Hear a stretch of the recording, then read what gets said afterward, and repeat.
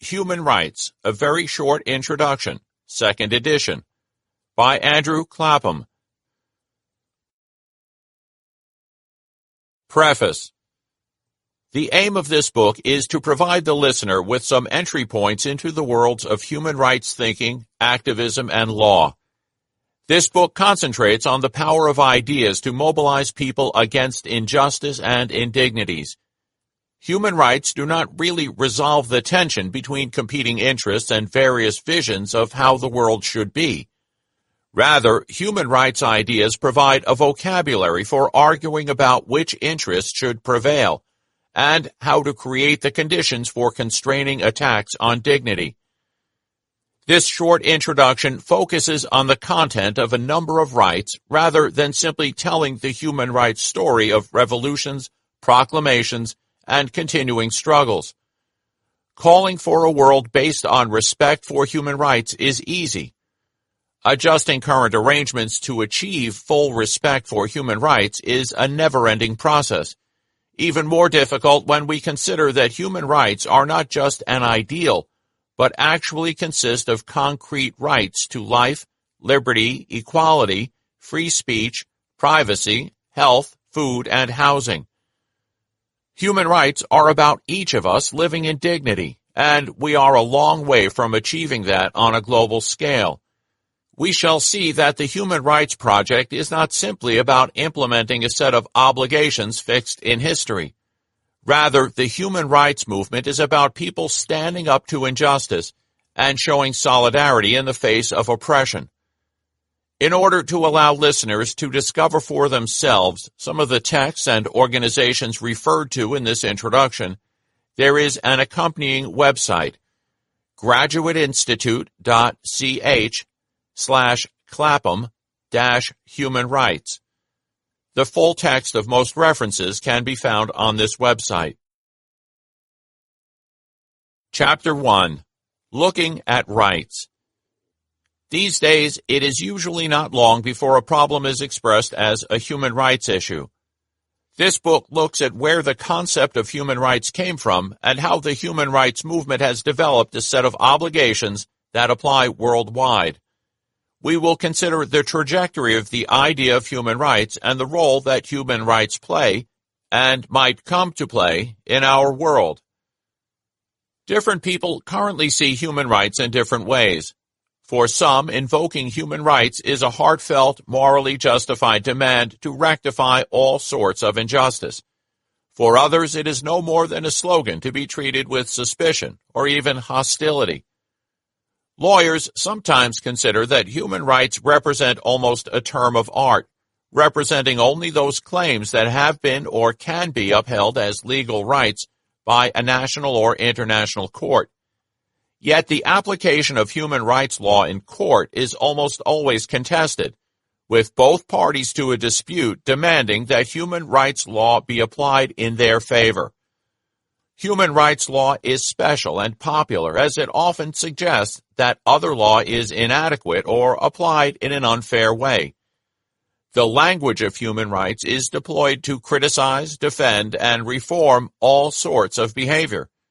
Human rights have a pedigree of a distinguished struggle against oppression and the promise of a fairer future. Playing the human rights card can be persuasive, sometimes even conclusive, in contemporary decision-making. This is one aspect of what makes the moral force of human rights so attractive. Human rights help you win arguments and, sometimes, to change the way things are done. The concept of a human rights culture also means different things to different people. To some, it means ensuring that everyone is treated with respect for their inherent dignity and human worth. To others, it means that judges, the police, and immigration officials are required to protect the interests of terrorists, criminals, and migrants at the expense of the security of the population. This tension has come to a head in some countries, including the United Kingdom, with popular newspapers ridiculing the application of human rights legislation and campaigning against the role of foreign judges. At times, human rights protections may indeed seem to be anti-majoritarian. Why should judges or international bodies determine what is best for any society, especially when democratically elected representatives have chosen a particular path? But the point is that human rights may serve to protect people from the tyranny of the majority. Human rights law, however, should not be seen as a simple device to thwart the wishes of the majority, as, with the exception of the absolute ban on torture, it does in fact allow for security needs and the rights of others to be taken into consideration in a democratic society. There is no easy answer to this conundrum that asks why judges should be entitled to uphold human rights in the face of democratic decisions. Different societies will choose different arrangements. Some will place more power in the hands of judges than others. These arrangements may change over time. There is no perfect balance. There is no perfect judge. Sometimes judges may be seen by some as able to rein in a government that unjustifiably tramples human rights. But that same judgment may be seen by others as upholding the rights of property owners or employers at the expense of a popular legislature mandated to protect vulnerable workers or racial groups. Arguing about rights is a way to argue about what sort of society we want. Rights to freedom of expression and information can be useful in ensuring that we have full democratic decision-making, and the same human rights can also be used to challenge the resulting legislation. Whether those claiming rights are actually right is something which we can only know in context. So let us try to be a bit more concrete. We first need to understand that human rights are a special, narrow category of rights. William Edmondson's introductory book on rights distinguishes human rights from other rights by suggesting that human rights recognize extraordinarily special basic interests, and this sets them apart from rights, even moral rights, generally. Richard Falk suggests that human rights are a new type of rights, achieving prominence as a result of the adoption of the Universal Declaration of Human Rights by the United Nations in 1948. This point is worth remembering throughout the book. We are not talking about all the rights that human beings may have. We are considering a rather special category of rights. The elevation of human rights to the international level after the Second World War has meant that behavior can be judged not only against what national law requires, but also against a standard which sits outside a national system. Every nation-state is now subject to this scrutiny from outside. Many who approach the subject of human rights turn to early religious and philosophical writings. In their vision of human rights, human beings are endowed, by reason of their humanity, with certain fundamental and inalienable rights. This conclusion has existed in various forms in various societies. The historic development of the concept of human rights is often also associated with the evolution of Western philosophical and political principles. Yet a different perspective could find reference to similar principles concerning mass education, self-fulfillment, respect for others, and the quest to contribute to others' well-being in Confucian, Hindu, or Buddhist traditions. Religious texts such as the Bible and the Quran can be read as creating not only duties, but also rights. Recognition of the need to protect human freedom and human dignity is alluded to in some of the earliest codes, from Hammurabi's code in ancient Babylon, around 1780 BCE, right through to the natural law traditions of the West, which built on the Greek Stoics and the Roman law notion of jus gentium, law for all peoples. Common to each of these codes is the recognition of certain universally valid principles and standards of behavior. These behavioral standards arguably inspire human rights thinking and may be seen as precursors to or different expressions of the idea of human rights. But the lineage is not as obvious as is sometimes suggested. Let us now look at some early historical invocations of the actual concept of rights, as opposed to decent behavior, and the skeptical responses they evoked. Human Rights and the British Backlash. Chris Grayling, MP, in the Daily Mail, 2014. We must seize power from Euro judges and return the phrase human rights to what it really should be, a symbol of the fight against oppression and brutality. Prisoners being allowed artificial insemination treatment in order to protect their family rights, votes for prisoners in our jails, no whole life sentences for the most brutal murderers, no deportation for terrorists. Some of the decisions that the European Court of Human Rights has taken in recent years, and we came within one vote from one judge of being required to permit U.S.-style political TV advertising. These are not great principles of human rights. They are decisions taken by a court made up of people who are not by any means all legally qualified, that sees the original European Convention as a living instrument to be rewritten as the years go by. All of them should be matters for our Parliament and not for the courts to decide, but right now they aren't. Quite simply, that is not what we signed up to. So the next conservative government will sort this out once and for all. We won't walk away from the principles of human rights, but we will say very clearly that we are a sovereign nation which upholds the best of human rights and that decisions about our nation should be taken by our Parliament. Susan Marks, 2014, Backlash, the Undeclared War Against Human Rights. There is the same kind of reactive assault that Faludi described in her account of the backlash against women's rights in America. It is the likewise limited gains of the human rights movement that are now to be rolled back. There is the same pattern whereby, in our case, human rights are blamed for producing the very condition they purport to remedy, that is to say, subjection, insecurity, unfreedom. There is the same sense of undeclared or covert war. As they tell it, these critics are not out to destroy human rights. On the contrary, they are the real defenders of human rights and fundamental freedoms, in the face of the depredations of a human rights movement bent on conceptual inflation and institutional overreach. The rights of man and their discontents. The standard Western account of the tradition of human rights is somewhat problematic. Early legal developments in the area of human rights are said to have emerged from the Magna Carta of 1215, a contract between the English King John and the barons, who were dissatisfied with the taxes being levied by the monarch.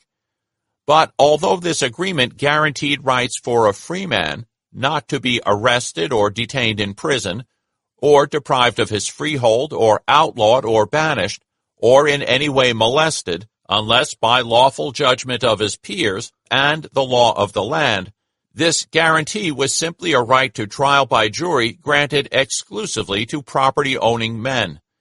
The rights contained in the Magna Carta were part of a political settlement to entrench liberties of the governed and limit the powers of the government.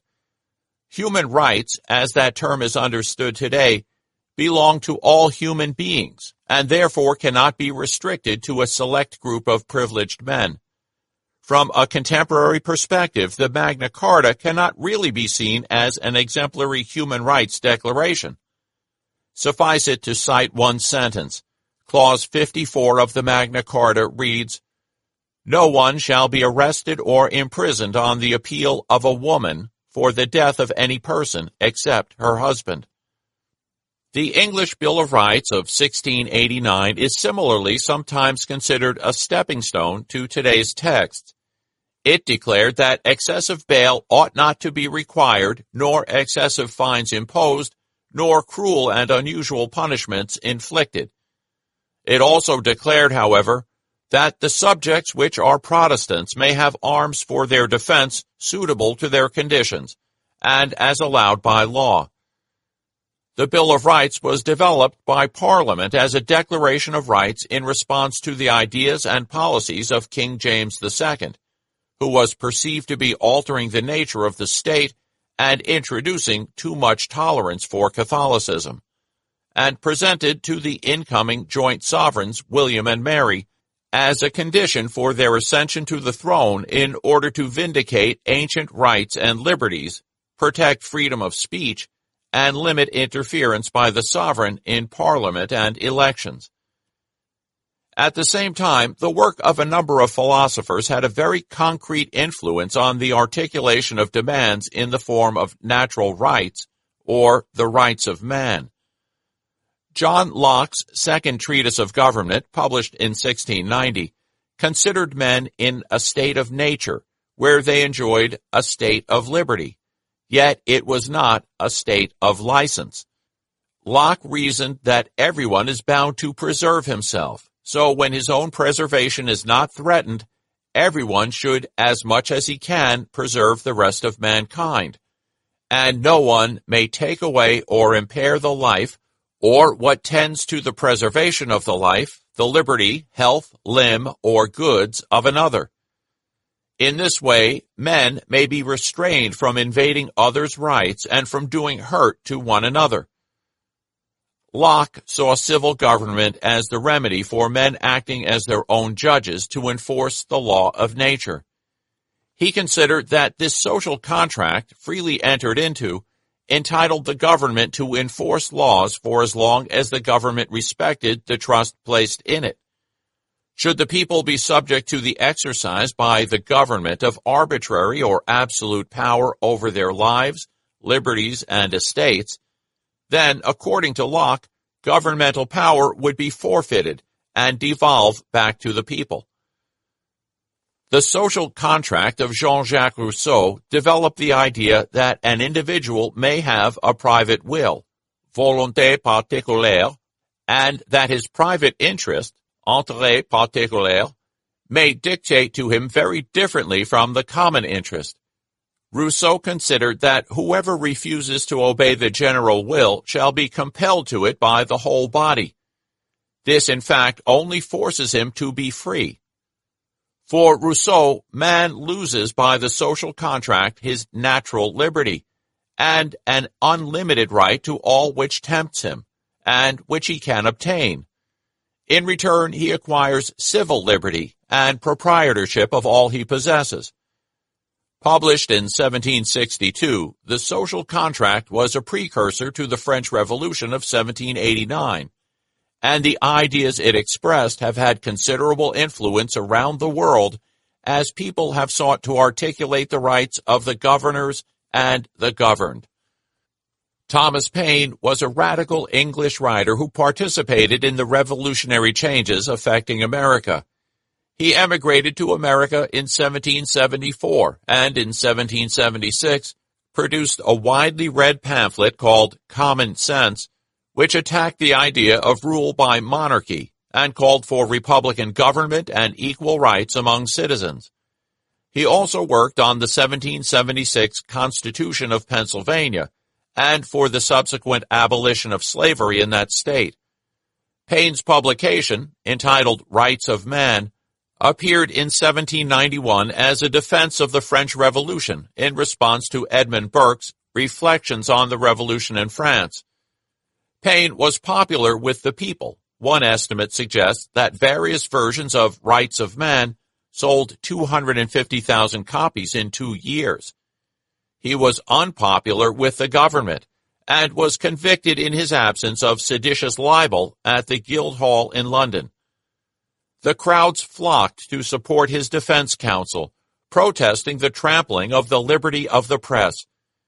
Paine had by then already escaped to France and was rewarded with election to the National Convention for his defense of the Revolution. He was, however, later imprisoned, having angered the Jacobins for opposing the execution of the king. He himself escaped the death penalty. According to some accounts, the chalk mark was put on the wrong side of the door, and later left for America, where he died unfettered in 1809.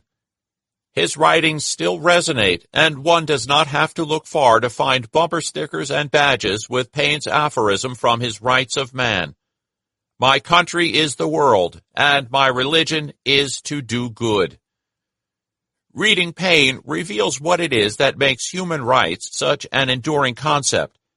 Paine is sentimental about other people's suffering, When I contemplate the natural dignity of man, when I feel, for nature has not been kind enough to me to blunt my feelings, for the honor and happiness of its character, I become irritated at the attempt to govern mankind by force and fraud, as if they were all knaves and fools, and can scarcely avoid the disgust at those who are imposed upon.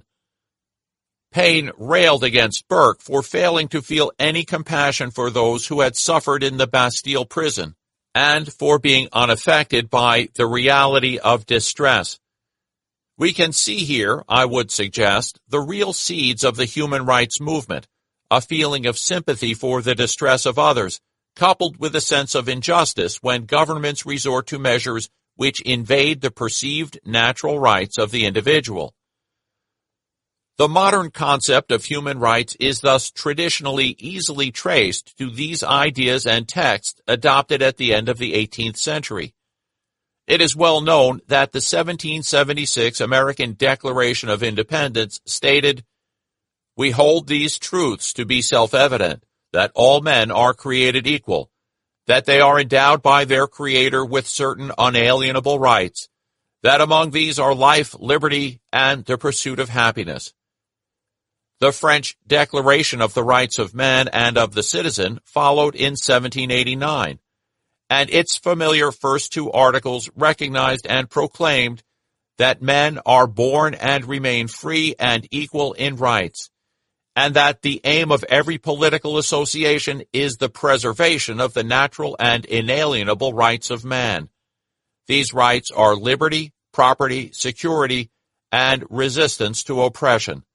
Still, the rights they referred to were mostly relevant only to those states in relation to their citizens, and only specific groups could benefit from their protection.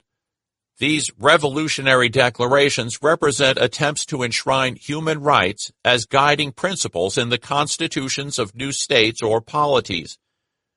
The declarations were inspired by a liberal conception of society and a belief in natural law, human reason, and universal order. Rights were believed, by men, to be the exclusive property of those possessing the capacity to exercise rational choice, a group that excluded women. Attempts by Olympe de Gouges to promote, by appealing to Queen Marie Antoinette, a declaration of the rights of women and a social contract between man and woman, regulating property and inheritance rights, fell on deaf ears. In England, Mary Wollstonecraft's Vindication of the Rights of Woman appealed for a revision of the French Constitution to respect the rights of women, arguing that men could not decide for themselves what they judged and would be best for women. The denial of women's rights condemned women to the sphere of their families and left them groping in the dark. Karl Marx responded to the proclamation of rights in the constitutions of Pennsylvania and New Hampshire and in the French Declaration by deriding the idea that rights could be useful in creating a new political community. For Marx, these rights stressed the individual's egoistic preoccupations, rather than providing human emancipation from religion, property, and law. Marx had a vision of a future community in which all needs would be satisfied, and in which there would be no conflicts of interest, and therefore no role for rights or their enforcement. Marx also highlighted the puzzle that if rights can be limited for the public good, then the proclamation that the aim of political life is the protection of rights becomes convoluted.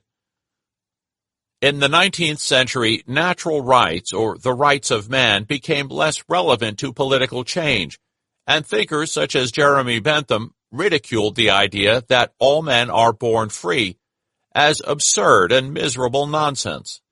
Bentham famously dismissed natural and imprescriptible rights as nonsense upon stilts, declaring that wanting something is not the same as having it. In Bentham's terms, hunger is not bread. For Bentham, real rights were legal rights, and it was the role of lawmakers and not natural rights advocates to generate rights and determine their limits. Bentham considered that one was asking for trouble, inviting anarchy even, to suggest that government was constrained by natural rights. The contemporary scholar Amartya Sen has recalled Bentham's influence and highlighted a legitimacy critique whereby some see human rights as pre-legal moral claims that can hardly be seen as giving justiciable rights in courts and other institutions of enforcement. Sen cautions against confusing human rights with legislated legal rights. He also points to a further reaction to human rights discourse. It has been claimed by some that human rights are alien to some cultures, which may prefer to prioritize other principles, such as respect for authority. Sen calls this the cultural critique. This last criticism is a common preoccupation of commentators whenever the topic of human rights is raised. Indeed, the very short introduction to Empire suggests that, for some observers, the International Criminal Tribunal for the former Yugoslavia, well known for the aborted trial of Slobodan Milosevic, is an imperialist creation, and that for such critics the whole idea of universal human rights is actually a gigantic fraud, where Western imperialist or ex-colonial powers try to pass off their own very specific and localized idea of what rights should be as universal, trampling roughly over everyone else's beliefs and traditions. We can respond to such criticism as follows. First, while Bentham was right that natural rights had no agreed content or legal legitimacy at that time, today such rights have been given content and agreed to by legislatures and governments. There is no state in the world that has not agreed to abide by at least one human rights treaty. Secondly, the type of rights being promoted abroad is not as alien as is sometimes claimed. Today, although some leaders might seek to brush off human rights criticism as alien or Western, it is more likely that rights will be claimed from the bottom up as part of a campaign to protest against oppression. Then human rights will be raised in a hectoring way in a summit between leaders. All this does not mean that there is no room for different cultures to choose different outcomes when rights collide. As we shall see, the modern catalog of human rights allows for most rights to be limited in order to take into account the rights of others. Some will say we have still not really proven that these rights exist, beyond laws and treaties, as a question of moral logic for everyone, rather than as a vehicle of convenience for those invoking them. I think that in order to show that human rights are more than just competing claims, and that they reflect a sense that human beings have special worth, we should turn to our increasingly influential idea that human rights are really about protecting human dignity. Mary Wollstonecraft's dedication to Monsieur Talleyrand-Périgot in A Vindication of the Rights of Women, 1792. Consider, I address you as a legislator, whether when men contend for their freedom, and to be allowed to judge for themselves respecting their own happiness, it be not inconsistent and unjust to subjugate women, even though you firmly believe that you are acting in the manner best calculated to promote their happiness. Who made man the exclusive judge, if women partake with him the gift of reason? In this style argue tyrants of every denomination, from the weak king to the weak father of a family. They are all eager to crush reason, yet always assert they usurp its throne only to be useful. Do you not act a similar part when you force all women, by denying them civil and political rights, to remain immured in their families, groping in the dark? For surely, sir, you will not assert that a duty can be binding which is not founded on reason. Karl Marx, On the Jewish Question, 1843. It is puzzling enough that a people which is just beginning to liberate itself, to tear down all the barriers between its various sections, and to establish a political community, that such a people solemnly proclaims, Declaration of 1791, the rights of egoistic man separated from his fellow men and from the community, and that indeed it repeats this proclamation at a moment when only the most heroic devotion can save the nation, and is therefore imperatively called for at a moment when the sacrifice of all the interests of civil society must be the order of the day, and egoism must be punished as a crime. Declaration of the Rights of Man, etc., of 1793. This fact becomes still more puzzling when we see that the political emancipators go so far as to reduce citizenship and the political community to a mere means for maintaining the so-called rights of man, that therefore the citoyen is declared to be servant of egoistic homme, that the sphere in which man acts as a communal being is degraded to a level below the sphere in which he acts as a partial being, and that, finally, it is not man as citoyen, but man as bourgeois, who is considered to be the essential and true man. Frédéric Maigret et al., Human Dignity. A special focus on vulnerable groups. The idea of dignity, then, might be something like, do not make me part of a process that is not really about me. Do not make me a collateral victim of some larger goal. It is an appeal, in other words, to not submit individuals to social arrangements, but organize social arrangements according to the individual's dignity. The dignity approach is perhaps, in this respect, more satisfying than delineating a number of core rights, something which inevitably involves awkward and simplistic choices, in that, among other things, different rights matter differently to different people in different times. All rights matter equally, and it is rather each right that has a core and a penumbra, where the core is precisely that area in which dignity is at stake. Dignity. Modern human rights theorists have sought to justify the existence and importance of rights by reference to some overriding value, such as freedom, fairness, autonomy, equality, personhood, or dignity. Following the German philosopher Immanuel Kant, some have sought to derive the logic of human rights from absolute moral principles which can be generated from the following imperatives. First, that each of us has to act according to the principles that we wish other rational beings to act on.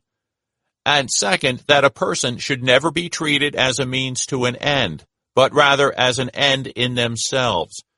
In the words of the modern philosopher Alan Gerwith, agents and institutions are absolutely prohibited from degrading persons, treating them as if they had no rights or dignity. This is often the starting point for rights theories that emphasize the importance of individual autonomy and agency as primordial values to be protected. The modern philosopher, Jürgen Habermas, stresses the way in which human dignity is the route to egalitarian and universalistic laws, and how human rights are bound up with the creation of democratic institutions that allow for a free flow of ideas and participation. For him, the idea of human dignity is the conceptual hinge which connects the morality of equal respect for everyone with positive law and democratic lawmaking, in such a way that their interplay could give rise to a political order founded on human rights, given suitable historical conditions. In turn, human rights anchor the ideal of a just society in the institutions of constitutional states themselves. Such philosophical excursions are helpful because they tell us why we might want to protect human rights. We can see that rights can be instrumental to building a society that allows people the freedom to develop as autonomous individuals, while allowing participation based on equality in the community's decision-making process.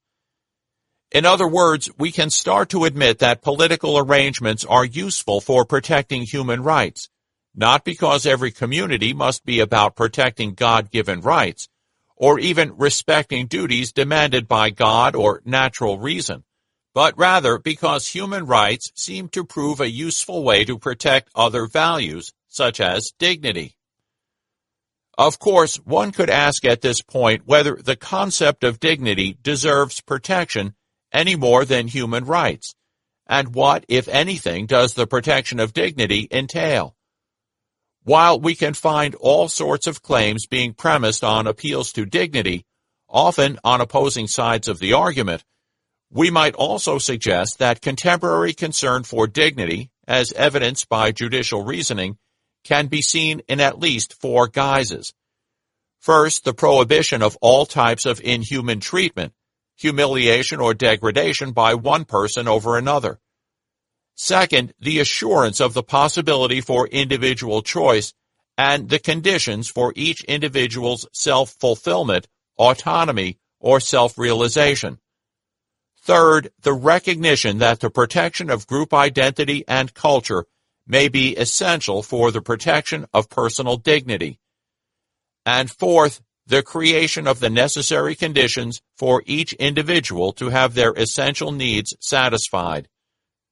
Christopher McCrudden has traced the increasing judicial popularity of dignity as the grounds for decision-making in human rights cases, not only under cases decided at the international level by the European and American courts of human rights, but also from jurisdictions such as South Africa, Hungary, India, Israel, Germany, Canada, France, the United States, and the United Kingdom. His study shows that even if we are still waiting for the term dignity to be given substantive meaning, the term provides a language in which judges can appear to justify how they deal with issues such as the weight of rights. Dignity is perhaps an explanatory term that helps us to see why some causes are preferred over others. It does not necessarily on its own justify a particular result. Freedom of expression is a matter of human dignity, but so are the restrictions designed to protect the private lives of others, to prevent hate speech, or to eliminate child pornography. Both sides of the debates over abortion or assisted suicide will appeal to human dignity as the guiding principle to determine who is right.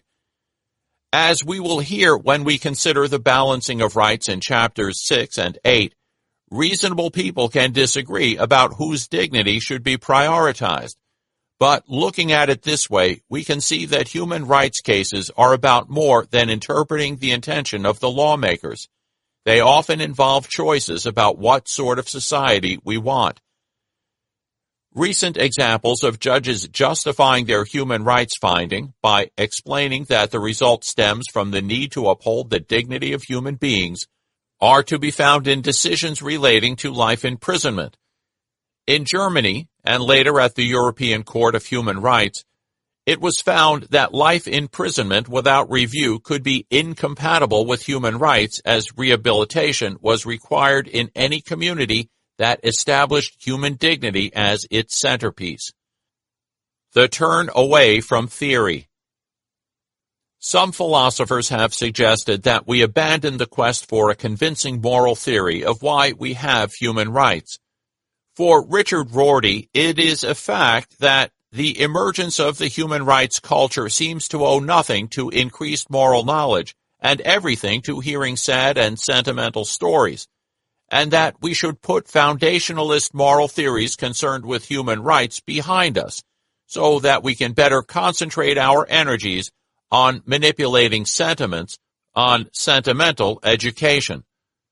Others stress that human rights are claims about how the world should change, and such claims are really about how things should be. Michael Goodhart, Human Rights and the Politics of Contestation. Human rights claims are political demands in the broadest sense. They are normative claims, claims about how things should be. But that is not the same as saying that they are claims about moral truth. They reflect the conviction that all people should be treated as moral equals entitled to certain essential freedoms.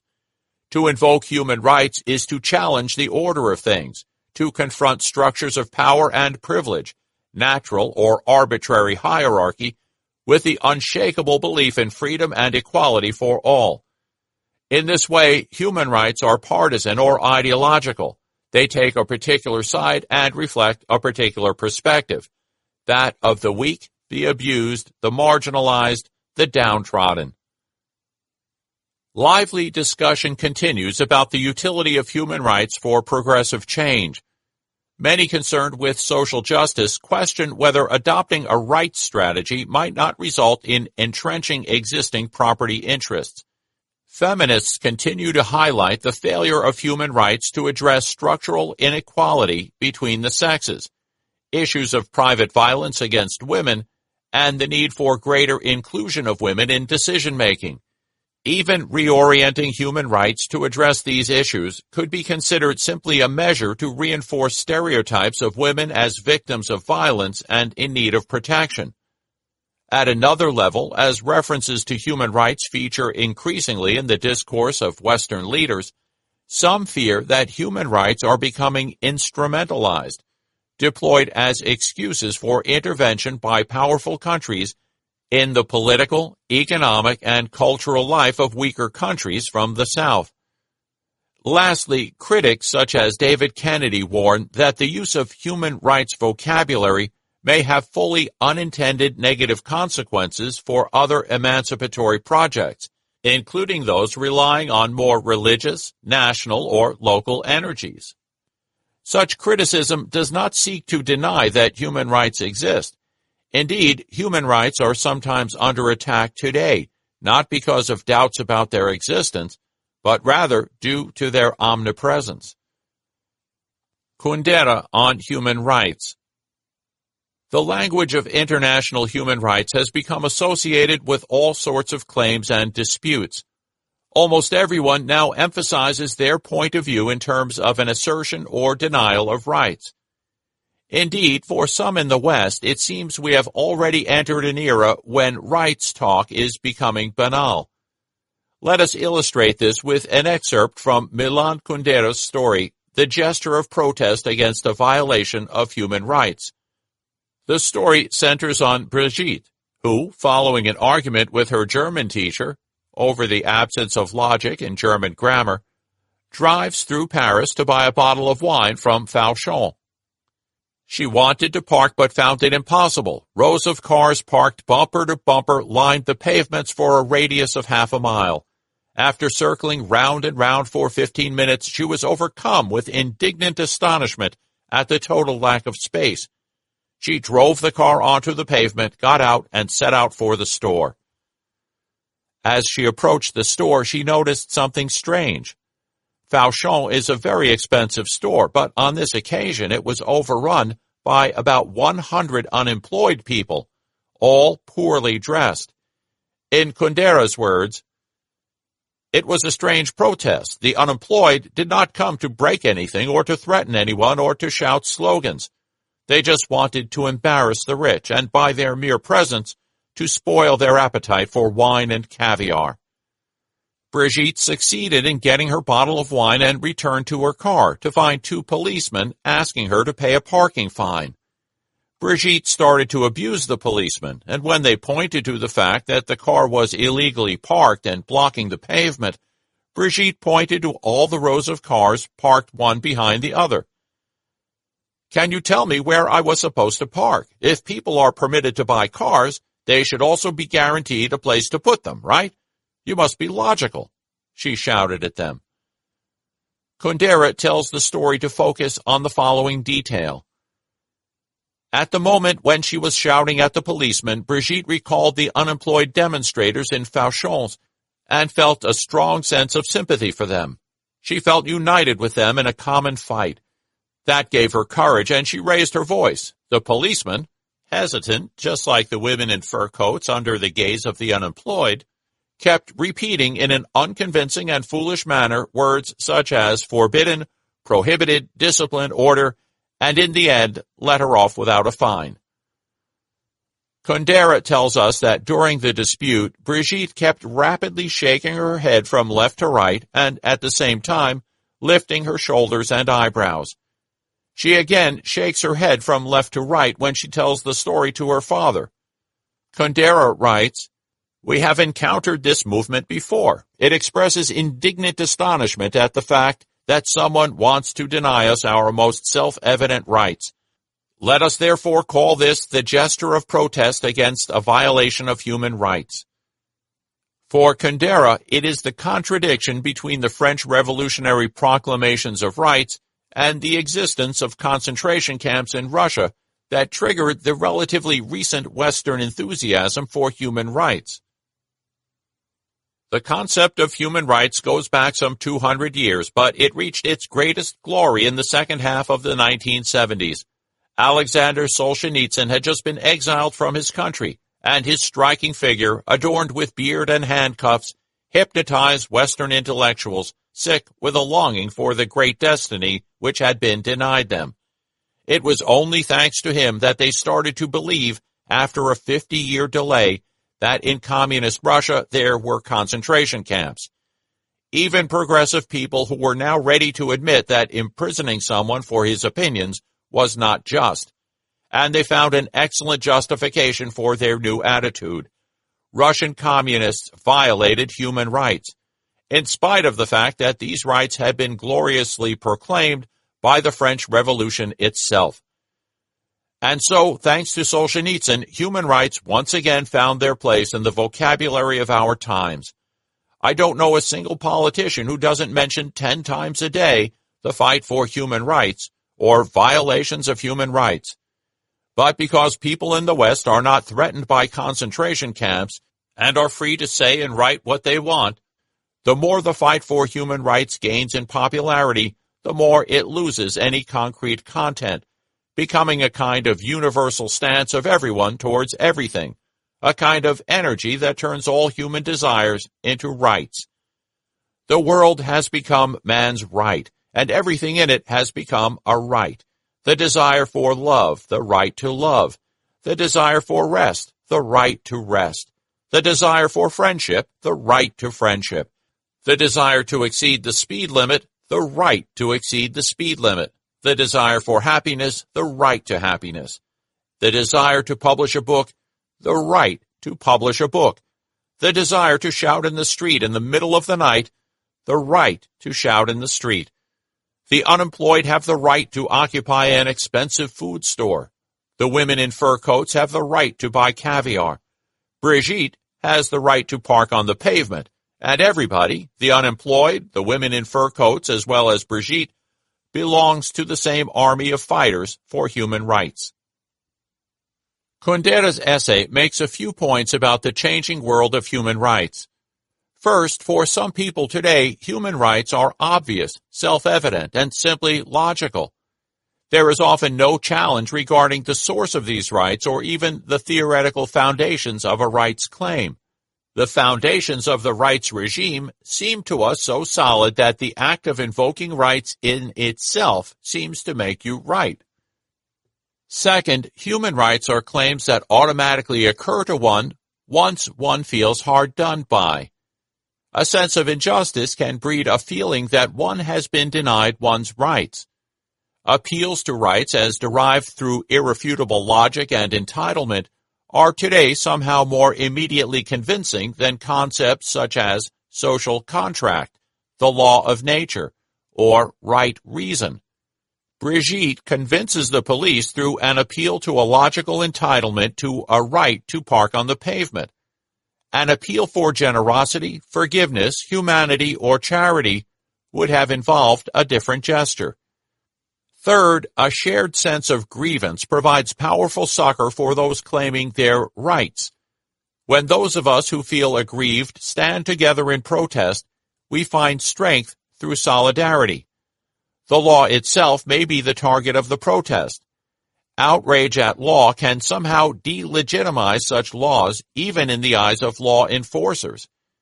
Obedience to the law is a habit often related to the law's reasonableness. Invoking our human rights has become a way to challenge laws that we feel are unjust, even when the law has been adopted according to the correct procedures.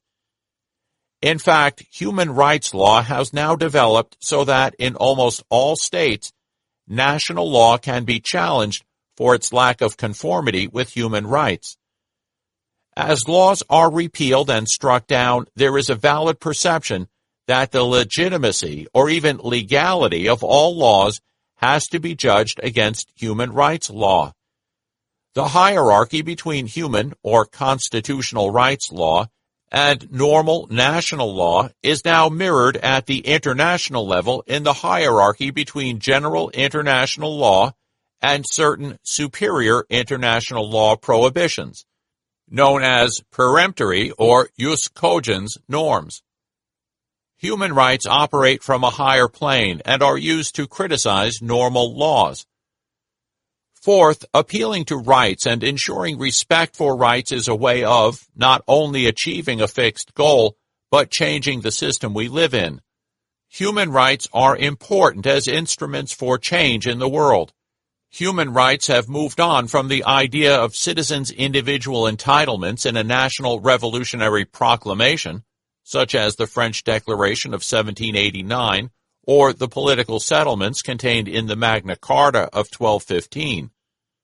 Today, not only are human rights claims instrumental in changing national law, but human rights principles are considered relevant for international development assistance projects, facilitating transitional justice during regime change, dealing with post-conflict reconstruction, as well as tackling poverty and the effects of climate change. Fifth, for some, there is an historical association between human rights and Western preoccupations, and it has therefore been tempting to dismiss those who raise the issue of human rights as divorced from the actual deprivations they are talking about. The example of a rich girl complaining about lack of parking space is, of course, deliberately absurd and ironic.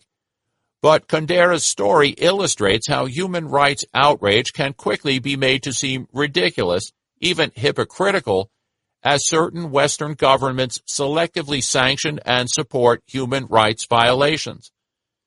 It would, however, be a mistake to overemphasize the association of human rights with Western hypocrisy. In fact, the modern human rights movement and the complex normative international framework have grown out of a number of transnational and widespread movements. Human rights were and are increasingly invoked and claimed in the context of anti-imperialism, anti-apartheid, anti-racism, anti-Semitism, anti-homophobia, anti-Islamophobia, and feminist and indigenous struggles everywhere. Western governments may recently have dominated the discourse at the highest international levels, but the chanting on the ground did not necessarily take its cue from them, nor did it sing to the West's tune. Sixth, the sense of solidarity amongst those who believe they are the victims of a human rights violation can transcend class, gender, and other distinctions. This sense of connectedness is critical to understanding the changing world of human rights. The human rights movement involves Western-based mega-organizations and tiny local fact-finding and advocacy groups toiling to reveal some of the worst abuses. Moreover, part of the justification for the primacy of certain human rights norms in public international law is that certain acts so offend the conscience of humanity that they should be prosecuted as crimes against humanity. It is the sense of common humanity and shared suffering that keeps the world of human rights moving and explains the gesture of protest against a violation of human rights. Lastly, through the eyes of Kundera and Brigitte, we observed several different logics of human rights depending on culture, time, place, and knowledge. This is a European story set in the capital and capturing the mood just at the end of the Cold War. There are contemporary African, Asian, or American stories which would be very different. But we suggest that Kundera helps us here because he identifies this special contemporary gesture as an internal human feeling which drives the discourse. The vocabulary of human rights is not a simple revelation of a deep universal structure which we all innately understand, nor is it a language to be learned as an adult. It is the story of struggles concerning injustice, inhumanity, and better government. And at the same time, states may invoke human rights to further their own foreign policy goals. Unless we understand some of the driving forces behind human rights, we risk missing the currents which will determine its future direction. Kundera's skepticism may jar, but it also strikes a chord. The contradiction between our commitment to the obvious moral logic of human rights and our cynicism towards certain rights claims has to be addressed head-on if we want to understand the world of human rights today. For a contemporary heartfelt appeal to human rights, we need look no further than a recent complaint concerning detention in Guantanamo Bay. Extract from a complaint submitted by Reprieve concerning a contract between the security company G4S and the U.S. authorities responsible for detention in Guantanamo Bay. Imad Hassan is a Yemeni national who was seized while studying in Pakistan. During interrogation, he was asked if he knew Al-Qaeda and replied yes. He was, however, referring to a small village named Al-Qaeda near his home in Yemen and not to the global terrorist network. This gross misunderstanding has formed the basis of Mr. Hassan's detention without charge or trial at Guantanamo Bay for nearly 12 years. Mr. Hassan traveled from Yemen to Pakistan to study poetry, but his studies ended when Pakistani forces detained him in a raid on his student housing.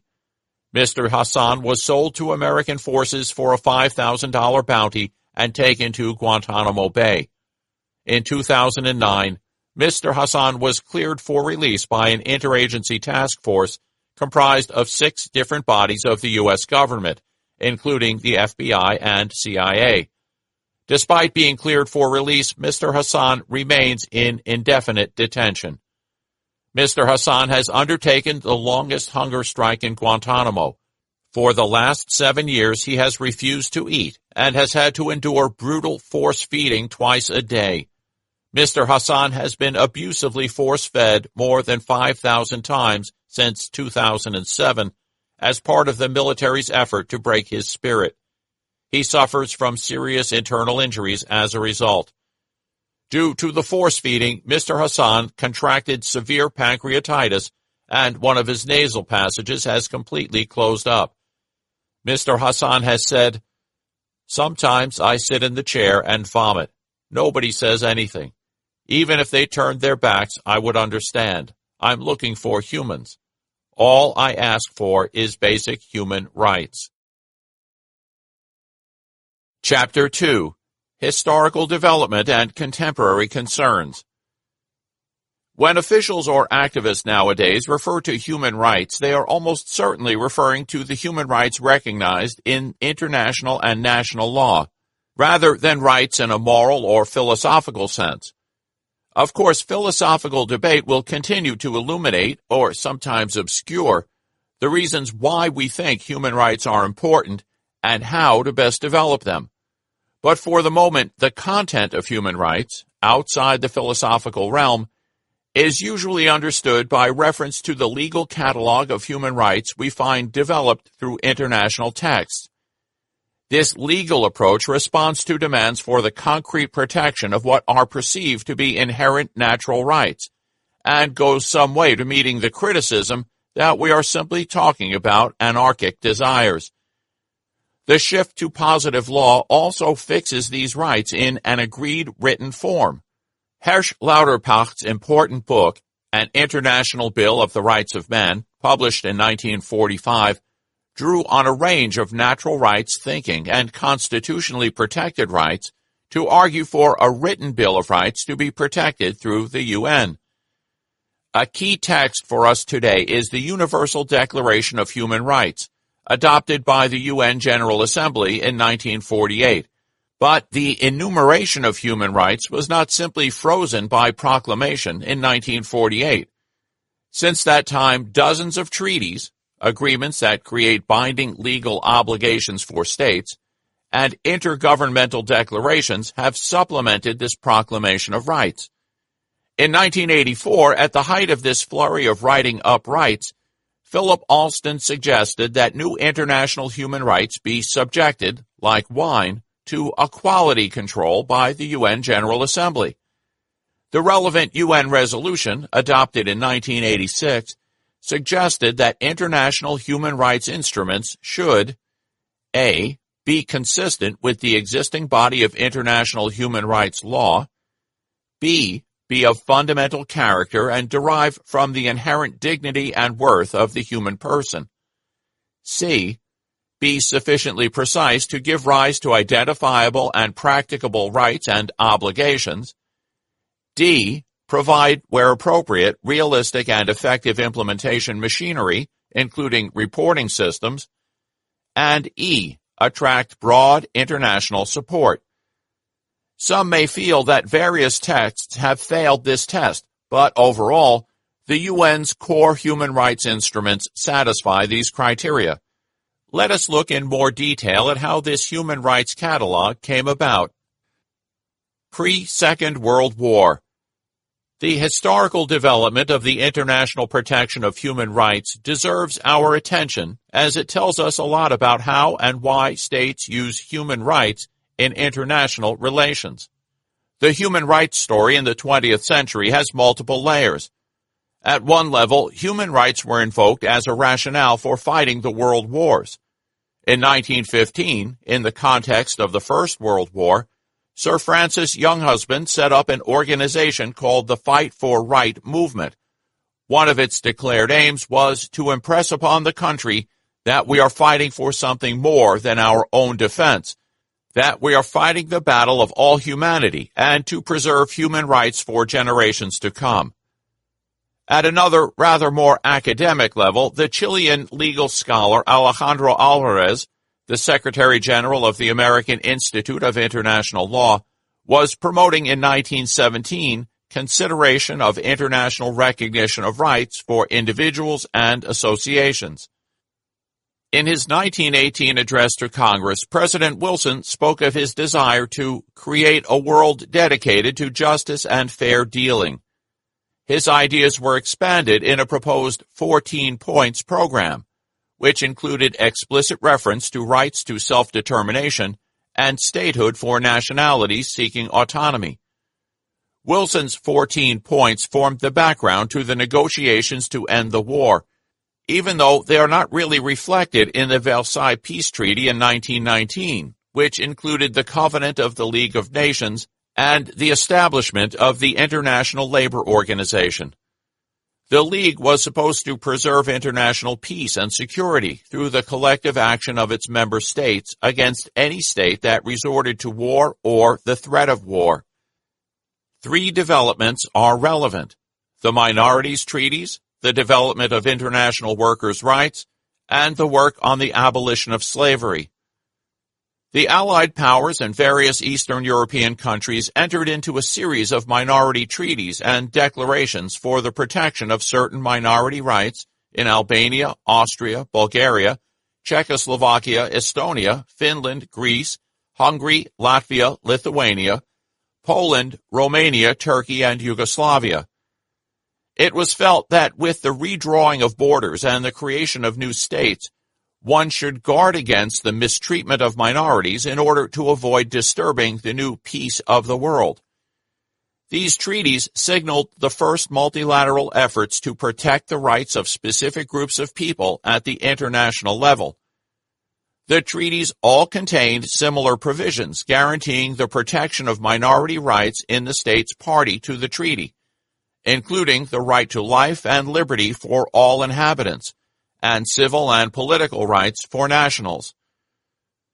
These League of Nations efforts to legally recognize and protect minority rights were an important development, as, on the one hand, they signaled attempts to protect individual rights through international law, and, on the other hand, they suggested that the way a state treats its inhabitants was now a matter of legitimate international concern. Yet, despite its important contribution to the protection of minority rights, the human rights protection offered under the League system was obviously limited to certain groups and certain countries. The League of Nations was also active in the protection of workers' rights. The goal of fair and humane conditions of labor for men, women, and children was stated explicitly in the League Covenant. This goal became central to the work of the International Labor Organization, ILO, which continues today as one of the UN's specialized agencies. While the minorities treaties and the development of workers' rights can be seen as embryonic stages of the development of international human rights, we should be aware that these arrangements were put in place by governments in their state's interests. Individual rights were granted legal protection due to an individual's ties to a state, the conceit being that the state itself had been injured. States agreed to this arrangement as they considered such a move could reduce political tensions between states and so avoid war. Workers' rights were to be recognized and protected because this was seen by some states as the best way to prevent their populations from turning to communism, thereby reducing the risk of revolution. At the Paris Peace Conference in 1919, various delegates made proposals for the inclusion of respect for equality rights in the Covenant of the League of Nations. There was concern both for religious freedom and to ensure non-discrimination on the basis of race or nationality. The British delegate, Lord Cecil, even proposed that states have a right of intervention against other states if these states engaged in forms of religious intolerance that would jeopardize global peace. The delegate of Japan, Baron Makino, the foreign minister, specifically proposed the inclusion of a sentence that would have bound the member states to agree as soon as possible to accord equal and just treatment to alien nationals of League member states without distinction based on nationality or race. Neither of these last two proposals was adopted. With regard to the failure to include a non-discrimination provision in the League Covenant, the late Antonio Cassese concluded, "The Western great powers neither would nor could accept a principle that would have encroached heavily on their discriminatory practices against citizens of other areas of the world, and would have ended up threatening even the similar practices they still tolerated within their own systems. I have in mind, above all, of course, racial discrimination in the United States."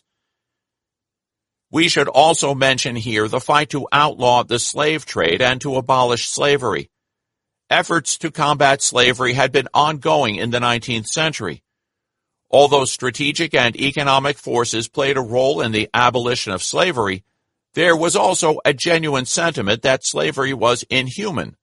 From the 1820s, non-governmental organizations lobbied for international action to abolish slavery, and the fight against slavery is sometimes seen as the beginning of the human rights movement. Anti-Slavery International considers itself the oldest international human rights organization in the world.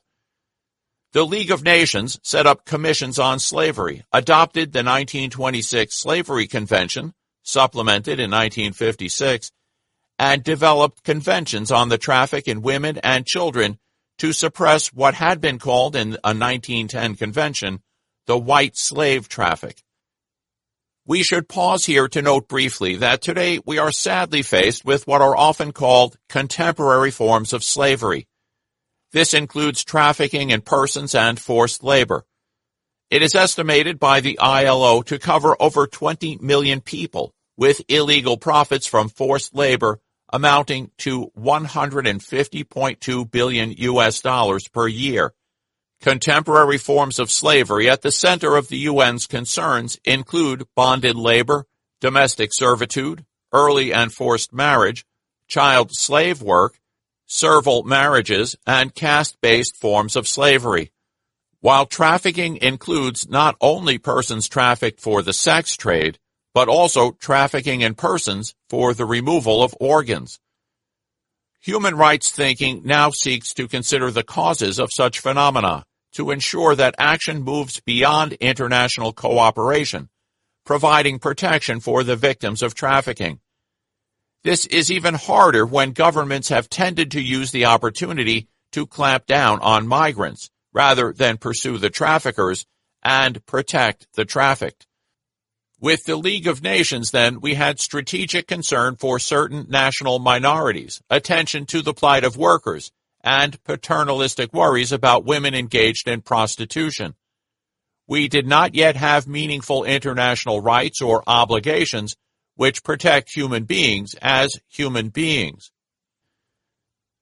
In the interwar period, there was some interest in developing the scope of international law to cover concern for individual rights.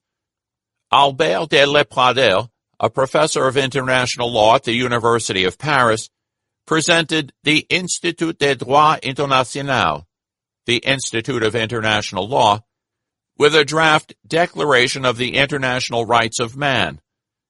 Influenced by the League of Nations Minorities Treaties, de Lepradel sought to create a text that would be universal in nature whilst appealing to all states in the international community. Andrei Mandelstam, a professor from Russia, developed a text that formed the basis of the eventual declaration.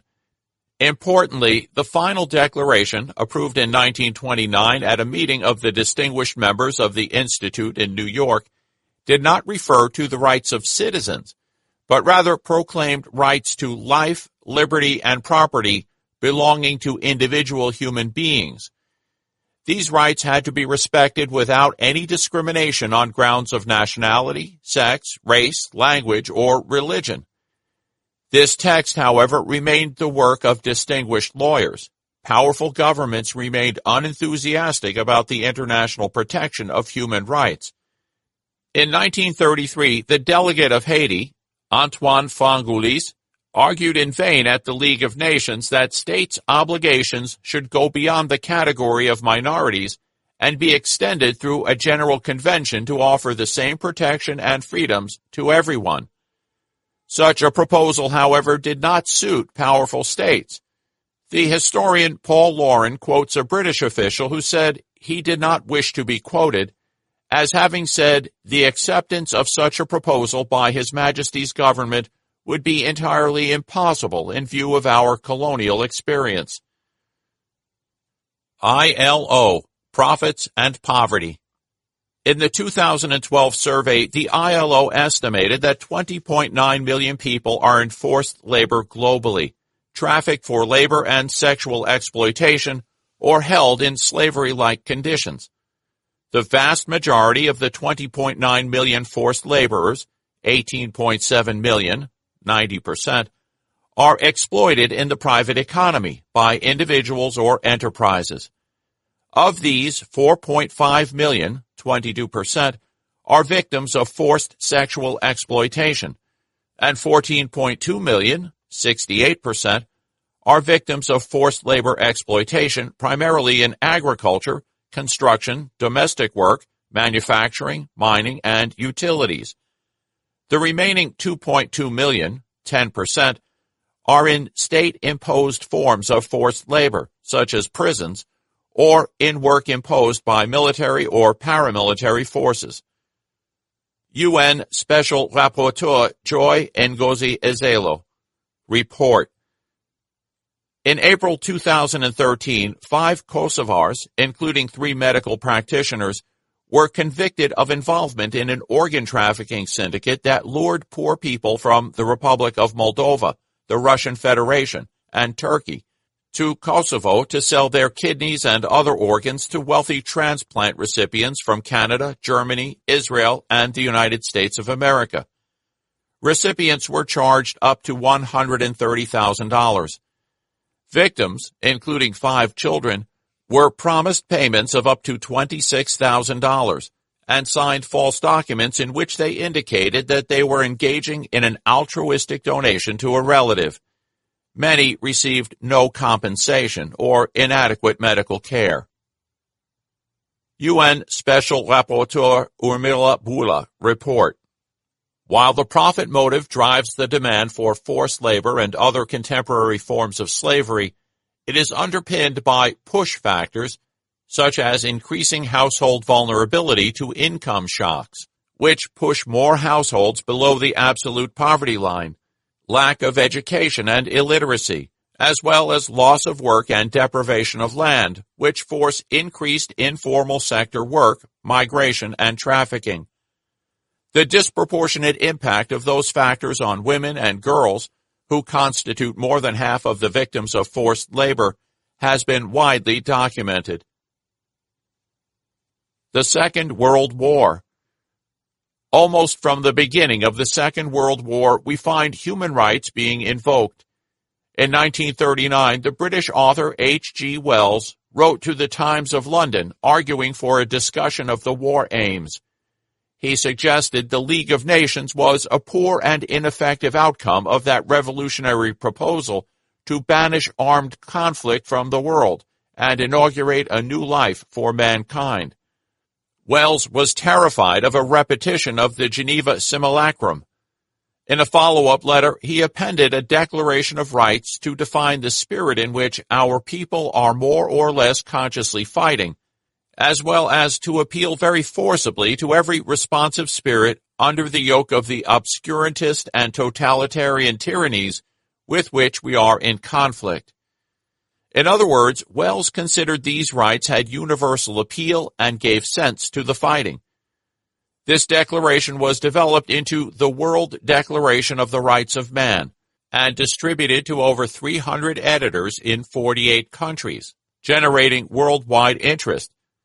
The 10 paragraphs covered discrimination, natural resources, health, education, paid employment, the right to buy and sell personal property, the right to move around the world freely, no imprisonment longer than 6 days without charge, and then no more than 3 months before a public trial, access to public records concerning individuals, and a prohibition on mutilation, sterilization, torture, and any bodily punishment. The Declaration was included in Wells' widely distributed 1940 Penguin special entitled The Rights of Man, or What Are We Fighting For? The book contained other declarations of rights, including a 1936 Complément à la Déclaration des Droits de l'Homme, prepared by the Ligue des Droits de l'Homme. Wells expressed the concern that laws were being passed that were disproportionate to the threats posed by traitors and foreigners. Interestingly, these concerns are remarkably relevant to present-day debates about terrorists, refugees, and others. The revised version of Wells' publication, the 1942 Rights of the World Citizen, ended with the following appeal. These are the rights of all human beings. They are yours, whoever you are. Demand that your rulers and politicians sign and observe this declaration. If they refuse, if they quibble, they can have no place in the new free world that dawns upon mankind. So the horrors of the Second World War provided a certain context for the development of the modern human rights movement. Wells discussed his declaration with a variety of people, and most importantly, with those who were being asked to fight. Their concern was not only to put down violence, but, more significantly, they had been stirred profoundly by those outrages upon human dignity perpetrated by the Nazis. In 1941, in a related, but not necessarily connected move, U.S. President Franklin Roosevelt famously proclaimed in his annual State of the Union address to Congress 4 essential human freedoms: freedom of speech, freedom of worship, freedom from want, and freedom from fear. The speech also explained that freedom means the supremacy of human rights everywhere. During the same year, President Roosevelt and Prime Minister Churchill issued a joint declaration known now as the Atlantic Charter, which set out their vision for the post-war world. The joint declaration stated that, after the final destruction of the Nazi tyranny, they hope to see established a peace which will afford to all nations the means of dwelling in safety within their own boundaries, and which will afford assurance that all men in all the lands may live out their lives in freedom from fear and want. In turn, representatives of 26 allied nations later signed a declaration by the United Nations on the 1st of January, 1942, subscribing to the purposes and principles in the Atlantic Charter, and stating that they were convinced that complete victory over their enemies is essential to defend life, liberty, independence, and religious freedom, and to preserve human rights and justice in their own lands as well as in other lands, and that they are now engaged in a common struggle against savage and brutal forces seeking to subjugate the world. In addition to the Allied nations at war with the Axis powers, a further 21 states had also signed the Declaration by August 1945. This combined group would become the core of the 51 original member states of the United Nations organization. The UN Charter, adopted in 1945, commits the organization to encouraging respect for human rights and obligates the member states to cooperate with the UN for the promotion of universal respect for and observance of human rights. However, efforts to include a legally binding Bill of Rights at that time came to nothing. Instead, the immediate focus was on the prosecution of international crimes. H. G. Wells, The Rights of Man, or What Are We Fighting For? There has accumulated a vast tangle of emergency legislation, regulations, barriers, and restraints, out of all proportion to and often missing and distorting the needs of the situation. For the restoration and modernization of human civilization, this exaggerated outlawing of the fellow citizen whom we see fit to suspect as a traitor or revolutionary, and also of the stranger within our gates, has to be restrained and brought back within the scheme of human rights. Prosecution of international crimes. At the end of the Second World War, the victorious powers established the Nuremberg International Military Tribunal to try the major war criminals of the European Axis, and the Tokyo Tribunal to try the major war criminals in the Far East. These two tribunals tried individuals for crimes against peace, aggression, war crimes, and crimes against humanity in connection with aggression or war crimes. The Nuremberg Tribunal sentenced 12 defendants to death and 5 defendants to long sentences of imprisonment. The Tokyo Tribunal sentenced 7 defendants to death and 16 received life sentences. For some, the purpose of these trials was to demonstrate that the Allies were better than the fascists, and to serve an educational purpose. However, the trials can also be seen in other ways. From one perspective, they represented victors' justice. War crimes which may have been committed by the Allies were not tried, and the charges of crimes against peace and crimes against humanity seemed to rest on rather uncertain legal ground.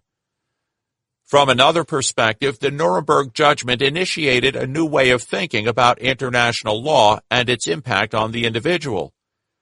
The defendants were seen as having violated the international law of war, a law that could be gleaned from general principles of justice applied by military courts.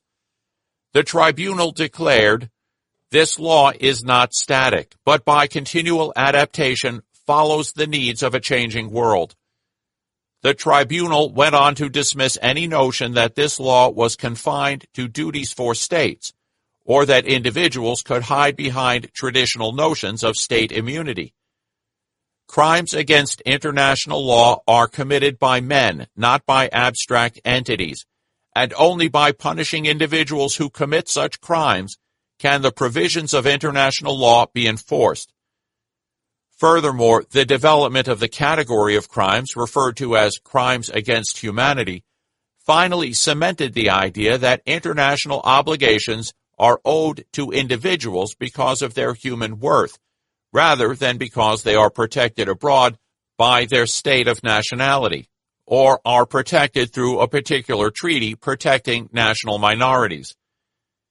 The phrase crimes against humanity is sometimes traced back to 1890, when it was used by George Washington Williams, an African-American religious minister and member of the Ohio State Legislature, in a letter of protest about the state of the Congo under the Belgian King Leopold II. He wrote to the U.S. Secretary of State that the state of Congo is in no sense deserving your confidence or support.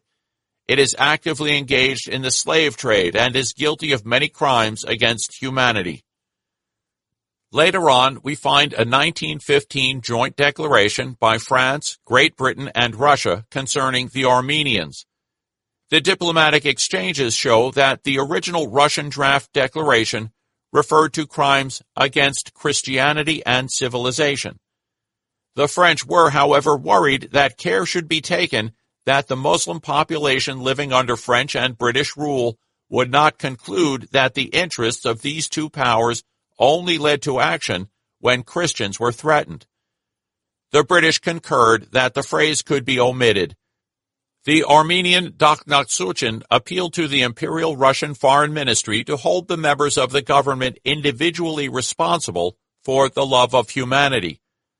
Rather than omitting the reference to Christianity, the Russians successfully proposed to replace Christianity with humanity. The final declaration referred to specific sites and stated that in view of those new crimes of Turkey against humanity and civilization, the Allied governments were to hold personally responsible all those implicated in such massacres. In fact, the promise by Turkey in 1920 to hand over those persons whom the Allies considered responsible for the massacres was contained in a treaty that never entered into force, and the later 1923 peace treaty included a declaration of amnesty. The category of crimes against humanity was used in the 1945 Nuremberg Charter to ensure that the deportation of Germans by Germans to the concentration camps and their subsequent mistreatment and extermination could be prosecuted.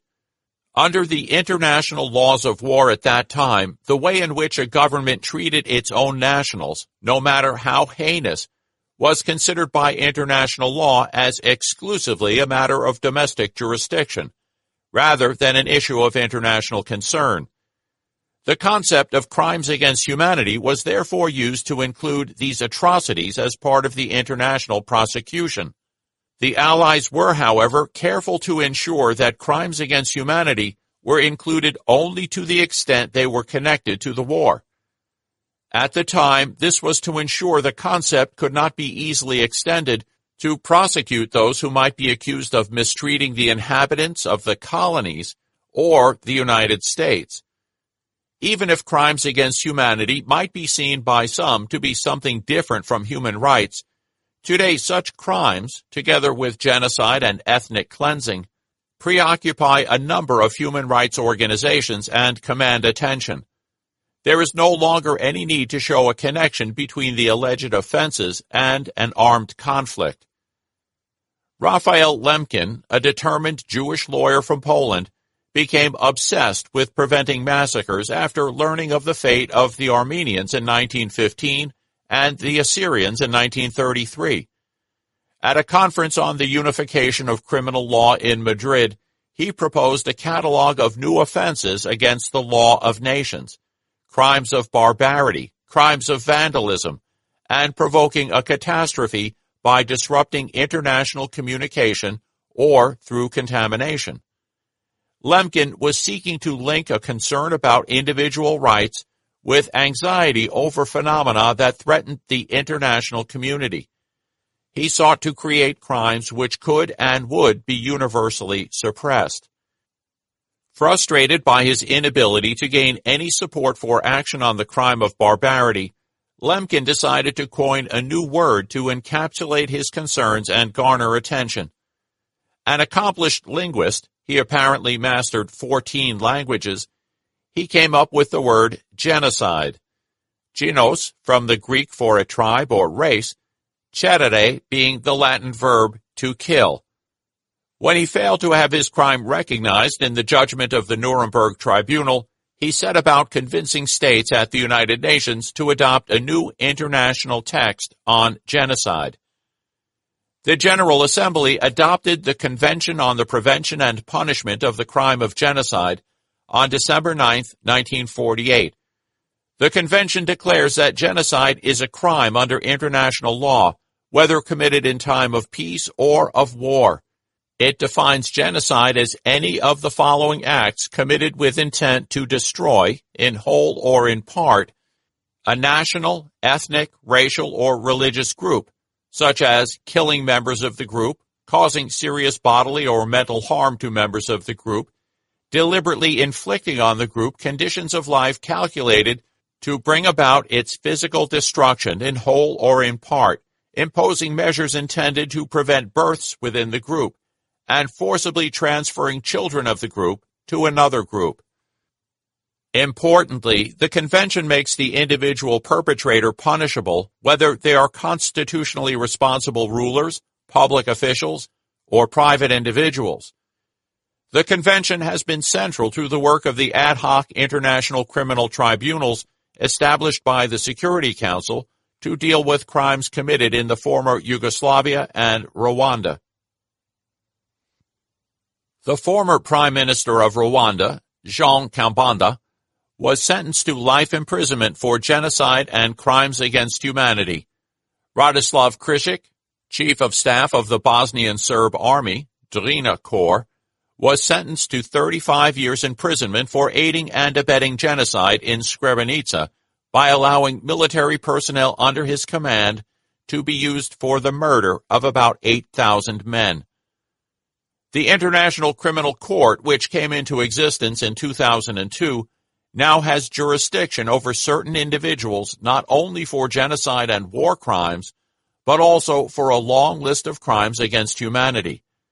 It is possible that it will have jurisdiction over the crime of aggression from 2017.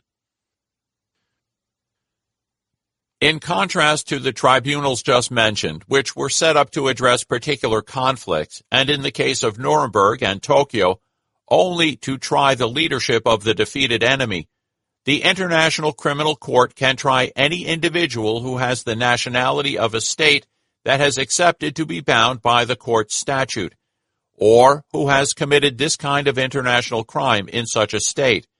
There are now over 120 such states, including Afghanistan, Australia, Bangladesh, Burundi, Canada, Chile, Colombia, Democratic Republic of Congo, France, Germany, Italy, Japan, Jordan, Kenya, Liberia, Nigeria, Palestine, Peru, Senegal, Sierra Leone, Tunisia, Uganda, and the United Kingdom. Additionally, if the Security Council considers that a situation threatens international peace and security, it can refer that situation to the court's prosecutor for investigation and eventual prosecution. This happened in 2005 with regard to the situation in Darfur, Sudan, and in 2011 with regard to Libya. The first conviction at the International Criminal Court was Thomas Lubongo Dailo from the Rebel Patriotic Force for the Liberation of Congo, who was sentenced in 2012 to 14 years imprisonment for enlisting and conscripting of children under the age of 15. And using them to participate actively in hostilities. The second conviction was Germain Katanga, who was sentenced to 12 years imprisonment on 1 count of crime against humanity, murder, and 4 counts of war crimes, murder, attacking a civilian population, destruction of property, and pillaging, committed on 24th of February 2003 during the attack on the village of Bogoro in the Ituri district of the Democratic Republic of Congo. At the time of writing, the prosecutor is also investigating the situations in Uganda, Democratic Republic of Congo, Central African Republic, Kenya, Libya, Côte d'Ivoire, and Mali. In addition, the prosecutor is examining allegations of international crimes committed on the territories of Honduras, Ukraine, Iraq, and Palestine. The prosecutor is assessing if there were genuine national proceedings carried out in Afghanistan, Georgia, Guinea, Colombia, and Nigeria. The court is not without its critics. Following the publicity given to the International Court's arrest warrants for the leaders of the rebel Lord's Resistance Army in Uganda, some argued that the existence of this court disrupted the peace negotiations, generated a further round of violence, and exposed potential witnesses to unacceptable risks.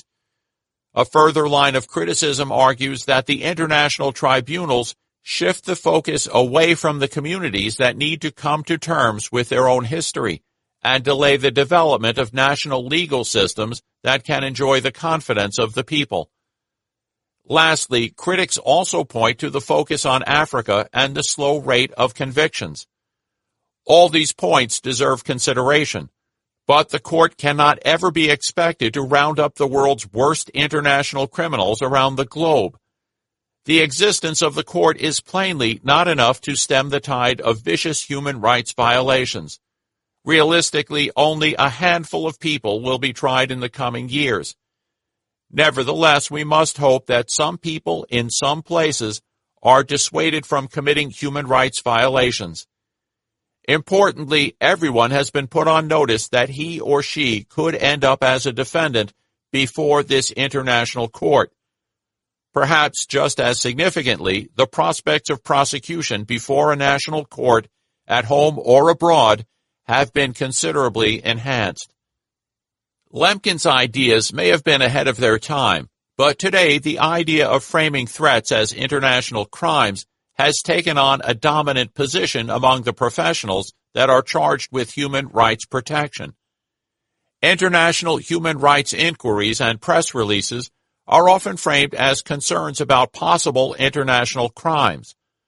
All three UN High Commissioners for Human Rights, appointed from 2004 to 2014, have brought with them experience from the world of international criminal tribunals. Major non-governmental organizations have programs on international justice or international crimes, and in 2014, African states sought to add a criminal chamber to their new African Court of Justice and Human Rights. International criminal prosecution is increasingly seen as the obvious response to injustice. Jerry Simpson has even highlighted how those opposed to military intervention, and in particular the Iraq invasion of 2003, now see such action as raising questions of legality, criminality, and international prosecution. In the past, critics might have simply branded such military adventures as mistakes.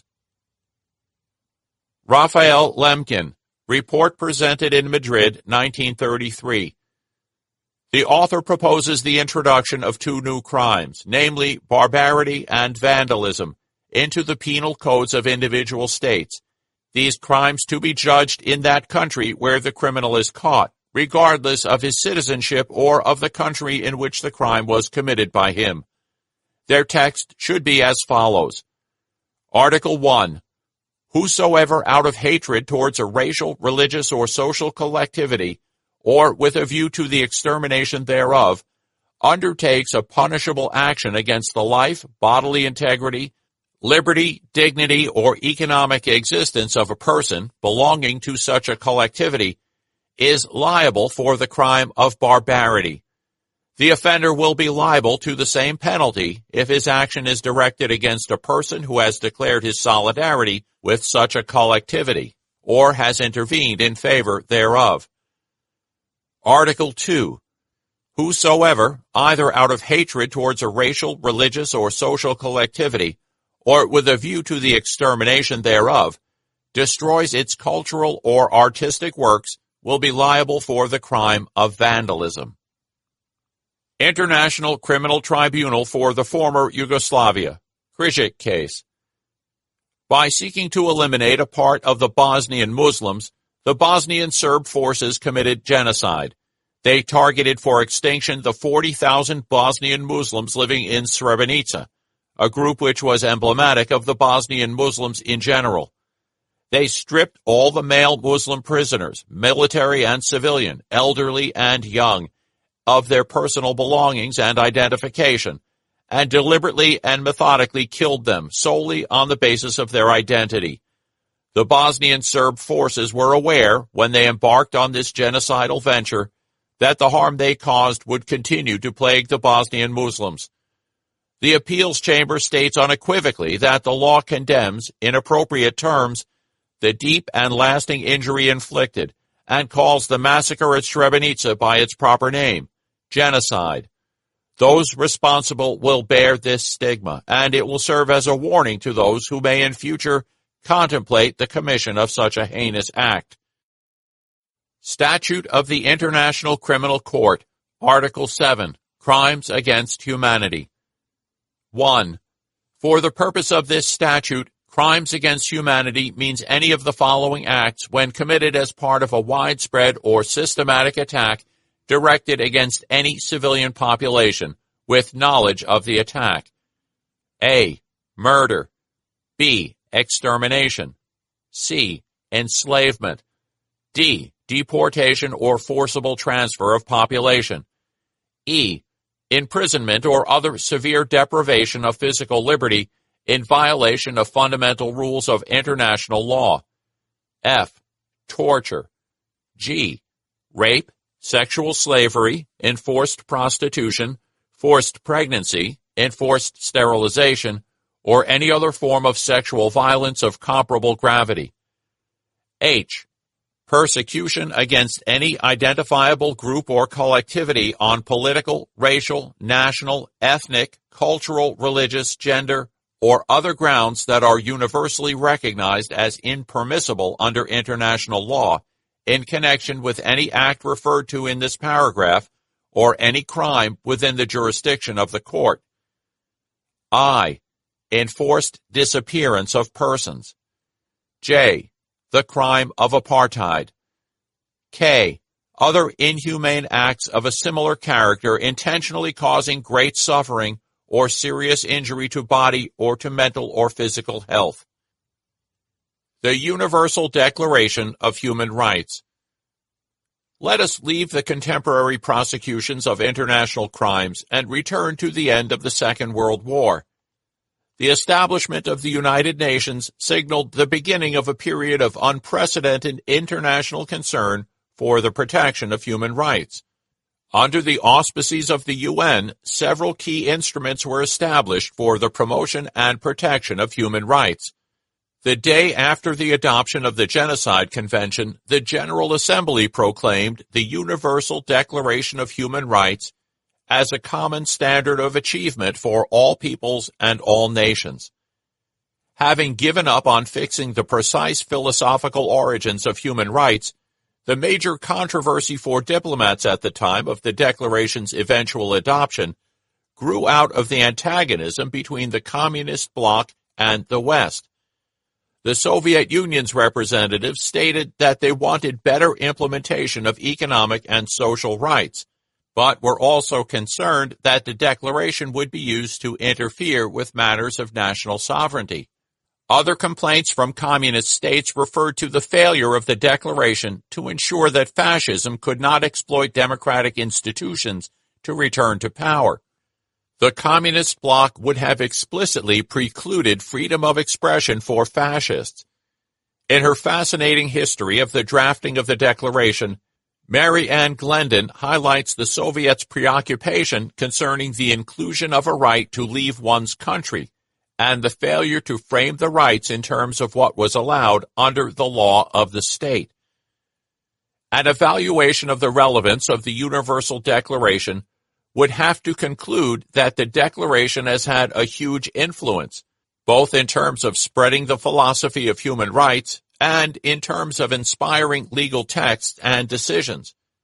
Translated into over 300 languages, it has often been at the heart of demands made by peoples and individuals around the world that their rights be respected and protected.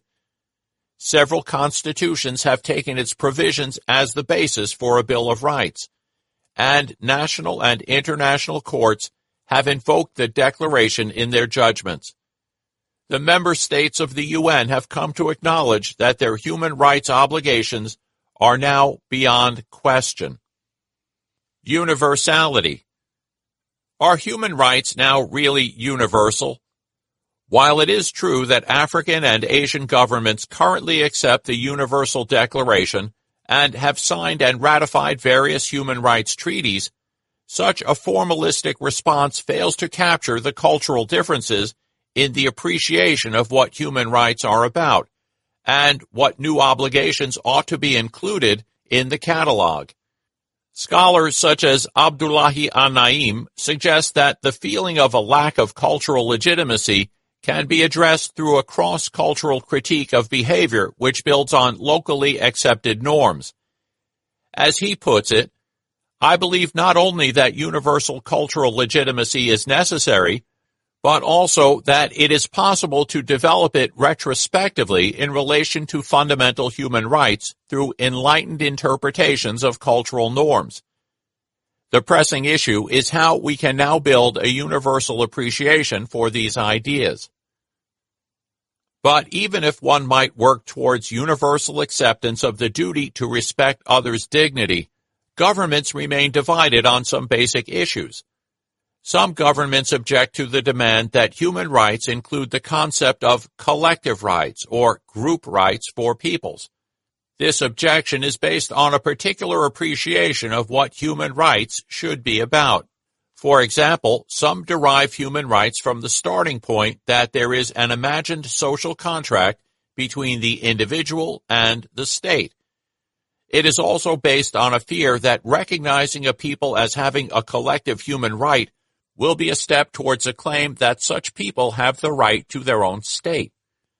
Similarly, contemporary debate about economic, social, and cultural rights is sometimes held hostage by those who consider that one cannot conceive of rights to housing, health, and education as judicially enforceable entitlements. For these people, it is better to see such so-called rights as aspirations, public policy goals, or simply socialist rhetoric. But today, these rights are in fact enshrined in treaties and subject to international supervision and complaints mechanism in the same way as civil and political rights. We will consider some examples in Chapter 7. So, even if there is apparent universal acceptance by governments of the human rights message, there is still discord over what constitutes a human right and how rights should be implemented. Clearly, a starting point should be enforcement at the national level. International human rights law is supposed to be translated into the national legal order so that the rights are effective with meaningful remedies for the victims of violations. Needless to say, this is by no means a perfect process, and many rights get lost in translation. Furthermore, as we move from lofty proclamations to detailed implementation and accountability, we encounter the reaction that rights have to be implemented according to the cultural and economic context of the country concerned. This is sometimes seen as the death knell for the credibility of the so-called universality of human rights. It is, however, a mistake to imagine that human rights can, or should, operate divorced from any local context. Even the application of an accepted right, such as the right to life, can lead to different interpretations depending on the country context. In a case concerning a dispute between two estranged parents of frozen embryos, the European Court of Human Rights held that, in the absence of any European consensus on the scientific and legal definition of the beginning of life, the issue of when the right to life begins comes within the margin of appreciation which the court generally considers that states should enjoy in this sphere. The international judges were divided over the separate question of whether the destruction of the embryos constituted a violation of the mother's right to respect for her private life. Again, they considered the matter was better left to national legislators than to a judicial divination of overriding human rights principles. In different countries, the father's withdrawal of consent to implantation of an embryo has been given a different weight. In the absence of international consensus or common ground among European states, the Human Rights Court found that the legislation before the court, which required the father's consent before implantation of the embryo, was within the margin allowed to states and their legislatures by the European Convention on Human Rights. In short, human rights law does allow for different approaches to implementation across cultures and nations. At the same time, there is, of course, a sense that there is some core content to each right, and that failure to respect this content can be universally condemned. Clearly, now the prohibitions on crimes against humanity and genocide apply in all places and at all times. Other rights related to torture, slavery, or forced labor contain core content that cannot be adjusted to take into account local conditions. However, when it comes, for example, to rights to freedom of expression, privacy, access to justice, food, water, health, housing, and education, we shall see that the issues become more complex as we need to consider how to weigh competing interests. World Summit Outcome adopted by Heads of State and Government, 2005. We reaffirm the solemn commitment of our states to fulfill their obligations to promote universal respect for and the observance and protection of all human rights and fundamental freedoms for all, in accordance with the Charter, the Universal Declaration of Human Rights, and other instruments relating to human rights and international law.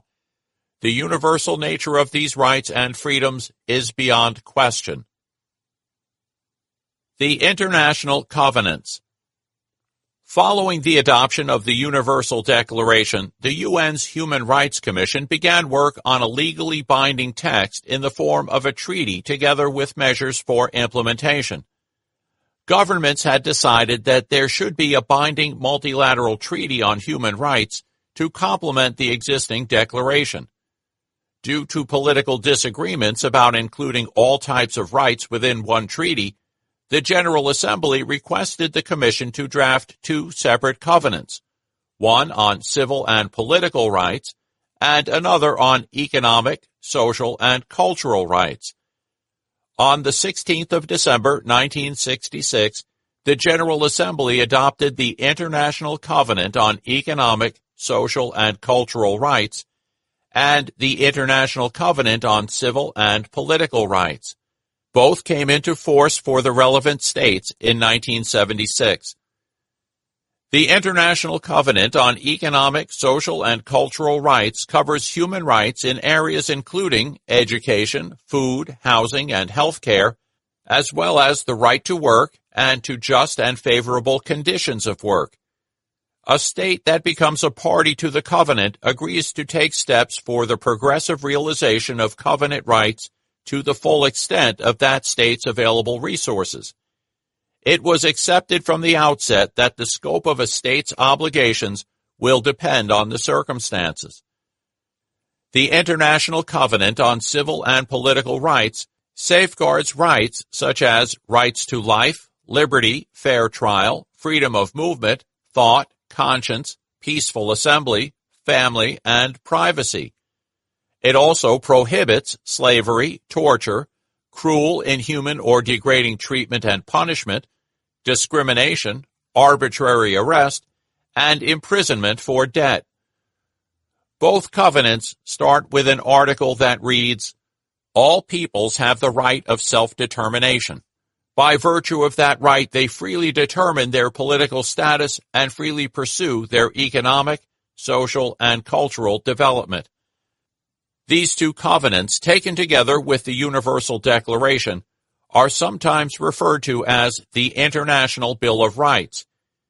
Each covenant has an optional protocol which allows for individuals to complain to the relevant UN Monitoring Committee that a state is in violation of the covenant. There are 115 states that have accepted this procedure for civil and political rights. The protocol was adopted alongside the covenant in 1966, and 20 for economic, social, and cultural rights, the protocol only having been adopted in 2008. The ideological and political struggle between the superpowers dominated the international human rights agenda during the 1950s, and the initial post-war momentum that led to the adoption of the Universal Declaration diminished considerably. However, the human rights impetus at the United Nations gained momentum again in the early 1960s, primarily as a result of decolonization. Most of the African and Asian countries that had been under colonial rule when the UN was founded were now becoming independent. Many of these states had a particular interest in human rights issues as a result of their colonial history. UN membership quickly doubled, and by the mid-1960s, developing countries became the largest voting bloc in the General Assembly. The participation of these states stimulated the human rights activities of the UN and took the international human rights agenda in new directions.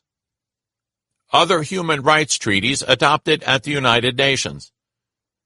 In addition to the so-called International Bill of Human Rights, the UN system is the source of a number of other international human rights instruments, some of which we will briefly mention. The International Convention on the Elimination of All Forms of Racial Discrimination came into force in 1969 and prohibits any distinction, exclusion, restriction, or preference based on race, color, descent, or national or ethnic origin, which has the purpose or effect of nullifying or impairing the recognition, enjoyment, or exercise on an equal footing of human rights and fundamental freedoms in the political, economic, social, cultural, or any other field of public life. The Convention on the Elimination of All Forms of Discrimination Against Women is designed to ensure women have equal access to political and public life as well as education, health, and employment. Under this convention, which entered into force in 1981, states are also obliged to take all appropriate measures to modify the social and cultural patterns of conduct of men and women, with a view to achieving the elimination of prejudices and customary and all other practices which are based on the idea of the inferiority or the superiority of either of the sexes, or on stereotyped roles for men and women. The Convention Against Torture and Other Cruel, Inhuman, or Degrading Treatment or Punishment came into force in 1987.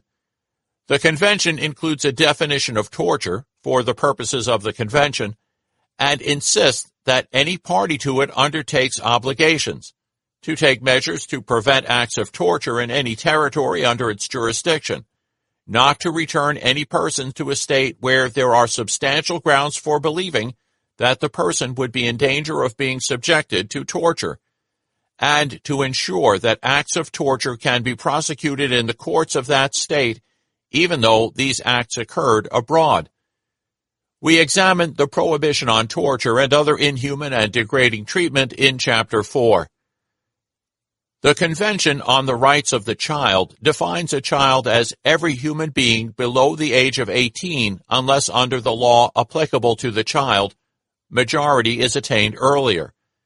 It seeks to protect children from practices that particularly endanger their welfare, including economic exploitation, trafficking, illicit use of drugs, and all forms of sexual exploitation and abuse. The guiding principles of the Convention are the need to take into account the child's best interests, non-discrimination, and respect for the wishes of the child. The Convention entered into force in 1990 and has become the most widely ratified of all UN human rights treaties. The only UN member state not to have become a party to the Convention is the United States. In addition, the Holy See, the Vatican, Niue, and the State of Palestine have all become parties to the Convention. The International Convention on the Protection of the Rights of All Migrant Workers and Their Families entered into force in 2003. Unfortunately, the states that have accepted obligations under this treaty are mostly states that export migrant workers rather than those that host them. This diminishes the effectiveness and scope of the treaty obligations and means that those states that host migrant workers avoid the reach of this treaty and the prospect of supervision by the monitoring body. 2 new human rights treaties were adopted at the end of 2006. The first is the International Convention on the Rights of Persons with Disabilities.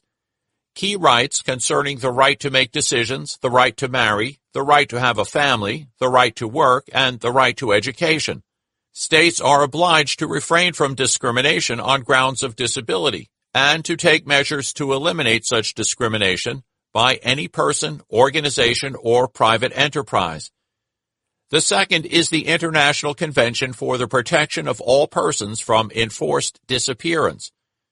It establishes the prospect of national prosecutions and extradition for the crime of enforced disappearance. This crime is defined as the arrest, detention, abduction, or any other form of deprivation of liberty committed by agents of the state or by persons or groups of persons acting with the authorization, support, or acquiescence of the state, followed by a refusal to acknowledge the deprivation of liberty or by concealment of the fate or whereabouts of the disappeared person, which place such a person outside the protection of the law. Even if there is a perennial mantra that the United Nations should focus less on standard setting and more on implementation, claims for new rights will not go away.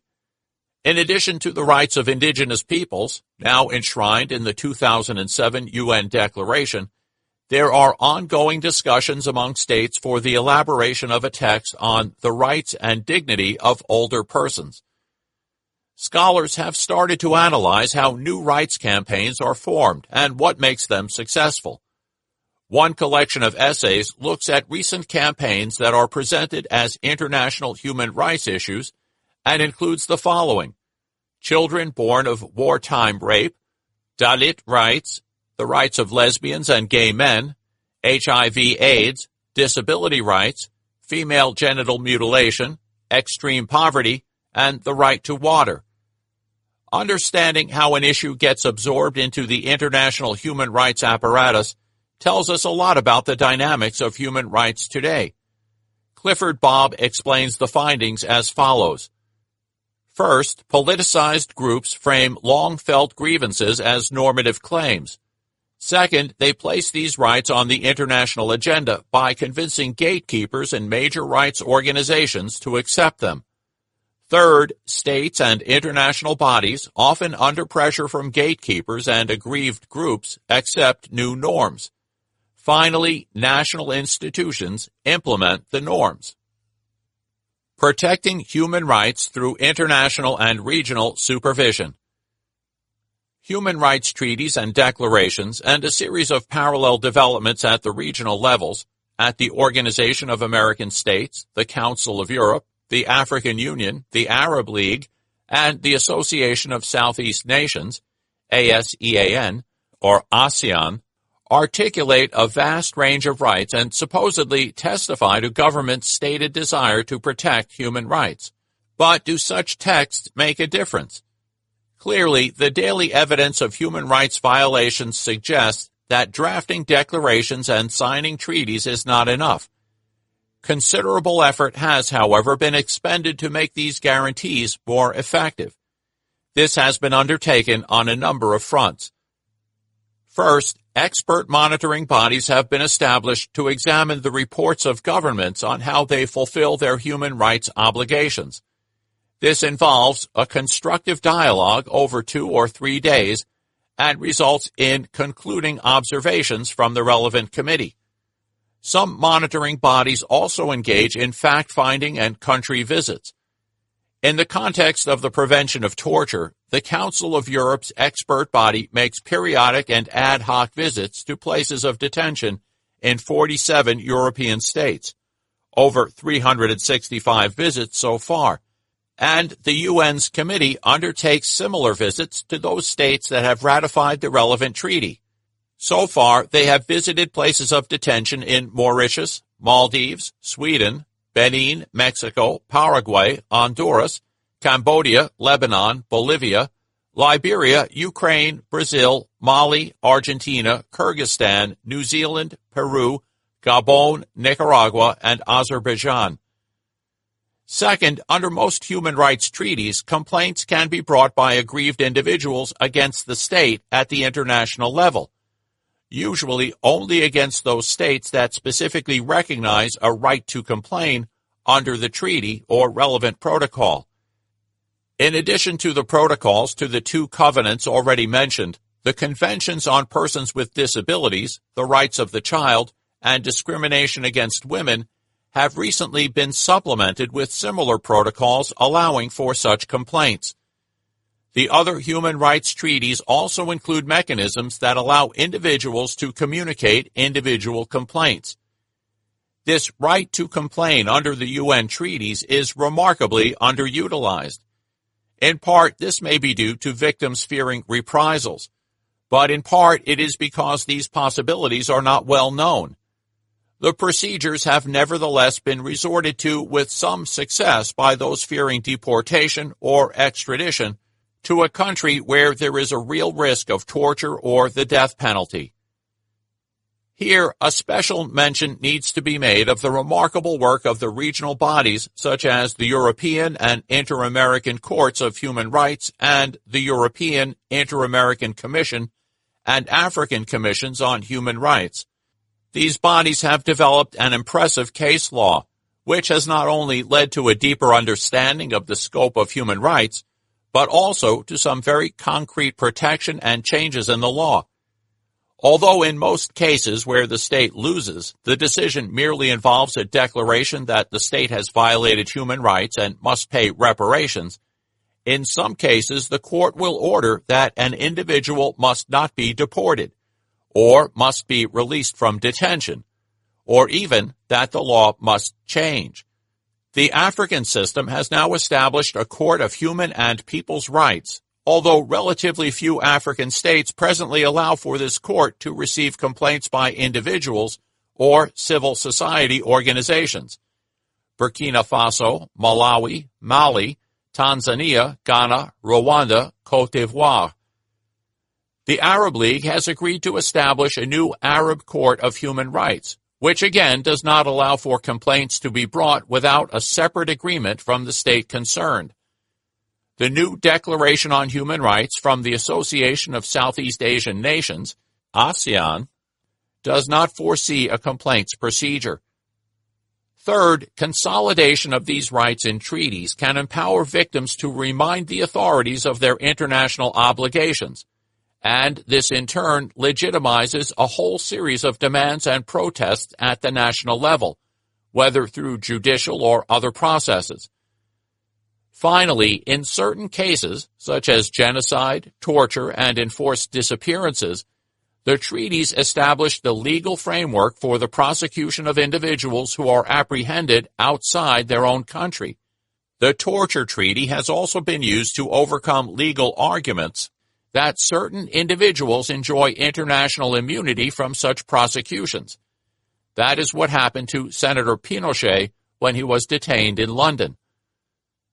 Relying on these treaties to improve human rights protection nevertheless remains unsatisfactory. The monitoring of governments' compliance with their treaty obligations largely depends on self-reporting and shadow reporting by civil society. The monitoring bodies, comprised of independent experts, do an admirable job of analyzing the human rights situation in a country and in recommending the steps a government needs to take to bring itself into compliance with its human rights obligations. But in the context of a state's stubborn refusal to cooperate, the monitoring bodies have only the power of publicity. Publicity is only effective to the extent that others report and care about the exposed shortcomings of the government in question. It is hard to test the actual impact of these treaties.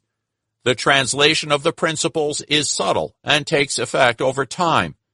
We will never know all the human rights violations that were actually avoided due to officials thinking twice before taking action that would violate a human rights treaty. There is, however, concrete evidence of improvements having been made as a result of both recommendations contained in the reports of the UN monitoring bodies and the decisions and judgments of the regional bodies and courts. In some cases, national policies have been rethought to bring them into compliance with human rights principles, and in other cases, individual complaints have given rise to radical changes in law and practice. While the Inter-American, European, and African systems may be the most well-established of the regional mechanisms, the existence of new texts agreed in the Arab and Southeast Asian, ASEAN, regions means that we may see healthy development of human rights thinking based on a sensibility to human rights that is more local and less dependent on the idea that these texts are a European legacy from the trauma of the Second World War. The regional systems, far from mirroring the global regimes, have been able to go beyond what is universally agreed. The African Protocol on Violence Against Women is one such example. It has had influence over new legislation in Africa and represents a new approach to modern human rights problems. The ASEAN Declaration, adopted by Brunei Darussalam, Cambodia, Indonesia, Laos, Malaysia, Myanmar, Philippines, Singapore, Thailand, and Vietnam, includes states that have been skeptical about whether human rights reflect their cultural outlook. The new declaration, while it has been criticized for omitting certain rights, includes innovative clauses on human smuggling or trafficking in persons, including trafficking in human organs, protection for children from child labor, and a clause obligating ASEAN states to create a positive environment in overcoming stigma, silence, denial, and discrimination in the prevention, treatment, care, and support of people suffering from communicable diseases, including AIDS. The Human Rights Catalog will continue to expand as new challenges emerge and new constituencies find it helpful to frame their claims as issues of human rights. Chapter 3: Human Rights Foreign Policy and the Role of the United Nations. The narrative about agreed texts and their international supervision leaves many dissatisfied. Where is the enforcement of these rights? We have a legal framework and reports from international secretariats and non-governmental organizations, but where is the pressure to ensure that these rights are realized in practice? What does it really mean when governments say that their foreign policy is concerned with promoting and protecting human rights? Only very rarely do governments actually invoke these treaties before international courts in order to bring international complaints against other states. Clearly, human rights discourse operates beyond the courtroom and can be an important element of foreign policy. But what does this mean in practical terms? Foreign policy and the issue of non-interference. The idea that governments can legitimately concern themselves with the way in which another state treats its own nationals is a relatively recent innovation in international relations. The concept of non-interference in domestic affairs loomed large for much of the 20th century and meant that human rights were not a suitable topic for inclusion in foreign policy. Samuel Moyn's recent writing has sought to emphasize that even if the Universal Declaration of Human Rights represented a watershed in terms of cataloging human rights, placing human rights above and beyond the national legal orders, it was not, according to him, until around 1977 that human rights exploded onto the English-speaking scene and played a significant role in the media and foreign policy of nations such as the United States. Today, several states have human rights units within their foreign offices, advisory committees on human rights, and even ministers for human rights. The European Union has a special representative for human rights. Of course, there is a difference between proclaiming that human rights are at the heart of foreign policy and actually changing the way decisions are taken. Respect for human rights is certainly now a factor to be considered in a number of spheres of interstate decision-making: admission to certain international and regional organizations, trade agreements and preferential tariffs, export credit guarantees, arms transfers, foreign direct investment, cooperation with international financial institutions, UN technical assistance programs, development work, international investment agreements, customs communities, and the maintenance of international peace and security. The human rights record or reputation of a state can adversely affect any of these. A willingness to improve human rights has also almost become a condition for entering into a range of diverse arrangements with other states. One obvious example is that respect for human rights became a formal precondition for admission to the European Union, and detailed demands were made on states such as Bulgaria and Croatia. In contrast to this apparent progress, we must remind ourselves that promoting human rights in other countries still comes pretty low down on the list of a government's priorities when there is a perceived clash with other competing national interests.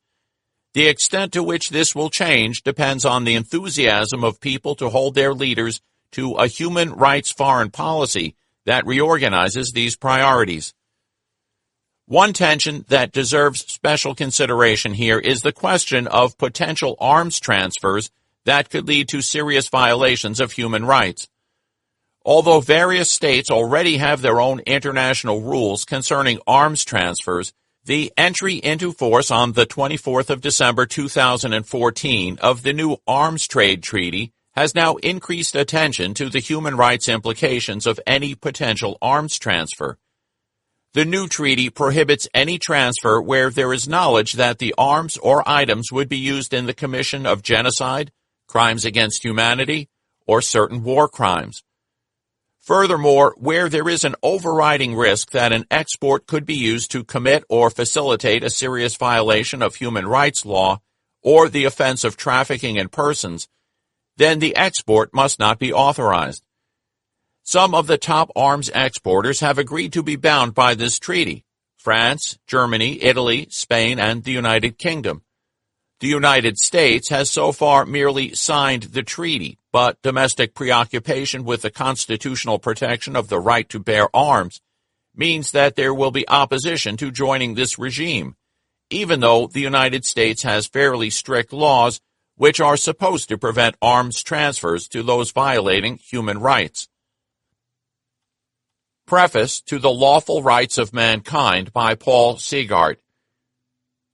Down to the end of the Second World War, it was a matter of universally accepted doctrine in international affairs that how a state treated its own citizens was a matter entirely for its own sovereign determination, and not the legitimate concern of anyone outside its own frontiers. Had a well-meaning delegation from abroad called on Chancellor Adolf Hitler in 1936 to complain about the notorious Nuremberg laws and the manner in which they were being applied to persecute German Jews, the Führer would probably have dismissed such an initiative with the classic phrase of an illegitimate interference in the internal affairs of the sovereign German state, pointing out that these laws had been enacted in full accordance with the provisions of the German Constitution by an assembly constitutionally and legally competent to enact them, and that neither they nor their application were the concern of meddling foreigners. And in international law as it then stood, he would have been perfectly right. And so would Party Secretary General Joseph Stalin have been if a similar delegation had called upon him at around the same time to complain about the wholesale destruction of the kulaks in the Soviet Union. S. Moyne, The Last Utopia. To be sure, there were a number of catalysts for the explosion: the search for a European identity outside Cold War terms, the reception of Soviet and later Eastern European dissidents by politicians, journalists, and intellectuals, and the American liberal shift in foreign policy in new moralized terms after the Vietnamese disaster. Equally significant, but more neglected, were the end of formal colonialism and the crisis of the post-colonial state, certainly in the eyes of Western observers. The best general explanation for the origins of this social movement and common discourse around rights remains the collapse of other prior utopias, both state-based and internationalist. Amnesty International, Arms Trade Treaty Guide. The USA is by far the world's largest arms trader, accounting for around 30% of conventional arms transfers in terms of value. Its position on the Arms Trade Treaty is therefore key. Key customers. The USA supplies arms to more than 170 countries. It has restricted arms transfers to Myanmar, China, Sri Lanka, and Zimbabwe, and countries subject to UN arms embargoes. However, it has supplied arms to countries including Iraq, Israel, Sri Lanka, Bahrain, Egypt, and Yemen, where they have risked being used for serious human rights violations. Irresponsible transfers. The USA is Egypt's and Israel's main arms supplier, selling major weapons as well as small arms, ammunition, and chemical agents for riot control, despite the violent crackdown on protesters. The USA also supplied Yemen with small arms, chemical agents, and armored vehicles, and Bahrain with small arms. It provided Colombia's security forces with arms, military aid, and training, despite their persistent human rights violations. The limits of human rights foreign policy. The promotion of human rights through foreign policy may be open to criticism on several grounds. First, there is the reaction from certain states which see a creeping justification for the use of military force. There was a sharp reaction from key states to the NATO bombing of Serbia in 1998 in connection with Kosovo and the NATO intervention over Libya in 2011, even though the latter was authorized by the Security Council. With regard to the latter intervention, the criticism from Russia and China arose from the fact that they considered the UK, France, and the USA had gone beyond their stated mission of protecting civilians. Russia and China felt that the intervention had been used to engineer regime change. Although there has been little enthusiasm for military intervention against the Syrian government, despite the humanitarian and human rights crisis there, the emergence in 2014 of a vicious armed group, the self-styled Islamic State, also known by the Arabic acronym Daesh, led not only to condemnations of human rights violations, but also to limited airstrikes on this group by the United States and others. An assessment of any human rights-based justifications for the use of military force is complicated by the following factors. First, in many situations there will be a danger that the necessary force used to intervene could do more harm than good. People get killed in military interventions. How many deaths are justified in a bid to save lives? Even where human rights violations are actually ongoing, human rights activists have sometimes balked at supporting the use of military force in the name of human rights. The U.S.-based organization Human Rights Watch wrote in its 2004 World Report, "Now that the war's proponents are relying so significantly on a humanitarian rationale for the war, the need to assess this claim has grown in importance. We conclude that despite the horrors of Saddam Hussein's rule, the invasion of Iraq cannot be justified as a humanitarian intervention." Another problem for human rights foreign policy is that governments resent being told what to do by states that themselves seem to have no respect for the rules. Today, criticism by the United States is likely to be met with references to the infamous torture program and network of secret transfers that was exposed as part of their war on terror. The continued use of drone strikes for targeted killing and the failure to deal with those still detained without trial in Guantanamo Bay have made it hard for the United States to criticize the human rights records of other countries. Other states accused of human rights violations or even complicity in the violations committed by the United States, committed in the post-September 11th period, have also found it harder to take the moral high ground. The public human rights condemnations of the Cold War risk ringing hollow when the accused can counter with well-documented incidents of torture and abuse. More generally, states accused of violating human rights remain protective of their reputations and can make life difficult for those states that choose to embarrass them. The response to criticism can be non-cooperation in other fields, including those of trade and military assistance. Legislative reforms, which might otherwise have gone through, could be shelved in order to be seen to be defiantly refusing to bow to pressure. One 21st century response has been for foreign ministries to engage in private human rights dialogues rather than public diplomatic denunciation. Of course, the confidential nature of these dialogues makes it difficult to assess their effectiveness, but human rights organizations have not always seen them as a suitable substitute for a different sort of engagement. In an interview, Ken Roth from Human Rights Watch said, "One illustration of the lack of seriousness of the private backroom human rights dialogues that many Western governments engage in with China is that they make little effort to speak to the Chinese public.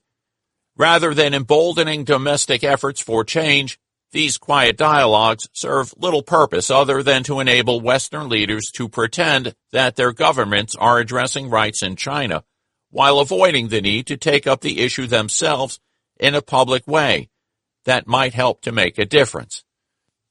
Clearly, nearly all states will have to weigh speaking out on human rights against other interests. The extent to which a government does speak out will, however, be determined not only by the other interests at stake, but also by the strength of feeling among its people that human rights violations abroad should be denounced. The chances of bringing about an immediate end to human rights violations being committed in another state may be slim, but the delegitimizing effect on that state's regime may be significant, and the victims and civil society groups fighting to protect these rights at the local level may well feel emboldened. Precisely because agitation from the bottom up can threaten existing power relations, we may be witnessing a renewed clampdown on foreign funding for non-governmental organizations. Several new laws limit the capacity of local organizations to receive foreign funding. In a way, today all states actually have a human rights foreign policy to the extent that they participate in the human rights debates at the United Nations. And it is to this subject that we now turn. The Economist 2014, Foreign Funding of NGOs. Azerbaijan, Mexico, Pakistan, Russia, Sudan, and Venezuela have all passed laws in the past 2 years affecting NGOs that receive foreign funds. Around a dozen more countries plan to do so, including Bangladesh, Egypt, Malaysia, and Nigeria. NGOs focused on democracy building or human rights are the most affected, but the crackdown is also hitting those active in other areas, such as public health. In the years following the Cold War, some autocratic governments saw welcoming foreign support and cash for NGOs as an easy way to win favor with America and its allies.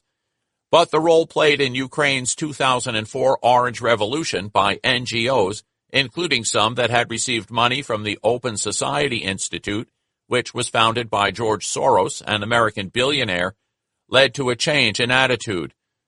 The next year, Vladimir Putin, Russia's president, declared that public organizations could not receive foreign assistance. By 2012, NGOs that received money from abroad and engaged in political activities, broadly defined, had to register as foreign agents, a phrase that comes close to implying espionage. This year, after NGOs refused to comply, Russia's government gave itself the power to deem them foreign agents by fiat. Last month, the Soldiers' Mothers of St. Petersburg, a group seeking information about Russian servicemen thought to have been injured or killed in Ukraine, was declared a foreign agent, despite protestations that it receives no money from abroad. Many of the new laws are broadly drafted and vague about the criteria for blocking foreign cash. Russian NGOs active in sensitive areas, such as human rights, have had their offices raided in the hunt for evidence of foreign influence. Uzbekistan requires all foreign donations to be paid into 2 state-owned banks, from which very little of it ever emerges. In Egypt, where the government plans to tighten already restrictive laws further, a $5,000 Nelson Mandela Innovation Award in 2011 from Civicus, a global network of NGOs, to the New Woman Foundation, an Egyptian NGO, was blocked for unspecified security reasons. Human rights and the UN today. Early on, the UN member states established a committee initially composed of 9 individual members referred to as the Nuclear Commission on Human Rights. These individuals proposed that the members of the future commission should consist of highly qualified persons and serve as non-governmental representatives and act as independent experts rather than presenting the views of their governments. The governments themselves rejected this proposal. The UN member states sitting in the Commission's parent body decided that the new Human Rights Commission should comprise representatives from the 18 member states that would make up the new Commission. The new Commission's agenda fluctuated over the years, responding to the shifting balance of power between its member states. The first years of the Commission's work focused on standard setting, which it accomplished through the drafting of the Universal Declaration and the International Covenants. With the arrival of members from the developing world in the 1960s, issues of racial discrimination in southern Africa and the Israeli occupation came to the forefront of the Commission's agenda. Following concern over the 1973 coup in Chile against the socialist government of President Allende and the subsequent human rights violations in Chile and Argentina, the Commission's agenda adapted in the 1980s to include public and confidential discussions of such country situations. The Commission developed a series of special procedures for monitoring violations in selected countries through individuals nominated to act either as country or thematic experts. These experts, also known as special rapporteurs, submit reports to the relevant UN bodies. They undertake country visits which are the subject of separate reports, and in addition, they correspond with governments through urgent appeals and letters of allegation. These communications allege human rights violations and generate some responses from governments. In 2013, this covered 1,520 individuals, and the response rate was 45%. Even where the faxes, letters, and emails are ignored or dismissed, the process of putting governments on notice that the UN's watchdogs have been alerted has led to releases of those being detained and changes in policy. By any account, the work of these pro bono human rights experts provides a remarkable tapestry of human rights information, analysis, and recommendations. In 2006, the Commission was abolished and replaced with the Human Rights Council. Why did this happen? The perception had started to grow in 2001 that a bloc of states had succeeded in shielding themselves and their allies from being condemned by the Commission, a commission we might recall comprised of 53 representatives of states. It was alleged that governments were seeking election to the Commission in order to table procedural motions to block action and swap votes in order to insulate themselves from condemnation. The UN body had become selective in its examination of country situations because the selection was being undertaken by the same governments that ought to be condemned. Commentators repeatedly pointed out, in a well-worn cliché, that the foxes were guarding the chicken coop. The resulting reform was centered on making it more difficult for a government to get elected to this UN human rights body.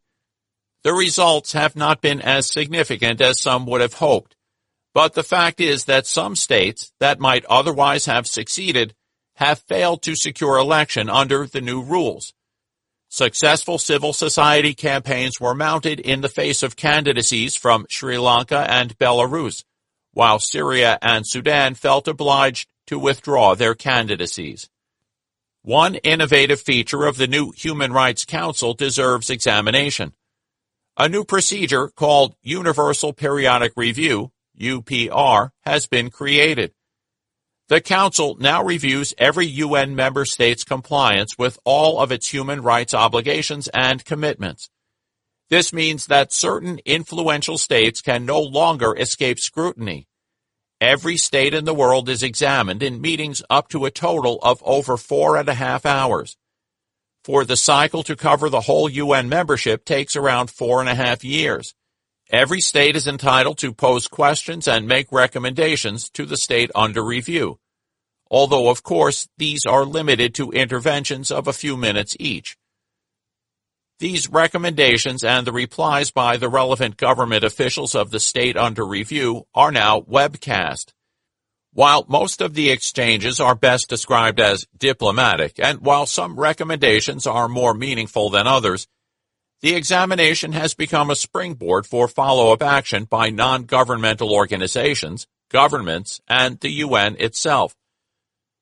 Preliminary findings suggest that concrete steps have been taken towards greater engagement with the UN supervisory regimes, limited legal reform, and greater engagement with civil society.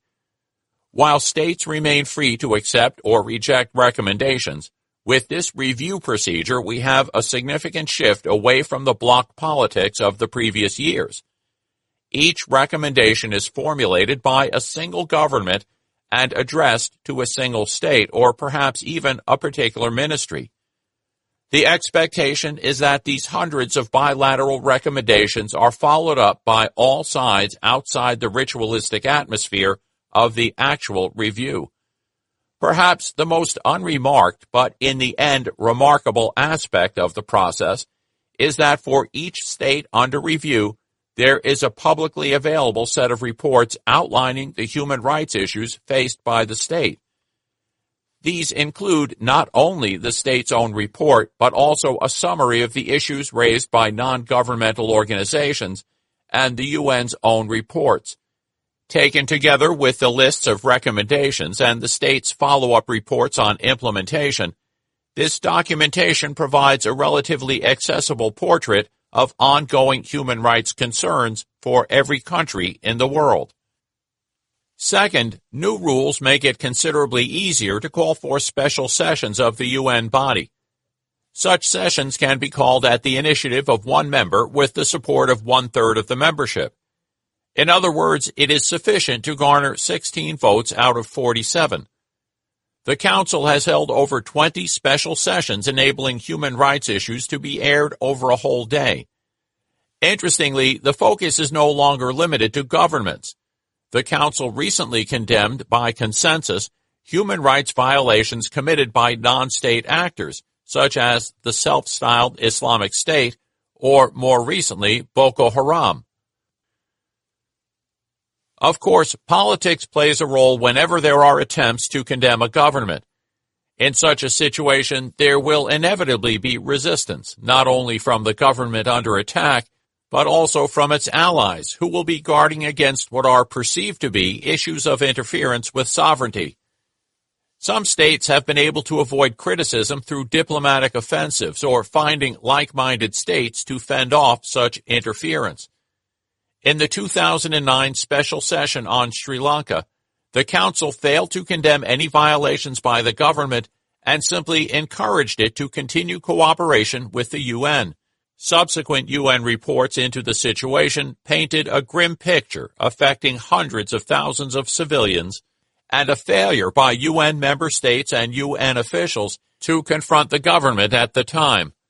A different majority of the Council later took up the challenge and called for the High Commissioner for Human Rights to monitor the situation and undertake an investigation into alleged serious violations and abuses of human rights and related crimes by both parties in Sri Lanka, with a view to avoiding impunity and ensuring accountability. Such resolutions are divisive, but have nevertheless re-established the Human Rights Council as a forum that addresses serious violations and establishes the sorts of investigations that can eventually lead to some sort of accountability. Perhaps just as significant is the way that the Council's actions stimulate follow-up and scrutiny outside the formal set-piece sessions. The Universal Periodic Review, UPR, described earlier in this chapter, is essentially a series of bilateral exchanges between states.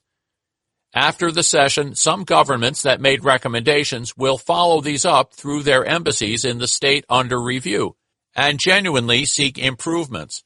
One should judge the efficacy of the review neither by the public exchanges conducted for the benefit of the webcam, nor by how many recommendations are formally accepted or rejected, but rather by the human rights improvements actually instigated by the state under review. Some states have been quite comprehensive in publishing the steps they have taken, or not taken, to respond to recommendations. This has extended to what are now known as midterm reports, with one non-governmental organization, UPR Info, conducting midterm implementation assessments. The early results suggest that some steps are indeed taken and that civil society is, in some situations, being taken more seriously and enjoying greater access to policymaking.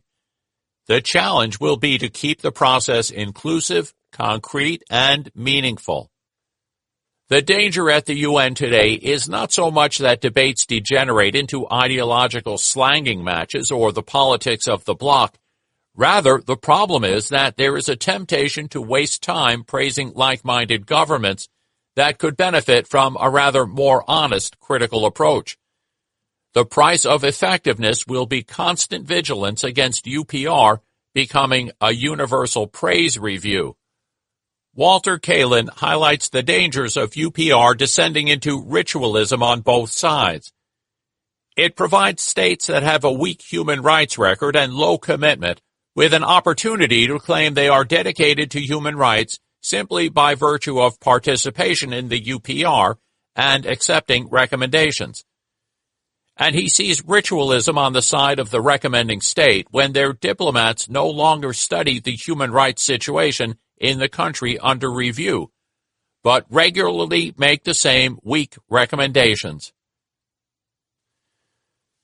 The media focus on the output of UN bodies such as the Council, but to concentrate on the behavior of diplomats at the United Nations is to overlook much of the UN's activity on human rights. In addition to the UN's monitoring of states through the expert treaty bodies and the special procedures, the UN has expanded its attention to human rights in further important contexts. First, a number of UN field operations have been established with a human rights role. Such operations are mandated to offer protection, monitor the situation, and offer assistance. These operations, together with peace operations mandated to protect civilians, have enjoyed some success in implementing human rights protection and achieving improvements on the ground. Second, the UN programs and funds that deal with issues such as children, women, health, and development have started to use human rights principles to underpin their work. Occasionally, the UN is even able to go beyond what the member states have explicitly agreed to do and say. We can detect here a sort of supranational approach to human rights.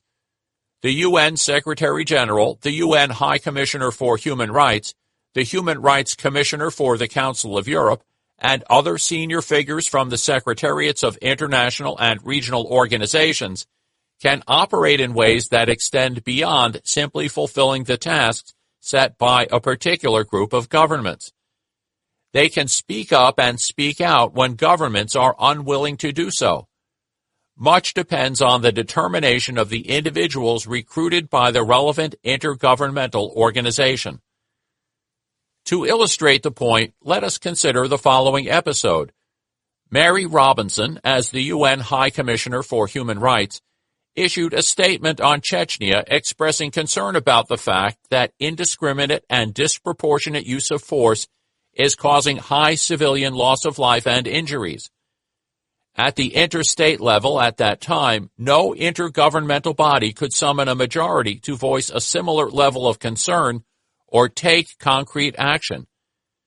It is telling that even the United States, which has a stated human rights foreign policy, will at times distinguish its approach from that of the UN High Commissioner for Human Rights. Governments may feel the need to pull their punches in terms of lecturing other countries on how to behave, or protesting violations of human rights by another country's security forces. On a tour of Africa by the U.S. Secretary of State, the New York Times reported one member of the party as stating, "We don't do Mary Robinson." The report continues, an allusion to UN High Commissioner for Human Rights, who has no other agenda. In Africa today, the United States has many other interests, including the promotion of stability and security, which often means the use of methods not appreciated by human rights groups. The fact that a UN program such as the Office of the High Commissioner for Human Rights has no strategic military or trade interests means that there is a possibility that human rights issues will be raised when this would otherwise be precluded by foreign policy considerations, even in a body like the Human Rights Council, which is supposed to be a forum for airing such issues. Of course, the Office of the High Commissioner for Human Rights, will feel that it has to work within the parameters of what is acceptable to governments or risk losing budget, cooperation, and support. But the office has created some room to develop its own voice and ought to be expected to articulate concern, even outrage, at human rights violations wherever they occur. Over the last 20 years, the office has grown in size and ambition. It now has over 500 personnel at its headquarters in Geneva and about 1,350 personnel around the world in field presences, peace operations, and political missions. The office's annual budget is around $200 million. Thematic UN Special Procedures.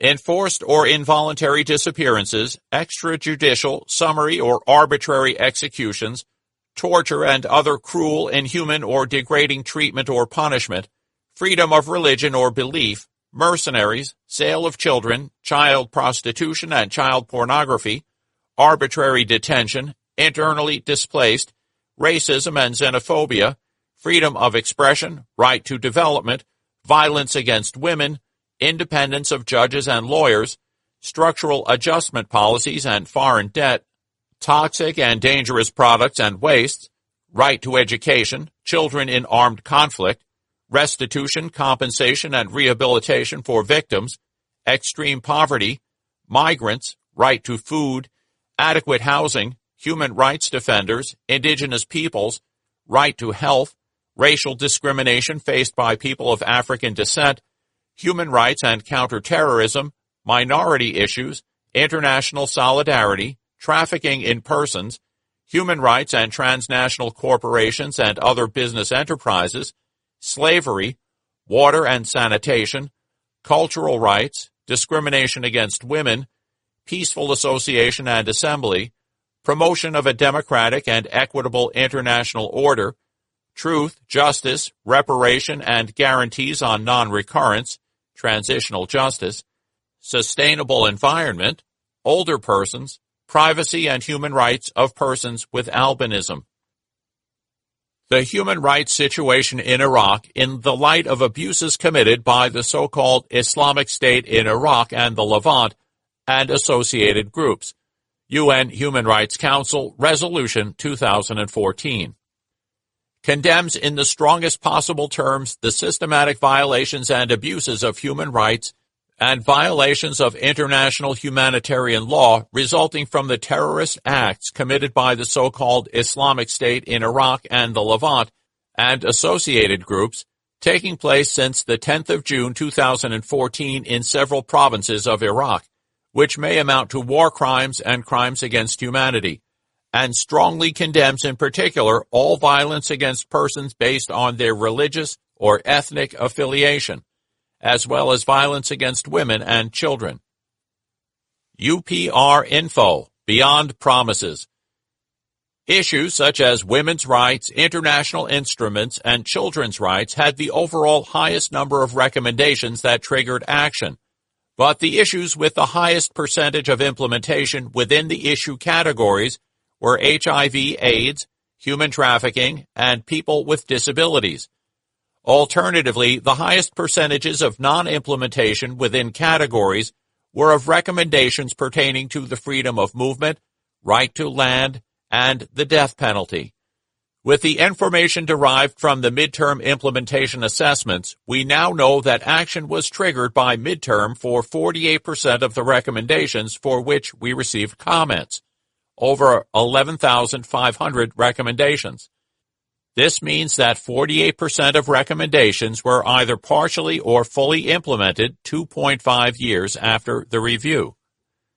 Real progress was illustrated for a wide variety of vulnerable groups: children, minorities, women, people with disabilities, and many more.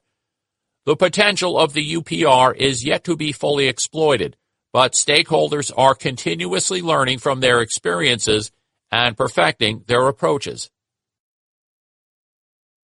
Chapter 4. Torture. As we saw in Chapter 3, some human rights violations give rise to individual criminal responsibility at the international level. This creates not only obligations for governments to investigate and prosecute, but also means that people can be arrested and prosecuted outside their own country. We have already referred to war crimes and set out the definitions of genocide and crimes against humanity. Such crimes have sometimes been prosecuted in international tribunals and, on occasion, at the national level. The crime we shall now consider is torture.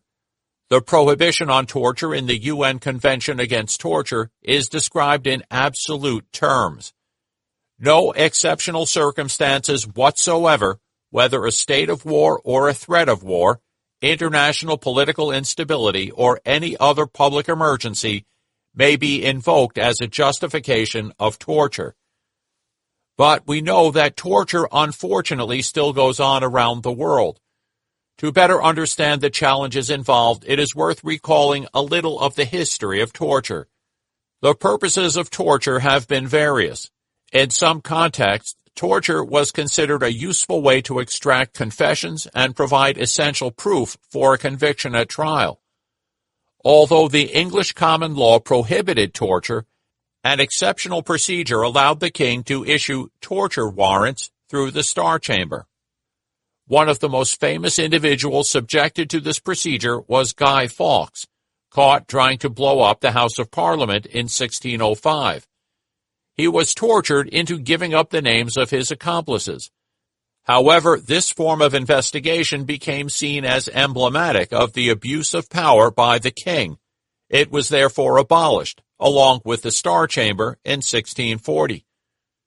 Although the Roman canon law tradition in continental Europe continued to accept confessions extracted by torture as providing useful elements of proof, this practice was increasingly seen not only as unreliable, but also as unfair to the innocent.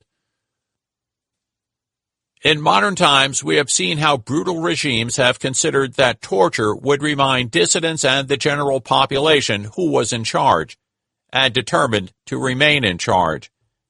In the 1970s, an anti-torture campaign, led by groups such as Amnesty International, was successful in highlighting torture, developing the norm, focusing on the criminal aspect, and instituting monitoring mechanisms.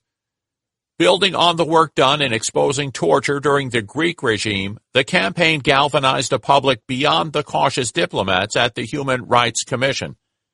A first signature on the petition appealing to the UN General Assembly was from singer Joan Baez, who promoted the petition at her 1973 concert in London. The petition eventually gathered over 1 million signatures and generated engagement by citizens who brought pressure on their governments to adopt the demanded declaration at the UN General Assembly. The campaign worked with technical governmental committees concerned with crime and medical ethics, thereby co-opting different constituencies beyond the world of human rights as foreign policy. The eventual declaration was adopted in 1975 as a guideline for all states and other entities exercising effective power. Although states were expected to make torture and complicity in torture offenses under national law, the declaration stopped short of addressing torture as an issue of international criminal law. It took another decade before states adopted the 1984 Convention Against Torture and Other Cruel, Inhuman, or Degrading Treatment or Punishment, which demanded that a state where an alleged torturer is found is obliged to extradite or submit the case to its prosecutors. In effect, this internationalized the criminal prosecution of torture, elevating this human rights violation into the realm of international criminal law. Senator Pinochet's arrest and detention in London resulted from the application of the rules contained in this convention, and more recently, we have seen this treaty used by the British courts to override claims of immunity in the face of allegations of torture leveled against Prince Al Khalifa, commander of the Royal Guard of the Kingdom of Bahrain. The treaty also provided the context for the arrest in Senegal of the former president of Chad, Hissène Habré, with a view to his eventual prosecution for crimes of torture. Furthermore, in 2005, the Afghan rebel leader, Faryadi Zardad, was convicted at the Old Bailey in London of torture and hostage-taking and sentenced to 20 years imprisonment. And in 2009, a U.S. court sentenced Chucky Taylor, son of the former president of Liberia, to 97 years in prison for offenses of torture. These cases have become reminders that even if only a few leaders involved with torture are ever arrested and tried abroad, past human rights violations can catch up with anyone in the end.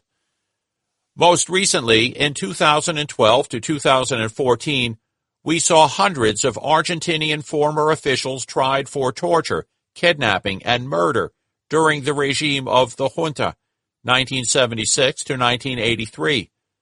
Many have been sentenced to life in prison, including those prosecuted for their role in the Centros Clandestinos de Detención, Tortura y Exterminio, secret centers for detention, torture, and extermination.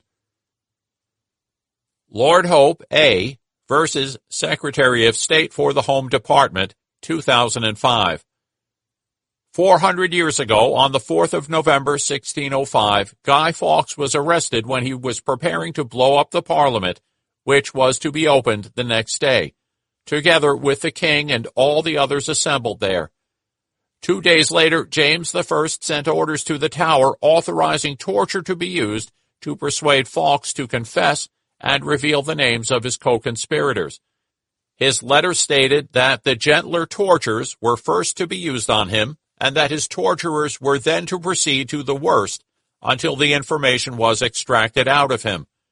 On the 9th of November, 1605, he signed his confession with a signature that was barely legible and gave the names of his fellow conspirators. On the 27th of January, 1606, he and 7 others were tried before a special commission in Westminster Hall. Signed statements in which they had each confessed to treason were shown to them at the trial, acknowledged by them to be their own, and then read to the jury. Torture in the War on Terror. Let us now see how the absolute prohibition of torture has come under strain in recent times. First, in the wake of the shocking September 11th attacks on the United States in 2001, there were attempts to define torture in a particularly narrow way. The interpretation of the term in a 2002 memorandum of the U.S. Justice Department read torture so narrowly as to amount to the intentional infliction of excruciating or agonizing pain. A series of policies set the scene for what has become known as the torture program and multiple incidents of prisoner abuse. Other memos suggested that the constitutional prohibition against torture did not apply to alien enemy combatants abroad, and that the president could override international law.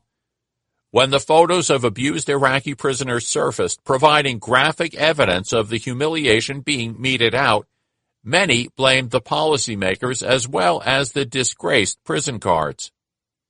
The scandal shocked politicians from both parties, and on coming to office, President Obama immediately repudiated all these previous memos. He later explained why torture was not only ineffective, but also counterproductive, due to the violence it engendered against U.S. personnel in Iraq and Afghanistan. Obama nevertheless suggested that he believed that we need to look forward as opposed to looking backwards, and the administration later concluded that there was insufficient evidence to prosecute CIA interrogators. The eventual publication in 2014 by the Senate Select Committee on Intelligence of a redacted version of a summary of a report into the CIA's detention and interrogation program triggered a vigorous debate which seemed to focus on whether the CIA program had actually provided useful information.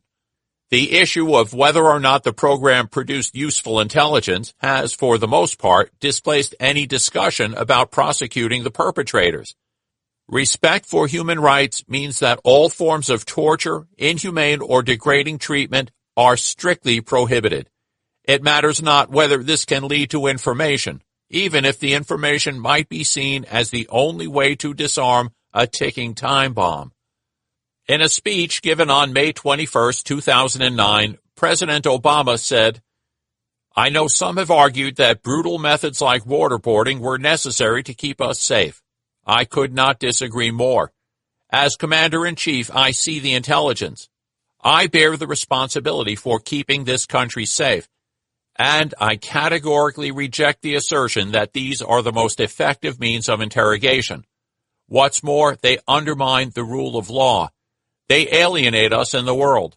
They serve as a recruitment tool for terrorists and increase the will of our enemies to fight us, while decreasing the will of others to work with America. They risk the lives of our troops by making it less likely that others will surrender to them in battle, and more likely that Americans will be mistreated if they are captured. In short, they did not advance our war and counterterrorism efforts. They undermined them, and that is why I ended them once and for all. Other states, such as Canada and the United Kingdom, have found themselves accused of assisting or condoning the torture techniques that were being developed by the United States and other states in their interrogation of suspects in their war on terror. The United Kingdom issued guidance on what personnel should do when they consider there is a risk of torture or cruel, inhuman, or degrading treatment taking place at the hands of third parties. The guidance also details prohibited forms of treatment.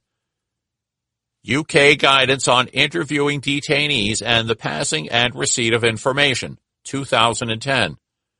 Torture. An offense under UK law, torture is defined as a public official intentionally inflicting severe mental or physical pain or suffering in the performance or purported performance of his duties. Cruel, inhuman, or degrading treatment or punishment. Cruel, inhuman, or degrading treatment or punishment, CIDT, is a term which is used in some international treaties but is not defined in UK law. In the context of this guidance, the UK government considers that the following practices, which is not an exhaustive list, could constitute cruel, inhuman, or degrading treatment or punishment. 1. Use of stress positions. 2. Sleep deprivation. 3. Methods of obscuring vision. Except where these do not pose a risk to the detainee's physical or mental health and is necessary for security reasons during arrest or transit. And hooding. 4. Physical abuse or punishment of any sort. 5. Withdrawal of food, water, or medical help. 6. Degrading treatment, sexual embarrassment, religious taunting, etc. And 7. Deliberate use of white or other noise. Information gleaned from torture. Today, the purpose of coercive treatment is no longer really about obtaining a confession for trial, as happened for Guy Fawkes, it being widely acknowledged that few legal systems would accept that evidence procured through such methods should be admitted in court. The purpose is said to be to gather intelligence about the terrorist network and to prevent future attacks. This brings us back to the ticking time bomb scenario, which asks, might some incidents of torture or ill treatment be justified to avert a terrorist attack? The media never tire of presenting this dilemma for the protagonist in action films, and the former directors of the CIA in 2014 very publicly invoked this scenario to justify the CIA's actions in the wake of September 11th. The argument that torture of a few individuals could save the lives of many innocents is repeatedly rehearsed. Several counter-arguments have been developed. First, it is said that information produced under torture is unreliable, as the victim will say anything to avoid the pain. Therefore, torture is more likely to generate false leads than help any investigation. Second, it is argued that once allowed in exceptional circumstances, the use of torture will spread, and we will find ourselves on a slippery slope where mistreatment is seen as normal, even expected. Third, it is suggested that torture is simply wrong in any circumstance, because it negates the whole idea that society exists to ensure that we all respect each other's worth or dignity. But even after all the arguments for and against have been played out and torture has been officially outlawed, the idea of justifiable torture sneaks back into the contemporary discourse in the form of the suggestion by some that one could admit a possible defense of necessity in the context of a criminal trial of a torturer. This was the view of the Israeli Supreme Court in 1999, when it declared that the General Security Service had no authority to use certain physical interrogation techniques, such as shaking. In a parallel development, when police officers were found to have threatened torture in order to get a suspect to reveal the whereabouts of an abducted child, a German court chose to accept as mitigating circumstances the intention of the torturer to save life, and consequently imposed a caution and a suspended fine, rather than any harsher measures. Recent Canadian guidance on this point seems to accept the idea that information derived from torture might, in rare cases, have to be legitimately shared in the face of a serious threat to life or property. The ministerial discretion to the Canadian Security Intelligence Service, 2011, states, "In exceptional circumstances, CSIS may need to share the most complete information in its possession, including information from foreign entities that was likely derived through mistreatment, torture, or other cruel, inhuman, or degrading treatment or punishment, in order to mitigate a serious threat of loss of life, injury, or substantial damage or destruction of property before it materializes. In such rare circumstances, ignoring such information solely because of its source would represent an unacceptable risk to public safety." All of this tells us that officials cannot bring themselves to actually authorize torture. No judges are today ready to find arguments to justify torture. This is not just because torture is forbidden under human rights law. Something deeper is surely at stake. Quite why the prohibition is so absolute may depend on different ways of seeing the issue. For some, it is simply revolting and unacceptable to treat another human being in a way that is so obviously inhuman. For others, it denies the idea that we have a society and any meaningful sense of law that can protect us from one another.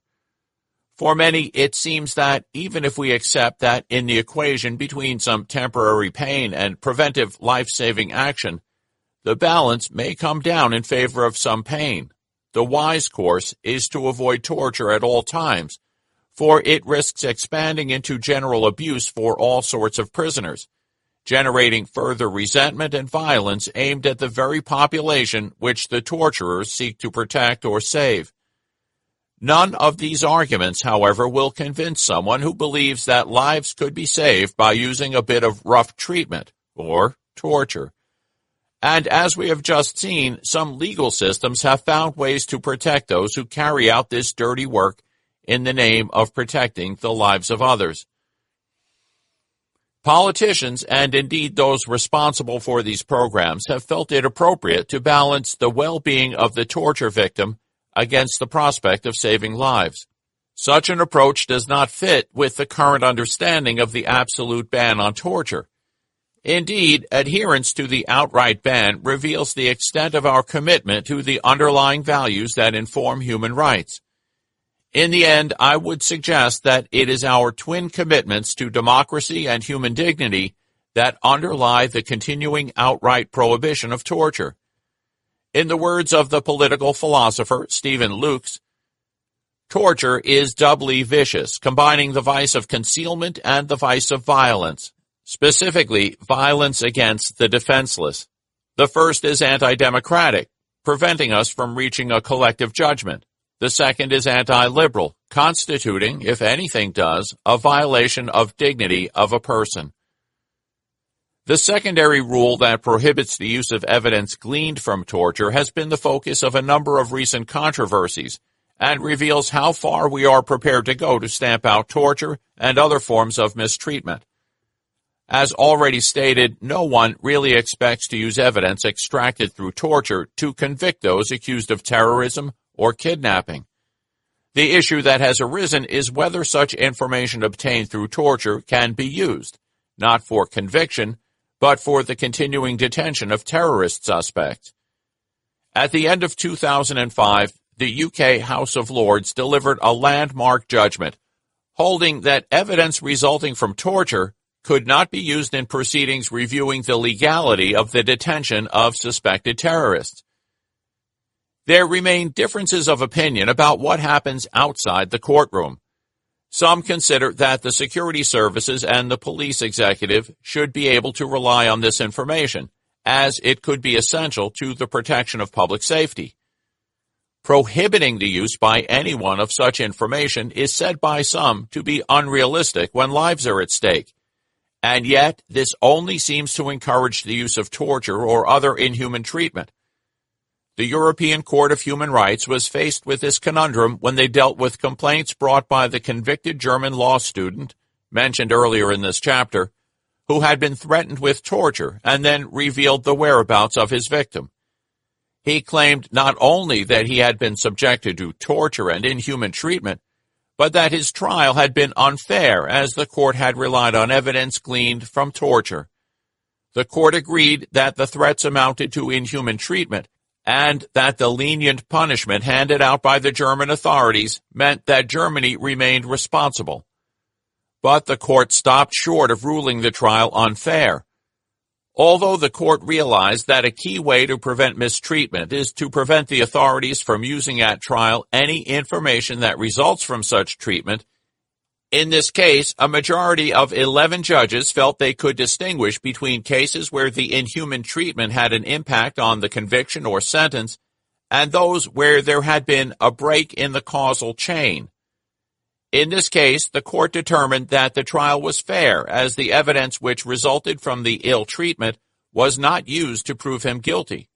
A minority of 6 judges felt such a conclusion was a retrogressive step and failed to take mistreatment seriously. Bad Torture, Good Torture? By Florian Jesberger. On September 27, 2002, law student Magnus Gefgen kidnapped 11-year-old Jakob von Metzler, the son of a senior bank executive, killed him in his apartment, and hid the dead body close to a lake near Frankfurt. In accordance with his plan, he forwarded a letter to the boy's family in which he demanded 1 million euros in return for the release of the child. 3 days after the boy's disappearance, Gefgen was arrested after being observed picking up the ransom. During his interrogation, the suspect gave evasive or misleading answers concerning his involvement in the abduction and provided no information about the whereabouts or health status of the boy.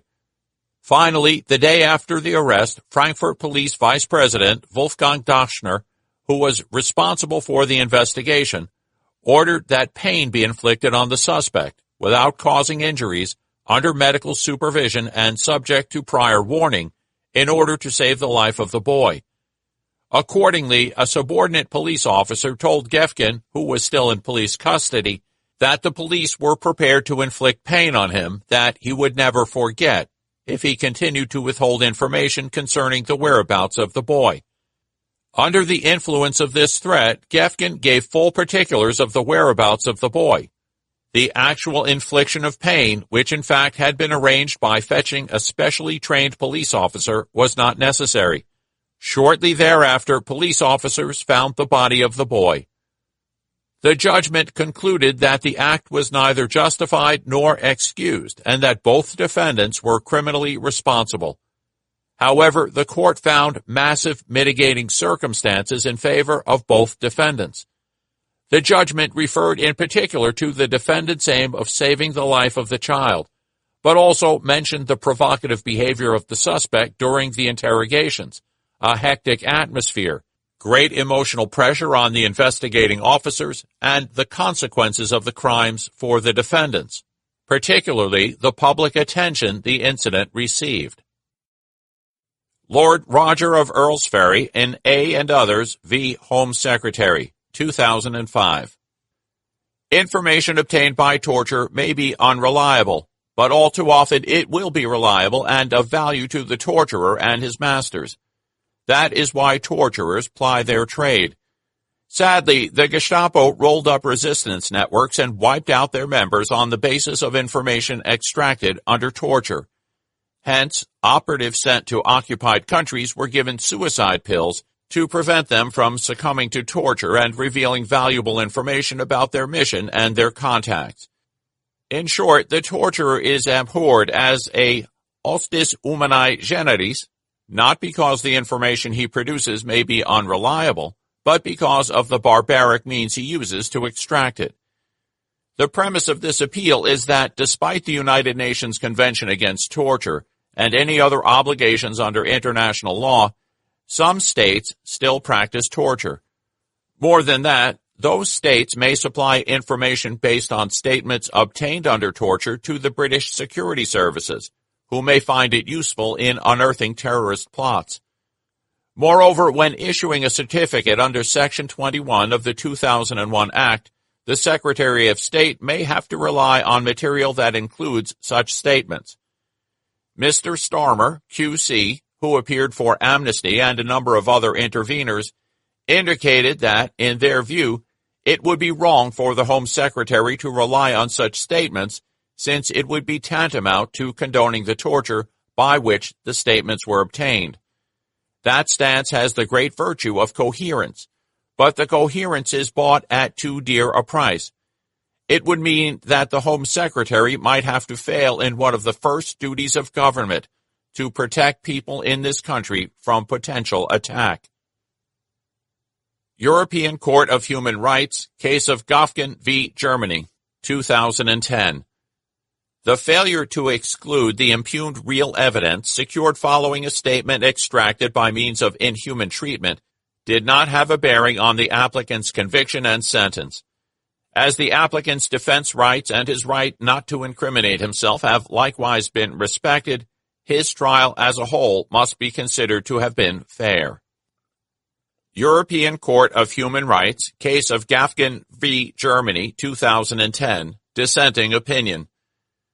Societies that are founded upon the rule of law do not tolerate or sanction, whether directly, indirectly, or otherwise, the perpetration of treatment that is absolutely prohibited by Article 3 of the Convention. Neither a break in the causal chain nor any other intellectual construct can overcome the inherent wrong that occurs when evidence obtained in violation of Article 3 is admitted into criminal proceedings. Transfers for torture. Lastly, let us address the rule that prohibits sending anyone to a country where they run a real risk of being tortured. Here again, there is universal agreement on the principle, but in its application, we see countervailing forces at work. Asylum seekers claim they will be tortured on return. Immigration authorities question the available evidence, doubt the risk of future torture, and refer to diplomatic assurances from the destination state that torture will not take place. A few well-known cases attest to genuine concern from human rights bodies that the practice of believing diplomatic assurances has led to violations of human rights. As we see in the next paragraph, taken from the UN Committee Against Torture's decision in Agiza v. Sweden, 13.4. The committee considers at the outset that it was known, or should have been known, to the state parties' authorities at the time of the complainant's removal that Egypt resorted to consistent and widespread use of torture against detainees, and that the risk of such treatment was particularly high in the case of detainees held for political and security reasons. The procurement of diplomatic assurances, which, moreover, provided no mechanism for their enforcement, did not suffice to protect against this manifest risk. UN High Commissioner for Human Rights, Louise Arbour, chose to mark Human Rights Day with a statement about torture. She specifically challenged the practice of diplomatic assurances. There are many reasons to be skeptical about the value of those assurances. If there is no risk of torture in a particular case, they are unnecessary and redundant. If there is a risk, how effective are these assurances likely to be? Assurances that the death penalty will not be sought or imposed are easy to monitor. Not so, I suggest, in the case of torture and ill treatment. Short of very intrusive and sophisticated monitoring measures, such as around-the-clock video surveillance of the deportee, there is little oversight that could guarantee that the risk of torture will be obliterated in any particular case. While detainees as a group may denounce their torturers if interviewed privately and anonymously, a single individual is unlikely to reveal his ill treatment if he is to remain under the control of his tormentors after the departure of the monitors. Chapter 5. Deprivations of Life and Liberty. The absolute rights discussed so far do not allow for limitations, exceptions, qualifications, or balancing against other rights. Genocide, crimes against humanity, slavery, and torture are simply international crimes, which are prohibited at all times and can normally be punished by any state wherever the acts were committed. The rights we consider in this chapter may, by contrast, be limited through legal restrictions designed to protect a defined legitimate objective. So, for example, liberty can be restricted in the context of the detention of someone following a lawful conviction in a court of law. Freedom of speech is also not absolute. As we all know, shouting fire in a crowded theater can be punished. Although we all should have freedom of expression and the rights to receive and impart information, there may be legitimate restrictions on communicating, for example, commercial or military secrets. Photographs of celebrities may be of interest to a wide readership, but certain images may be restricted in order to protect an individual's privacy. My right to information about you on the Internet clashes with the new so-called right to be forgotten. We will look at this new right in more detail in Chapter 6. Is it meaningful, then, to talk about rights in such context? You have the right not to be detained until the authorities justify your detention. You have the right to publish, but not if it upsets others. We seem to be merely giving with one hand and taking away with the other. However, the human rights framework applies and is useful. The human rights approach starts from a presumption that we all have rights to liberty, fair trial, freedom of expression, belief, assembly, association, and property. Any restriction on these rights has to be justified as proportionate to the aims pursued by the restriction, according to a four-stage schema developed in human rights law, examined under the heading Proportionality in Chapter 6. The restriction on our freedoms need not be sinister or nefarious. Few contest the need for certain convicted criminals to be deprived of their liberty. Introducing human rights in this context enables us to see how we have to start from the presumption that the individual is entitled to liberty unless a fair procedure demonstrates the necessity of incarceration. The right to life. Let us start with the right to life and return to detention in the second part of this chapter. The right to life would seem at first glance to be absolute, but on closer inspection it is clear that some deliberate acts which result in the loss of life are not necessarily human rights violations. A police officer confronted by an armed assailant may have to shoot in self-defense to save his or her own life or the lives of others.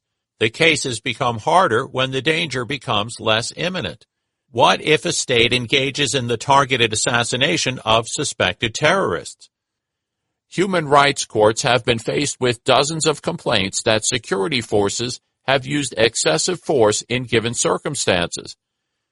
As a general rule, the force used has to be proportionate to the danger to be averted. The UN Basic Principles on the Use of Force and Firearms by Law Enforcement Officials state that law enforcement officials shall not use firearms against persons except in self-defense or defense of others against the imminent threat of death or serious injury, to prevent the perpetration of a particularly serious crime involving grave threat to life, to arrest a person presenting such a danger and resisting their authority, or to prevent his or her escape, and only when less extreme means are insufficient to achieve these objectives.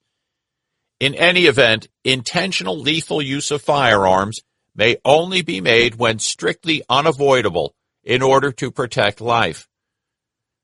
This simple rule is under strain as governments seek to shift from the context of principles appropriate for confronting an armed robber or a hostage situation to the realm of anticipatory self-defense to prevent attacks on the nation. This is sometimes attempted by adjusting the vocabulary and controlling the concepts. Instead of law enforcement, one is said to be dealing with a global war. Protecting life becomes protecting the nation. Imminent threats are understood as continuous threats. Criminals become international terrorists or unlawful enemy belligerents. Of course, there are rules that regulate killing in times of war, but the details of these rules were mostly designed for wars between the regular armed forces of two states. In such cases, and even in some civil wars, there is relative clarity concerning who constitute the armed forces and what constitute civilian objects. But targeting individual terrorists under cover of such rules is controversial. Some would say that the state should have to show that this targeted individual is actually playing a role in the attacks, or even in an imminent attack. And then further questions arise. What sort of role? The person who is actually planting the bomb or the person on the lookout? Is the person who funds or shelters the alleged terrorist playing a role? These controversies have come into sharp relief in the use of drones and the policy of targeted killings away from the battlefield. Drones are increasingly used out of convenience or where the use of force would otherwise be too risky or complicated. They are being manufactured and sold at a rate which suggests that the prospect of their use will be hovering for many years to come. While such unmanned aerial vehicles may be more accurate than alternatives, they are also more easy to deploy where a state has no control of territory, and so some of this killing now happens in new situations beyond the traditional theater of armed conflict. In such situations, unlike a traditional confrontation on the battlefield, the unmanned aerial vehicle cannot yet accept a surrender and detain the target. The alternative of capture is no longer an alternative if counterterrorism is pursued through drone strikes. As just suggested, the rules which the United States says it applies blur the edges between the established categories of law regulation when law enforcement officials can use lethal force to avert an imminent killing, when states can use force against the armed forces of other states, and when armed forces can target military objectives in a war. Public concern has grown over the lack of transparency over who is being targeted and on what grounds. The U.S. administration's policies were revealed in a White House fact sheet and leaked official white paper. While these texts may have reassured some people, others remain concerned that serious questions remain. How imminent is imminent? What is a reasonable alternative? Who exactly is a non-combatant? Furthermore, the associated problems remain. Who controls the drone? Who takes the decision to put someone on the kill list? Will the strike simply recruit more warriors and terrorists? It is striking that references to human rights and human dignity are absent from such legal justifications. This could be because some of the governments relying on such reasoning argue that human rights have no place on the battlefield, and that any killing should be dealt with under the laws of war. 3 relevant rules will be enumerated shortly. Additionally, some governments argue that they have no human rights obligations when they operate abroad. But such reasoning sits uneasily with the idea that human beings are to be respected because each one of us has a worth.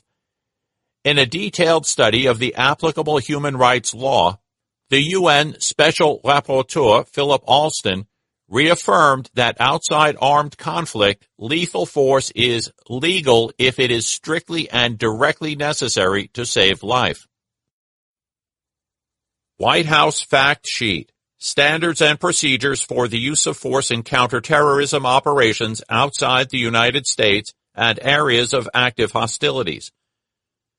The policy of the United States is not to use lethal force when it is feasible to capture a terrorist suspect, because capturing a terrorist offers the best opportunity to gather meaningful intelligence and to mitigate and disrupt terrorist plots. Lethal force will be used only to prevent or stop attacks against U.S. persons, and even then, only when capture is not feasible and no other reasonable alternatives exist to address the threat effectively.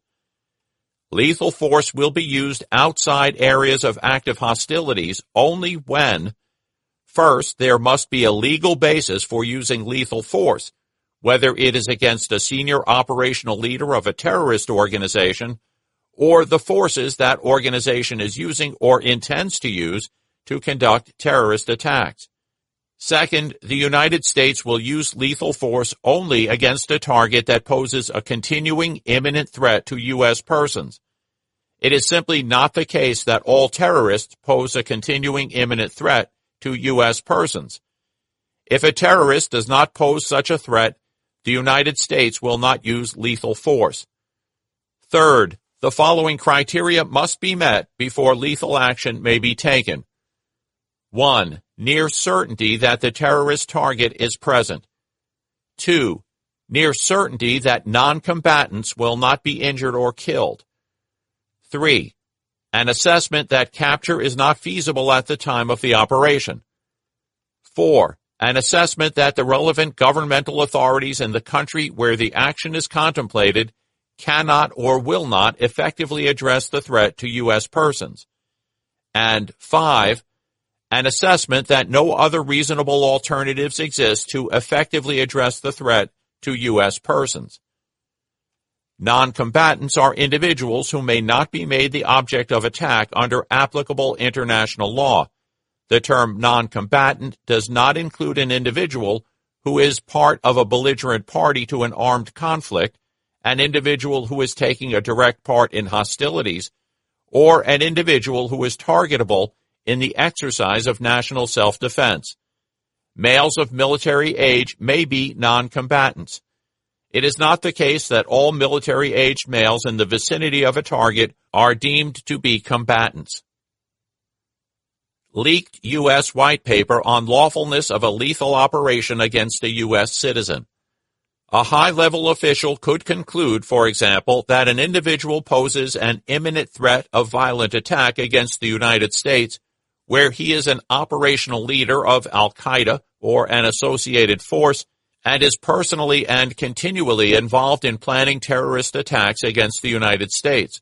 Moreover, where the Al-Qaeda member in question has recently been involved in activities posing an imminent threat of violent attack against the United States, and there is no evidence suggesting that he has renounced or abandoned such activities, that member's involvement in Al-Qaeda's continuing terrorist campaign against the United States would support the conclusion that the member poses an imminent threat. International law protecting the right to life in armed conflict. 1. When a state responds to an armed attack in self-defense, the force used, taken as a whole, must not be excessive in relation to the need to avert or bring the attack to an end. 2.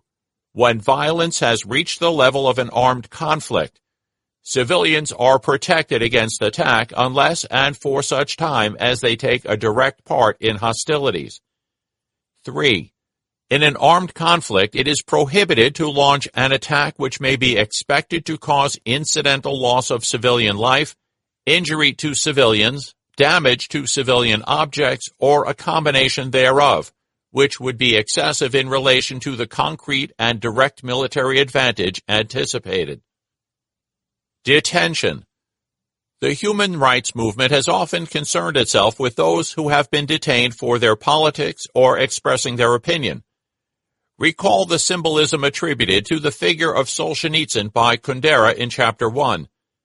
The founding of Amnesty International in 1961 was prompted by its founder, the barrister Peter Benenson, reading about two Portuguese students publicly raising their glasses in a toast to freedom and then being convicted and sentenced to 7 years imprisonment. The Observer newspaper carried Benenson's appeal for amnesty under the banner headline, "The Forgotten Prisoners." The article included photographs of 6 prisoners: Constantin Noica, a Romanian philosopher; the civilian rights supporter Reverend Ashton from the United States; the Angolan poet Agostinho Neto, held by the Portuguese; Archbishop Baron of Prague; Tony Ambatielos, a trade unionist detained in Greece; and Cardinal Majensky of Hungary, taking refuge in the U.S. Embassy in Budapest. Other prisoners from Spain and South Africa were included in the article. The original appeal for amnesty had 4 aims: to work impartially for the release of those imprisoned for their opinions, to seek for them a fair and public trial, to enlarge the right of asylum and help political refugees to find work, and to urge effective international machinery to guarantee freedom of opinion. Since that time, Amnesty International has expanded its focus and now explains that its vision is of a world in which every person enjoys all of the human rights enshrined in the Universal Declaration of Human Rights and other human rights instruments. The original campaigns, however, mobilized public support for a membership-based movement focused on such forgotten prisoners. This is a part of the story of the growth of concern for human rights during the Cold War. Known sometimes as prisoners of conscience or political prisoners, such detainees were, and still are, the subject of human rights campaigns and protests. Their detention has come to be associated with regimes that generally disregard basic freedoms.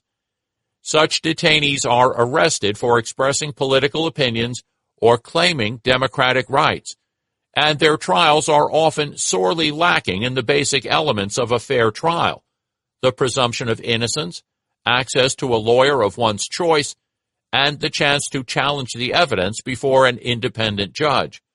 More recently, controversy has centered on secret detention and rendition operations by the U.S. Central Intelligence Agency, CIA, with the complicity of other states. Secret detention is specifically designed to keep individuals outside the justice system and deny them the human rights protections which have been designed over the last decades in order to prevent torture and arbitrary deprivation of liberty. Although some of the most graphic details remain secret, the European Court of Human Rights has already held 2 European states accountable for their participation in these arrangements. The following is taken from the judgment given by the European Court of Human Rights in the Al-Nashiri v. Poland 2014 case. The court observes that secret detention of terrorist suspects was a fundamental feature of the CIA rendition program. As can be seen from the CIA declassified documents, the rationale behind the program was specifically to remove those persons from any legal protection against torture and enforced disappearance, and to strip them of any safeguards afforded by both the U.S. Constitution and international law against arbitrary detention, to mention only the right to be brought before a judge and be tried within a reasonable time, or the habeas corpus guarantees. To this end, the whole scheme had to operate outside the jurisdiction of the U.S. courts and in conditions securing its absolute secrecy, which required setting up, in cooperation with the host countries, overseas detention facilities. One of the dangers with focusing on political prisoners and the absence of legal protection for suspected terrorists is that we lose sight for a while of the bigger picture with regard to those deprived of their liberty. There is currently a worldwide population of over 10 million detainees. The criteria of unpopular, marginalized, and vulnerable can also be applied to these millions of individuals incarcerated around the world. A huge number of these prisoners are subjected to conditions that fall far short of human rights standards. According to Penal Reform International, in most prison systems, prisoners do not have the minimum space requirements recommended by international standards, spending up to 23 hours of the day, if not all day, in overcrowded cells. Overcrowding can be so severe that prisoners sleep in shifts, on top of each other, share beds, or tie themselves to window bars so that they can sleep while standing. In ending this discussion of detention, we should mention that an individual's freedom is not extinguished on arrest or conviction. The freedom is restricted to the extent that this is necessary, and the detaining authority is actually required to reevaluate the necessity of all detention. As part of this freedom, a detainee is entitled to demand that the authorities present a judge with an explanation of the legal basis for detention. This principle is sometimes known by the Latin expression habeas corpus, after the historical judicial remedy, which, in the name of the sovereign, forced anyone detaining another human being for any reason to produce the person before the judge and explain the legal justification for depriving that person of their liberty. The ancient remedy is now reflected in international law. The International Covenant on Civil and Political Rights in Article 9, Section 4 states, "Anyone who is deprived of his liberty by arrest or detention shall be entitled to take proceedings before a court in order that the court may decide without delay on the lawfulness of his detention and order his release if the detention is not lawful." The UN Human Rights Committee's General Comment 35 on Liberty and Security of the Person, 2014, explains, "The right in Article 9, Section 4 applies to all detention by an official action or pursuant to official authorization, including detention in connection with criminal proceedings, military detention, security detention, counterterrorism detention, involuntary hospitalization, immigrant detention, detention for extradition, and wholly groundless arrests. It also applies to detention for vagrancy or drug addiction, and detention for educational purposes of children in conflict with the law, and other forms of administrative detention. Detention within the meaning of paragraph 4 also includes house arrest and solitary confinement." European Court of Human Rights, El Masri v. the former Yugoslav Republic of Macedonia. The court observes that on the 23rd of January 2004, the applicant, handcuffed and blindfolded, was taken from the hotel and driven to Skopje Airport. Placed in a room, he was beaten severely by several disguised men dressed in black. He was stripped and sodomized with an object. He was placed in an adult nappy and dressed in a dark blue short-sleeved tracksuit. Shackled and hooded and subjected to total sensory deprivation, the applicant was forcibly marched to a CIA aircraft, a Boeing 737 with the tail number N313P, which was surrounded by Macedonian security agents who formed a cordon around the plane. When on the plane, he was thrown to the floor, chained down, and forcibly tranquilized. While in that position, the applicant was flown to Kabul, Afghanistan, via Baghdad, Iraq. In the court's view, such treatment amounted to torture in breach of Article 3 of the Convention. The respondent state must be considered directly responsible for the violation of the applicant's rights under this head, since its agents actively facilitated the treatment and then failed to take any measures that might have been necessary in the circumstances of the case to prevent it from occurring. Chapter 6. Balancing Rights, Free Speech, and Privacy. So far, we have resisted the temptation to claim that human rights are about balancing individual freedoms and the collective interests of the community. Such claims are inappropriate when discussing torture, the right to life, the rights of detainees, and fair trial. Even if the majority demand that their interest in living in peace and security should take priority, the whole idea of human rights is that individuals' lives must be treated with respect, even where the majority consider that harsher treatment is justified. Let us leave killing, torture, rendition, and arbitrary deprivations of liberty, and look now at the formula for determining when limitations may indeed be imposed on other sorts of rights. The human rights we will consider in the rest of this chapter have built-in limitations.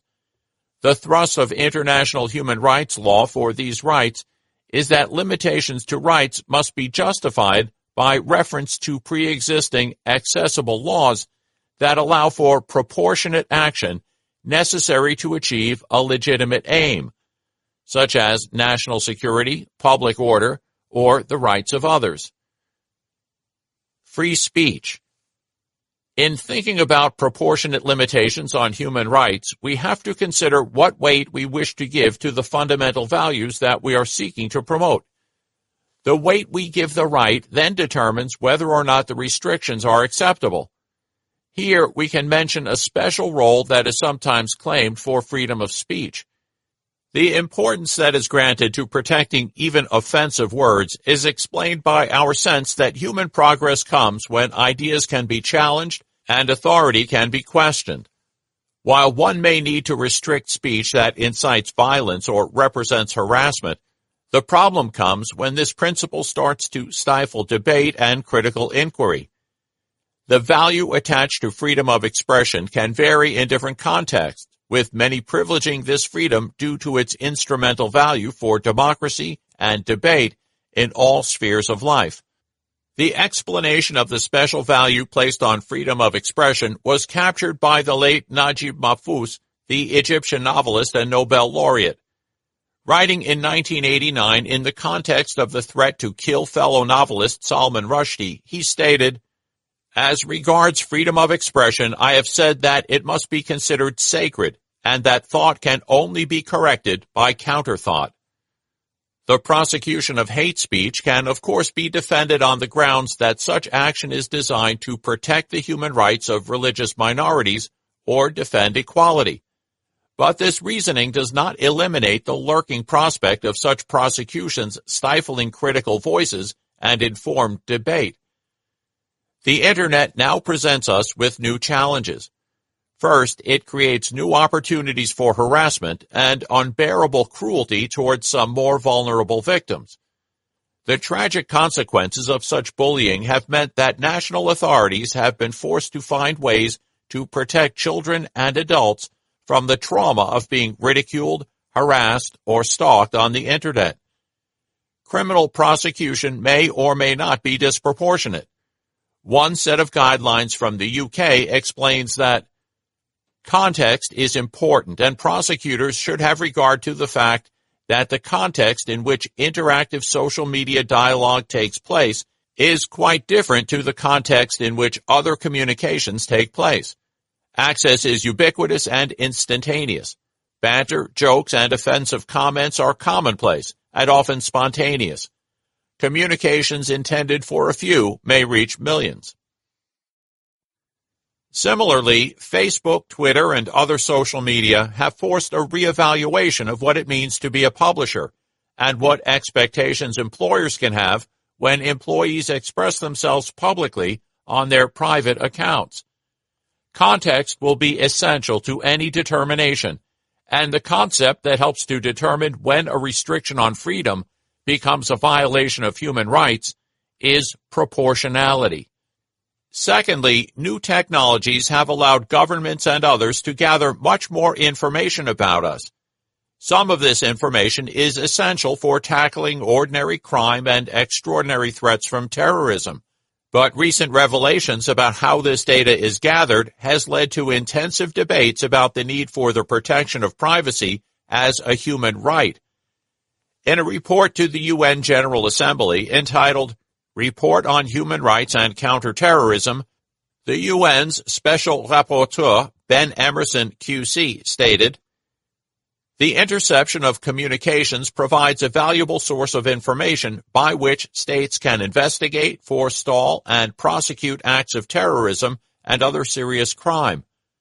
Most states now have the capacity to intercept and monitor calls made on a landline or mobile telephone, enabling an individual's location to be determined, his or her movements to be tracked through cell site analysis, and his or her text messages to be read and recorded. Targeted surveillance also enables intelligence and law enforcement agencies to monitor the online activity of particular individuals, to penetrate databases and cloud facilities, and to capture the information stored on them. An increasing number of states are making use of malware systems that can be used to infiltrate an individual's computer or smartphone, to override its settings, and to monitor its activity.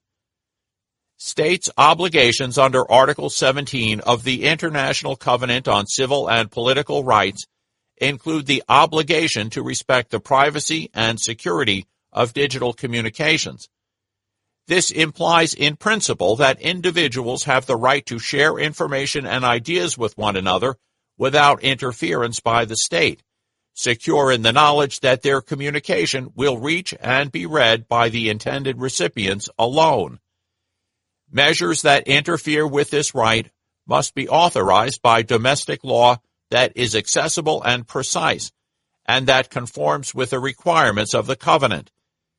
They must also pursue a legitimate aim and meet the tests of necessity and proportionality.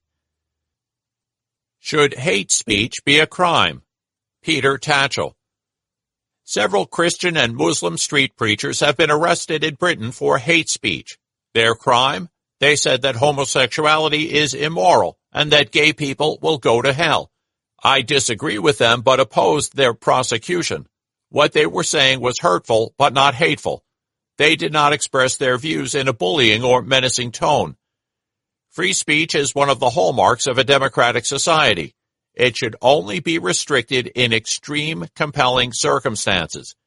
Criminalizing views that are objectionable and offensive is the slippery slope to censorship and the closing down of open debate. It is also counterproductive. It risks making martyrs of people with bigoted opinions and deflects from the real solution to hate speech, education, and rational debate. Hate speech should be protested and challenged, not criminalized. I was arrested for saying the homophobia and sexism of Islamist extremists is akin to the mentality of the Nazis. Separately, a youth was arrested for calling Scientology a dangerous cult. In both instances, it was deemed we had committed religious hate crimes. Privacy. Thinking about the notion of privacy forces us to confront fundamental issues at the heart of human rights. Although there is a popular perception that time-honored rights to privacy are now constantly under attack, it is not at all clear where the notion of privacy came from. If we trace the origin of the concept, we find that privacy is not a traditional constitutional right. One does not find 18th century revolutionary demands for privacy.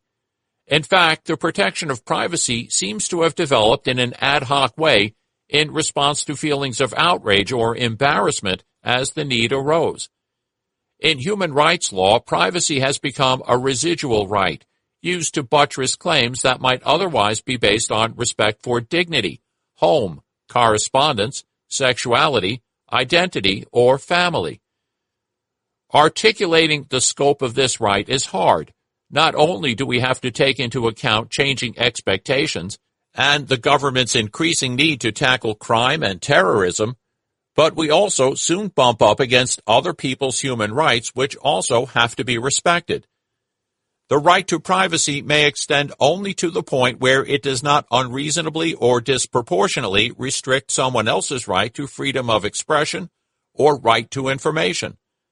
However, when we move away from the property-based notion of a right, where the right to privacy would protect, for example, images and personality, to modern notions of private and family life, we find it harder to delimit the right. This is, of course, the strength of the notion of privacy, in that it can adapt to meet changing expectations and technological advances involving data storage, telephone hacking, mass surveillance technology for emails, website visits and telephone calls, digital images, and DNA identification. We might identify at least 5 contemporary dimensions to privacy. First, there is a desire to be free from observation. From this, rights may flow with regard to strip searches, detention, medical situations, hidden cameras, and other forms of surveillance.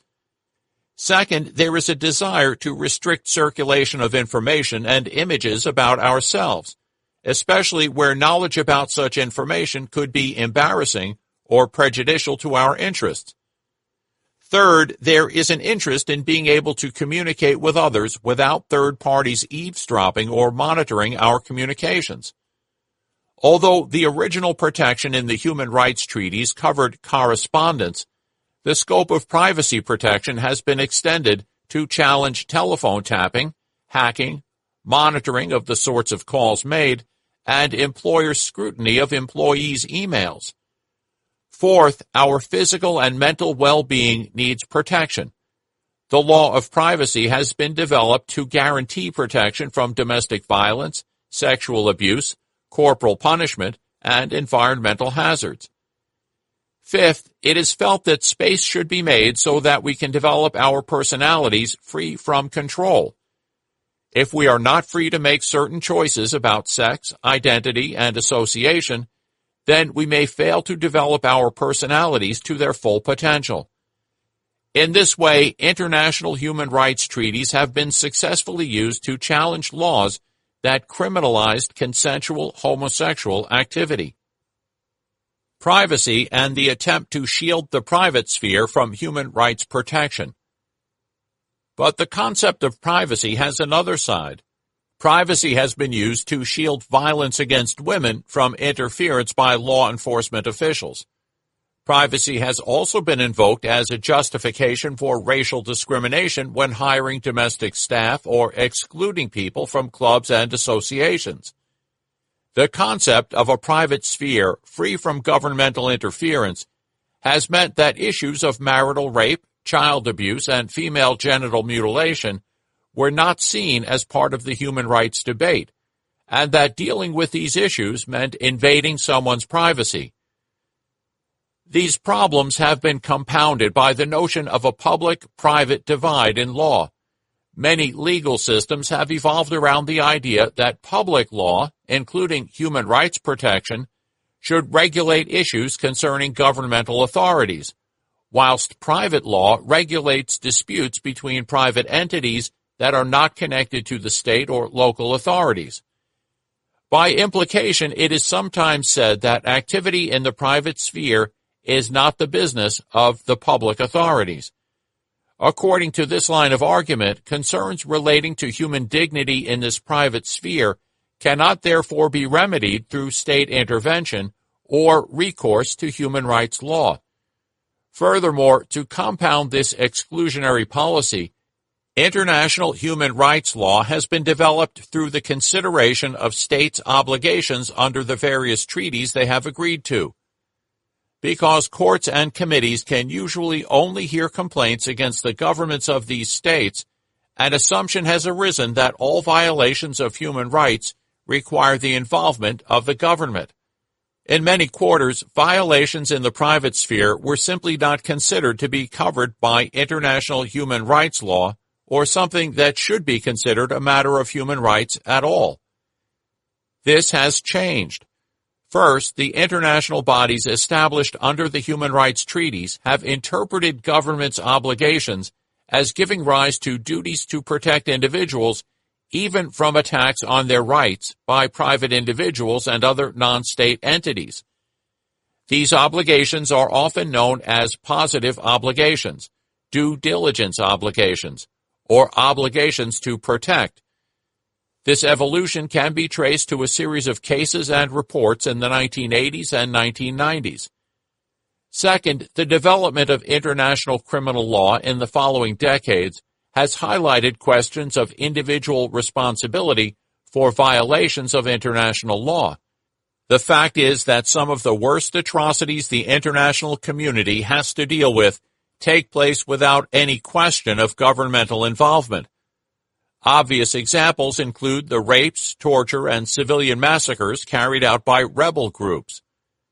There is now a good argument that such non-state actors have certain human rights obligations. Indeed, states held special sessions of the UN Human Rights Council in 2014 and 2015 and condemned in the strongest terms the systematic violations and abuses of human rights which result from the acts of the Islamic State and the gross abuses of international human rights law perpetrated by Boko Haram. In turn, the scope of human rights obligations is coming to be seen as having an impact on other non-state actors, such as the United Nations and NATO, in the context of their peace operations, international financial institutions, such as the World Bank and the International Monetary Fund, multinational corporations and other forms of businesses, and all sorts of political parties, religious groups, nursing homes, unions, clubs, and associations. The traditional distinction between public and private and the consequent exclusion of domestic and family matters from the public sphere has led to a careful feminist critique of the construction of the public-private divide and its implications for women and women's rights. It has sometimes been suggested that abolishing the notion of a public-private divide is essential to ensure that oppression in the private sphere would be tackled as a matter of public political concern. The solution, however, is not to abolish the right to privacy, however problematic its past use. Privacy claims are proving effective to ensure a degree of control over one's body, one's sexual relations, and over personal information and communication. The way forward is to take women's claims seriously and acknowledge that human rights apply in the private sphere. Balancing privacy and other values. Balancing the right to privacy with the competing right to freedom of expression is certainly contextual. One might even say cultural. Human rights simultaneously claim to protect freedom of expression and the right to privacy. How to choose? Here, we have to admit that the human rights framework is not akin to a set of traffic regulations or simple road rules. There is plenty of room for different people, different judges even, to come to different conclusions. And again, everything depends on context. But at least in the context of the cases coming before the European Court of Human Rights, an attempt has been made more recently to set out relevant criteria for determining whether a publication can be suppressed in order to protect someone's privacy. A recent case concerned a book by the former partner of the Finnish Prime Minister. While the court has constantly stressed that the need for information about political figures is greater than that associated with individuals with no public role, the case turned on the published details of the couple's sex life. The court applied its criteria and found that publication of this information could legitimately be sanctioned through criminal prosecution. The expansion of the concept of privacy to protect people from pollution, including noise pollution, illustrates the point that privacy is not considered an absolute right, and that decision-makers have a complex task in determining whether an interference with the enjoyment of this right is justified. In 2001, residents near Heathrow Airport succeeded in convincing a chamber of the European Court of Human Rights, by 5 votes to 2, that the noise levels at night were an unjustifiable interference with their effective enjoyment of their right to respect for their homes and their private and family lives.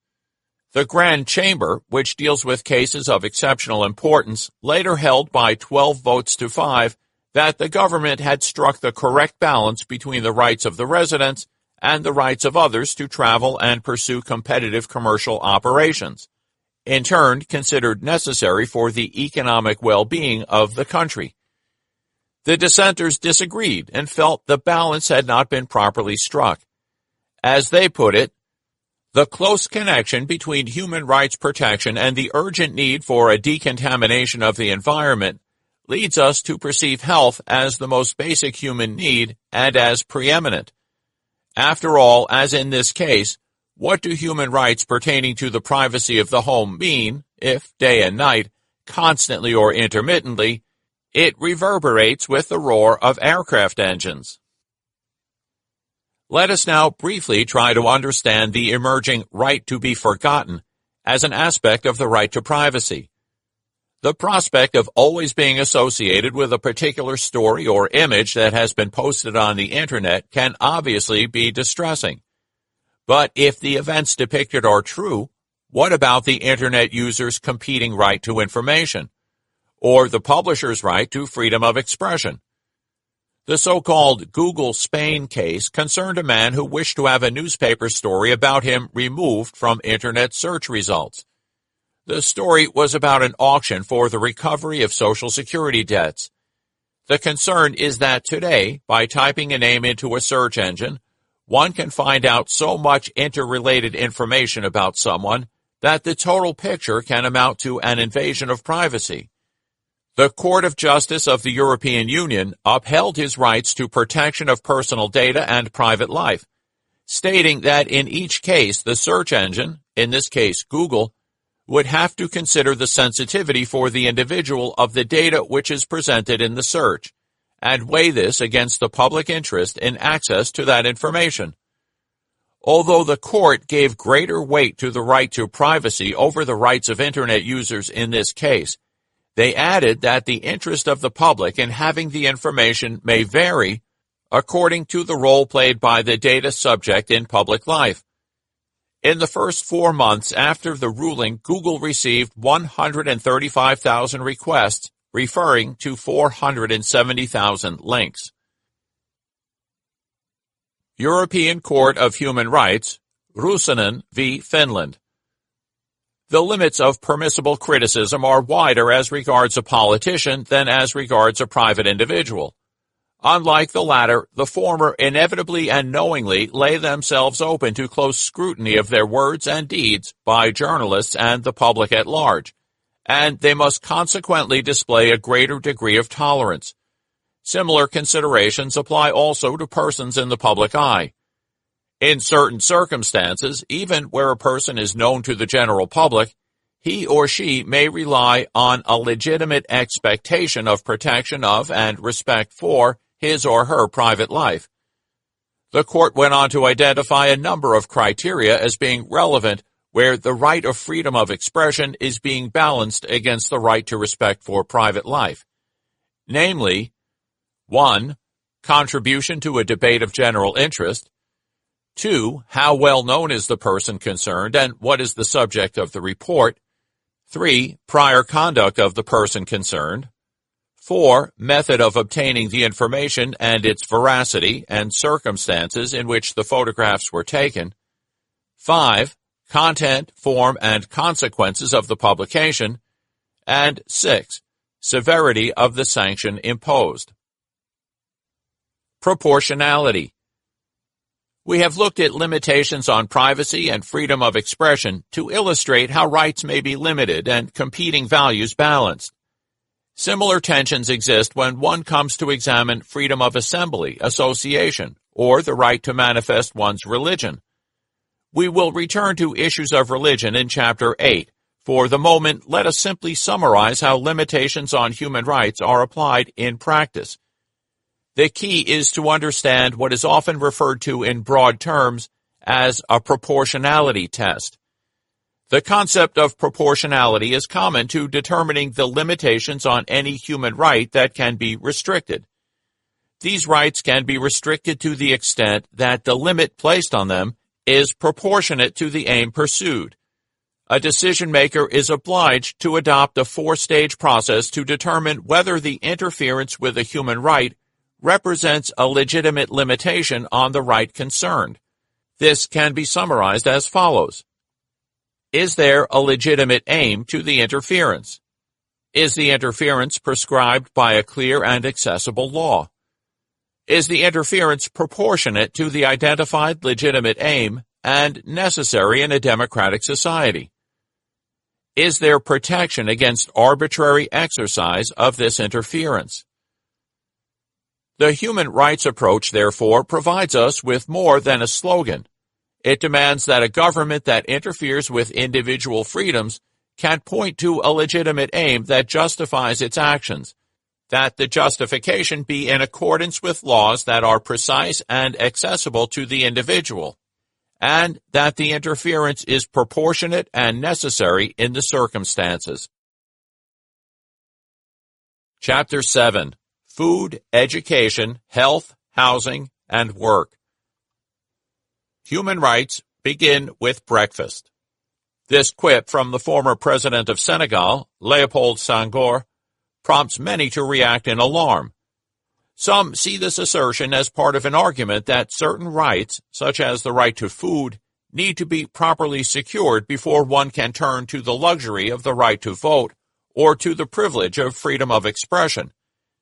Indeed, many subscribe to a so-called full-belly thesis, according to which subsistence rights to food and water have to be secured before turning to civil and political rights relating to political participation, arbitrary detention, freedom of expression, or privacy.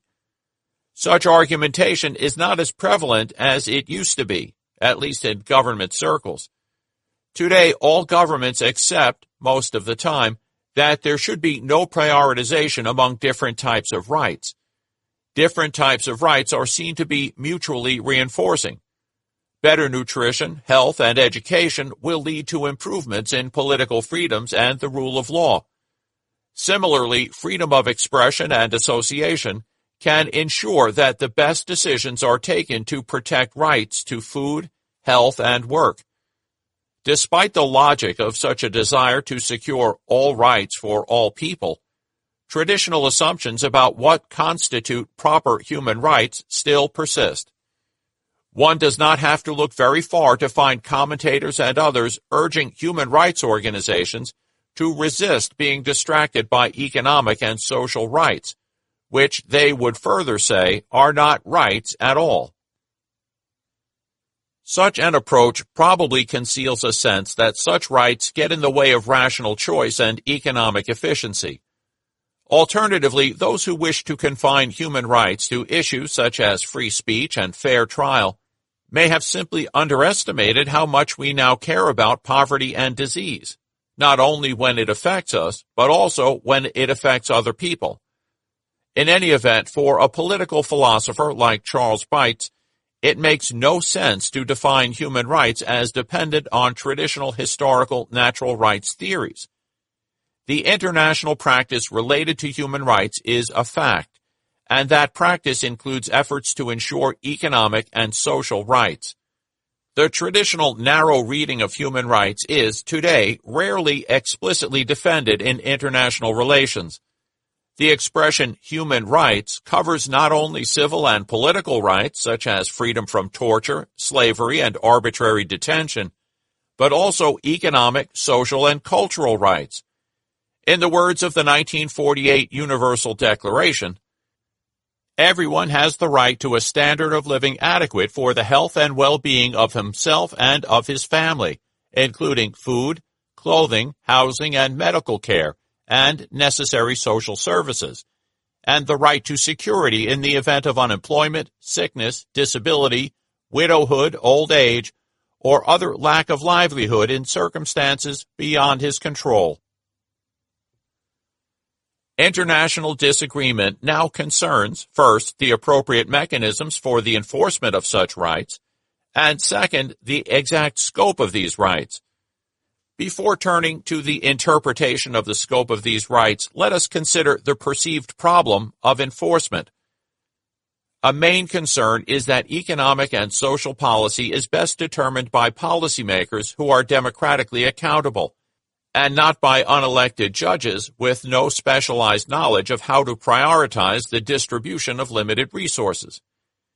In a context such as health, it is clear that health authorities and hospitals may have to deny some people treatment when this represents an unreasonable strain on limited resources. Those who support increasing the judicial enforcement of economic, social, and cultural rights point out that protecting civil and political rights also involves deciding questions with resource implications. The provision of humane conditions for detainees has resource implications. Establishing the preconditions for truly free and fair elections likewise costs money. But there remains a tension regarding the appropriateness of economic and social rights for judicial enforcement. The result is that in those instances when courts have adjudicated economic, social, and cultural rights, judges have been careful not to impinge overly on the roles of the legislature and executive. For example, the judiciary in South Africa has reminded the government of its duty to justify restrictions on access to health care, and demanded that the government develops policies to ensure housing for the most marginalized.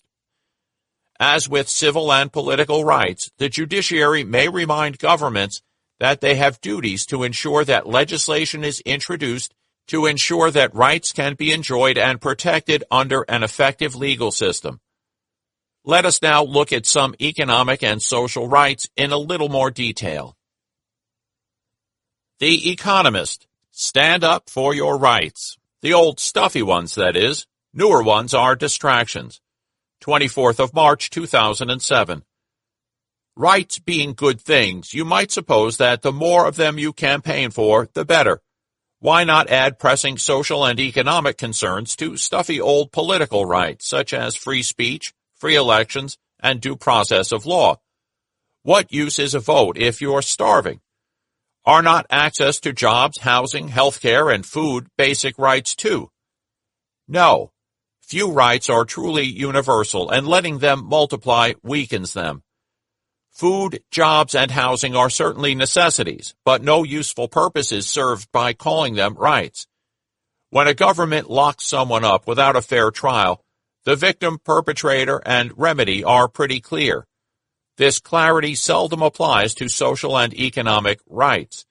It is hard enough to determine whether such a right has been infringed, let alone who should provide a remedy or how. Who should be educated in which subjects for how long at what cost in taxpayers' money is a political question best settled at the ballot box. So is how much to spend on what kind of health care. And no economic system known to man guarantees a proper job for everyone all the time. Even the Soviet Union's much boasted full employment was based on the principle, they pretend to pay us and we pretend to work. C.R. Bites, The Idea of Human Rights. Human rights are sometimes described as timeless, as protections that might reasonably be demanded in all times and places. But this description is difficult to reconcile with the content of international doctrine. Many of the threats protected against, for example, unfair pay, lack of educational opportunity and access to medical care, loss of nationality, arise distinctively in modern or modernizing societies. They are not generic in the way that assault, say, was conceived as a threat in traditional state of nature theories. Moreover, some human rights are only comprehensible against a background assumption that certain types of institutions either do or can be brought to exist. For example, the rule of law, elections for public office, a public capacity for taxation and welfare provision, at least a rudimentary administrative state. Modern human rights doctrine cannot plausibly be regarded as seeking to articulate protections of timeless significance. It speaks to what might be described broadly as the conditions of modern life. C. Geerty, Against Judicial Enforcement. Courts are not suitable places to receive, much less assess, the kind of empirical data and guesses about future trends that should underpin all social policy, including the provision of social rights. This is more than a reservation based on lack of equipment for the job. It is primarily an observation on the incompetence of the judicial forum, however seemingly well provided for the decision it may appear to be. The point is that it is not the right site to decide these things, and the more you fiddle with its procedures to make it the right place, special briefs on socioeconomic data and the like, advice from NGOs, expert evidence on the wider social impact of a proposed ruling, and so on, the more any such tribunal looks increasingly like an executive officer, but without the usual democratic necessities of electoral legitimacy and public accountability. Food. The existence of the right to food does not mean that the government has to provide free food for all. The right to food is shorthand for a more complex set of obligations relating to food security, which involves ensuring access to food and planning for shortages and distribution problems.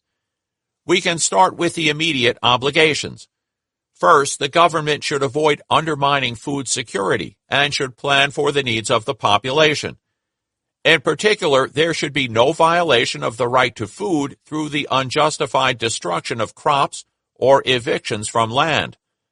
Furthermore, there must be no discrimination with regard to access to food. These immediate obligations can be seen as part of a duty to respect the right to food. A second level of obligation concerns the duty to protect the right to food. Here we find obligations to protect individuals from interference with their right to food from other actors. So, for example, the state may have a duty to regulate with regard to food safety. In some contexts, this may require the state to guarantee that title to land is ensured to those who have a close cultural link to the land, such as indigenous peoples. The third level is variously expressed as an obligation to fulfill, assist, facilitate, or provide. This means, on the one hand, strengthening access to food by ensuring that people have the resources for food security through stimulating employment, engaging in land reform, and developing transport and storage facilities.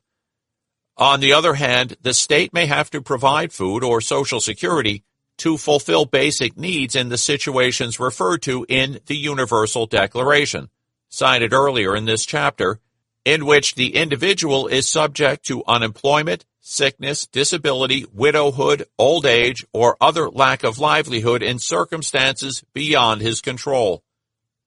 In recent years, considerable focus has been placed on the right to water, as water has come to be regarded as a part of globalized services market. Often subsumed under the right to food, the right to water is increasingly raised in the context of privatization of public utilities, and in particular, with regard to multinational companies which have been accused of pricing parts of the population out of the market, resulting in a denial of the right to water. Education. The right to education is crucial to empowering people to be able to enjoy their other rights. The right to education involves not only obligations to refrain from interfering with the right by closing schools or discriminating against certain pupils, but also includes obligations to fulfill the right to education by providing compulsory, free primary education for all. The right to education has been developed at the doctrinal level to encompass what is known as a 4A's approach: availability, accessibility, acceptability, and adaptability. Some might hear echoes of the 3 R's: reading, writing, and arithmetic. First, education has to be available in a functional sense, so that in the words of the UN Committee on Economic, Social, and Cultural Rights, there has to be protection from the elements, sanitation facilities for both sexes, safe drinking water, trained teachers receiving domestically competitive salaries, and teaching materials. The late UN expert Katerina Tomaszewski pointed out that for availability to be meaningful, rather than formal, schools have actually to attract children. Not only must schools be formally open to both boys and girls, but they should be monitored to ensure that girls and boys are retained in school.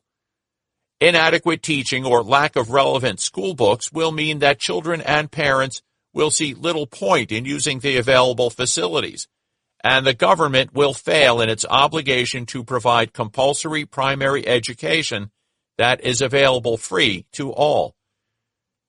Second, the state must ensure that schools and programs are accessible to all.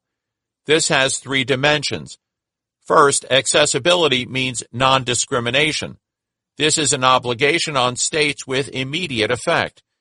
Affirmative action or temporary special measures intended to bring about equality for men and women or for disadvantaged groups is not considered a violation of the non-discrimination rule as long as it does not continue unnecessarily.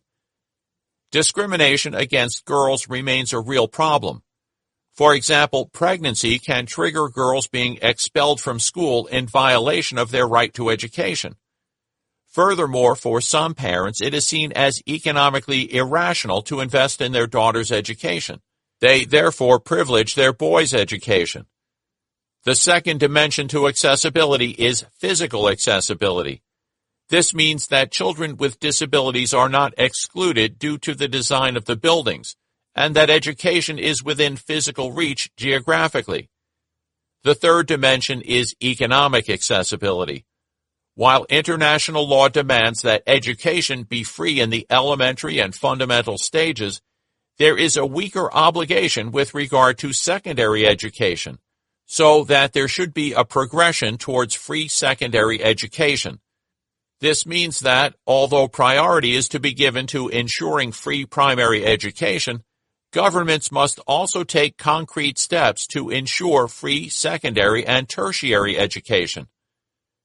Acceptability is the concept used to describe the importance of ensuring that education is conducted in a way that is acceptable to children and parents.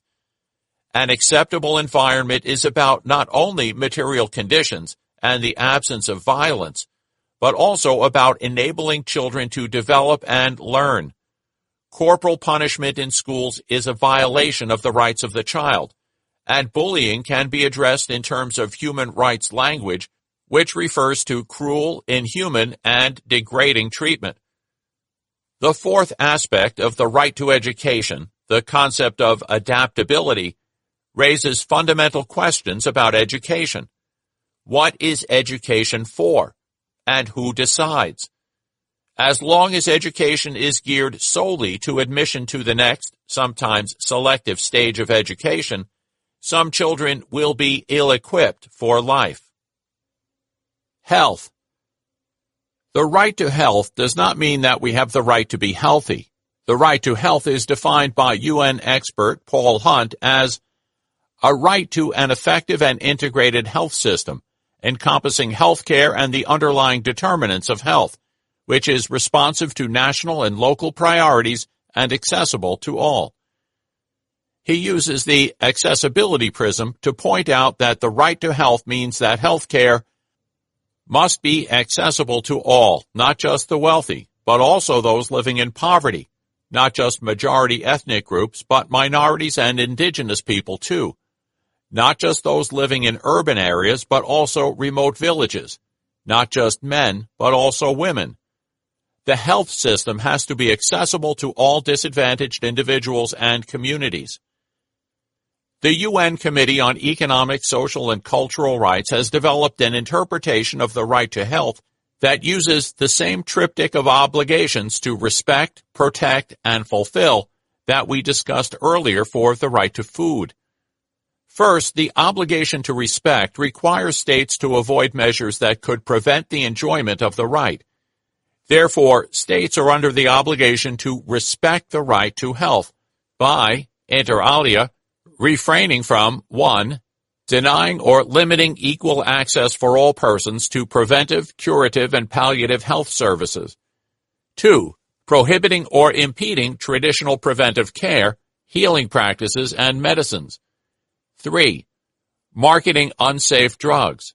4. Applying coercive medical treatments. 5. Limiting access to contraceptives and other means of maintaining sexual and reproductive health. And 6. Censoring, withholding, or intentionally misrepresenting health-related information, including sexual education and information, as well as preventing people's participation in health-related matters.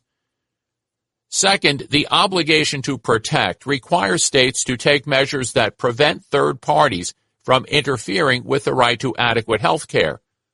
Obligations to protect include, therefore, the duties of states to 1. Adopt legislation or to take other measures ensuring equal access to health care and health-related services provided by third parties.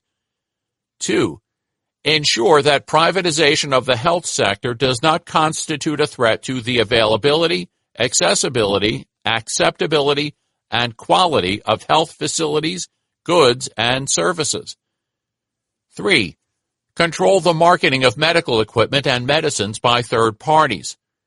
4. Prevent third parties from coercing women to undergo traditional practices, such as female genital mutilation. And 5. take measures to protect all vulnerable or marginalized groups of society, in particular women, children, adolescents, and older persons. Finally, the obligation to fulfill requires states to take positive measures that enable individuals and groups to enjoy the right to health. The obligation to fulfill requires states, for instance, to 1. Give sufficient recognition to the right to health in the national, political, and legal systems, preferably by way of legislative implementation. 2. Adopt a national health policy with a detailed plan for realizing the right to health. 3. Ensure provision of health care, including immunization programs against the major infectious diseases. 4. Ensure equal access for all to the underlying determinants of health, such as nutritiously safe food and potable drinking water, basic sanitation, and adequate housing and living conditions. 5. Ensure the appropriate training of doctors and other medical personnel, the provision of sufficient numbers of hospitals, clinics, and other health-related facilities, with due regard to equitable distribution throughout the country. 6. Provide a public, private, or mixed health insurance system that is affordable for all. 7. Promote medical research and health education. And 8. Promote information campaigns, in particular with respect to HIV/AIDS, sexual and reproductive health, traditional practices, domestic violence, the abuse of alcohol, and the use of cigarettes, drugs, and other harmful substances. This all looks perfect on paper, and left to their own devices, most governments would claim they are doing their best to progressively realize all of these goals, taking into account their available resources. Hunt and others have therefore started to develop an accountability schema using indicators and benchmarks.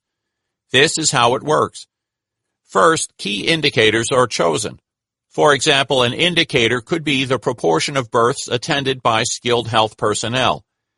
These should be disaggregated for race or other relevant characteristics as appropriate. The challenge is to ensure that all agencies and human rights bodies concentrate on equivalent indicators. The second step is for the government to set national benchmarks as a time-bound target. The government would propose various national benchmarks. The relevant treaty monitoring body should approve or adjust the benchmark to ensure that the state fulfills its international obligations in this context. Lastly, as part of any periodic review, these benchmarks are reviewed by the various international and national actors concerned, and in this way, progress or regression can be monitored and, if necessary, corrected. Here, we are not really in the presence of judicially enforceable remedies for violations of rights. We are in the realm of thinking about issues such as health or trade or development in terms of a rights-based approach, which focuses on concepts such as participation, accountability, non-discrimination, empowerment, and links to international legal norms. A contemporary controversy in the context of the right to health is the perceived clash with the intellectual property rights of multinational pharmaceutical companies.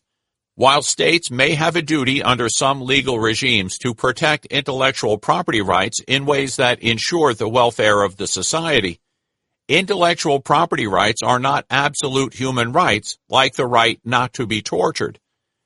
The interests of companies in earning enough from sales of their pharmaceuticals to enable them to fund further research and development have to be weighed by the state against the human rights of those needing access to health care. So far, this issue has remained a question of political action rather than a judicial weighing of competing rights. Housing. We have just seen that the right to health does not mean that an individual can demand unlimited resources from the government. Similarly, Scott Leckie, in one of his core contributions to the topic, starts out by assuring the reader that the legal text establishing housing rights norms obviously were not created to ensure the right of everyone to inhabit a luxurious mansion surrounded by well-sculpted gardens. It is the concept of adequacy that has been central to the development of the right to housing since its inclusion in the Universal Declaration of Human Rights in 1948. This concept takes us beyond a minimal notion of shelter, the roof over one's head, and focuses our attention on the crucial concerns of the individual holders of the right. Again, commentators use the respect, protect, fulfill, provide framework to flesh out the obligations on a state. Indeed, according to Asbjørn Eide, states have, first, a duty to respect the housing found by people themselves by abstaining from forcible evictions and displacements.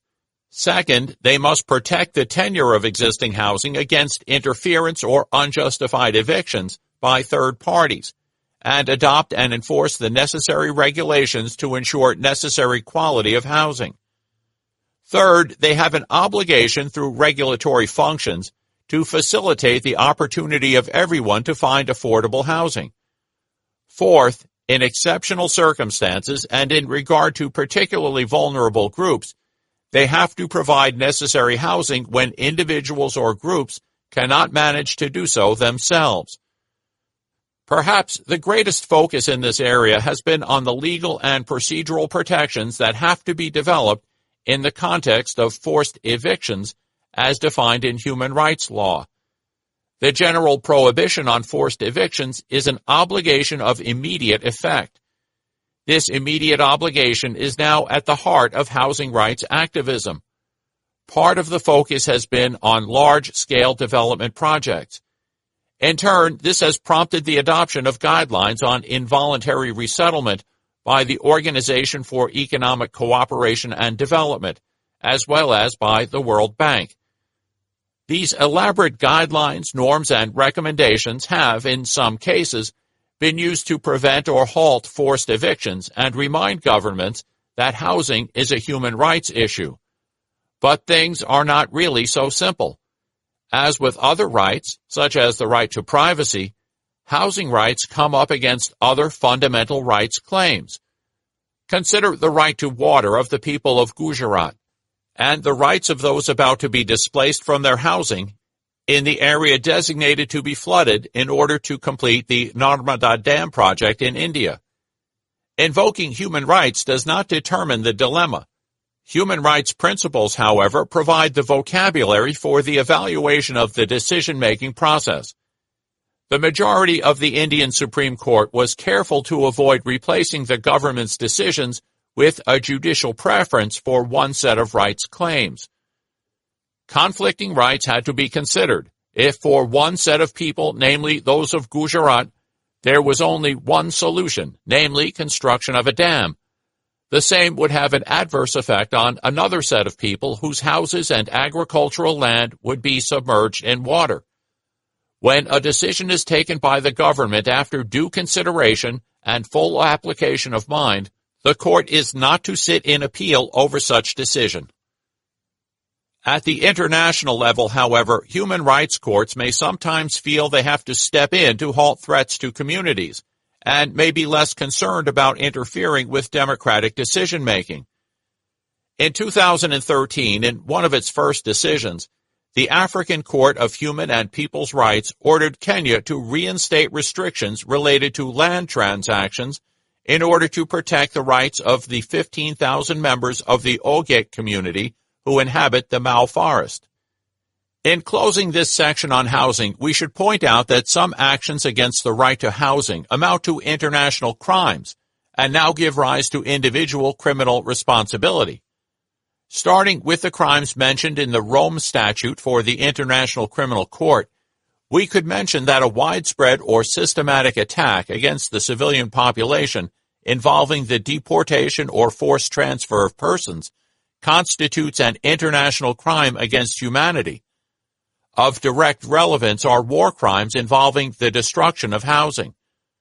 The law here is complex and recognizes that there will be some necessary damage in times of armed conflict, but one might mention three separate international war crimes. First, the war crime of extensive destruction and appropriation of property by an occupying power, not justified by military necessity, and carried out unlawfully and wantonly. Second, in an international armed conflict, the war crime of intentionally launching an attack in the knowledge that such an attack will cause incidental loss of life or injury to civilians or damage to civilian objects, which would be clearly excessive in relation to the concrete and direct overall military advantage anticipated. And third, in the context of civil wars, destroying or seizing the property of an adversary unless such destruction or seizure is imperatively demanded by the necessities of the conflict. Those who order, facilitate, or carry out such destruction of housing commit war crimes and could be prosecuted, not just in a relevant international criminal tribunal, but in the courts of any state willing to bring such suspected war criminals to justice. Work. Various national and local struggles for workers' rights have encompassed the fight against slavery and forced labor, claims for decent working conditions and fair wages, the right to form and join trade unions, and the right to strike. In some ways, these movements antedate the modern human rights movement. International standards and procedures were elaborated through the work of the International Labor Organization, ILO, established in 1919 at the end of the First World War, and against the background of the Russian Revolution. At that time, an international focus was regarded as crucial to counterbalance the increasing appeal of an advancing communism promising to vindicate workers' rights. Social justice was seen in the context of both world wars as essential to achieve lasting peace. The ILO went on to develop detailed conventions and elaborate mechanisms for monitoring compliance with the various standards. A new era began in 1998 as a result of a divisive discussion about protecting workers' rights through the World Trade Organization's international trade law regime. There was considerable unease that introducing labor rights issues through a social clause into the trade regime would allow richer states to exclude imports from developing countries on the grounds that workers in those countries were neither properly paid nor afforded the sorts of labor rights they would enjoy in the developed world. Developing countries would thereby be precluded from enjoying the economic benefits of their comparative advantage in cheap labor. It was decided that the issue of workers' rights should be shunted out of the trade arena and left to the ILO. The ILO responded by taking a fresh look at international labor rights. The rights were then streamlined and repackaged in the ILO Declaration on Fundamental Principles and Rights at Work. The resulting principles were said to be freedom of association and the effective recognition of the right to collective bargaining, the elimination of all forms of forced or compulsory labor, the effective abolition of child labor, and the elimination of discrimination in respect of employment and occupation. An increasing awareness that a state-centric approach to these issues failed to capture the activities of large corporations in a globalized marketplace has led to multiple initiatives to make corporations more responsible.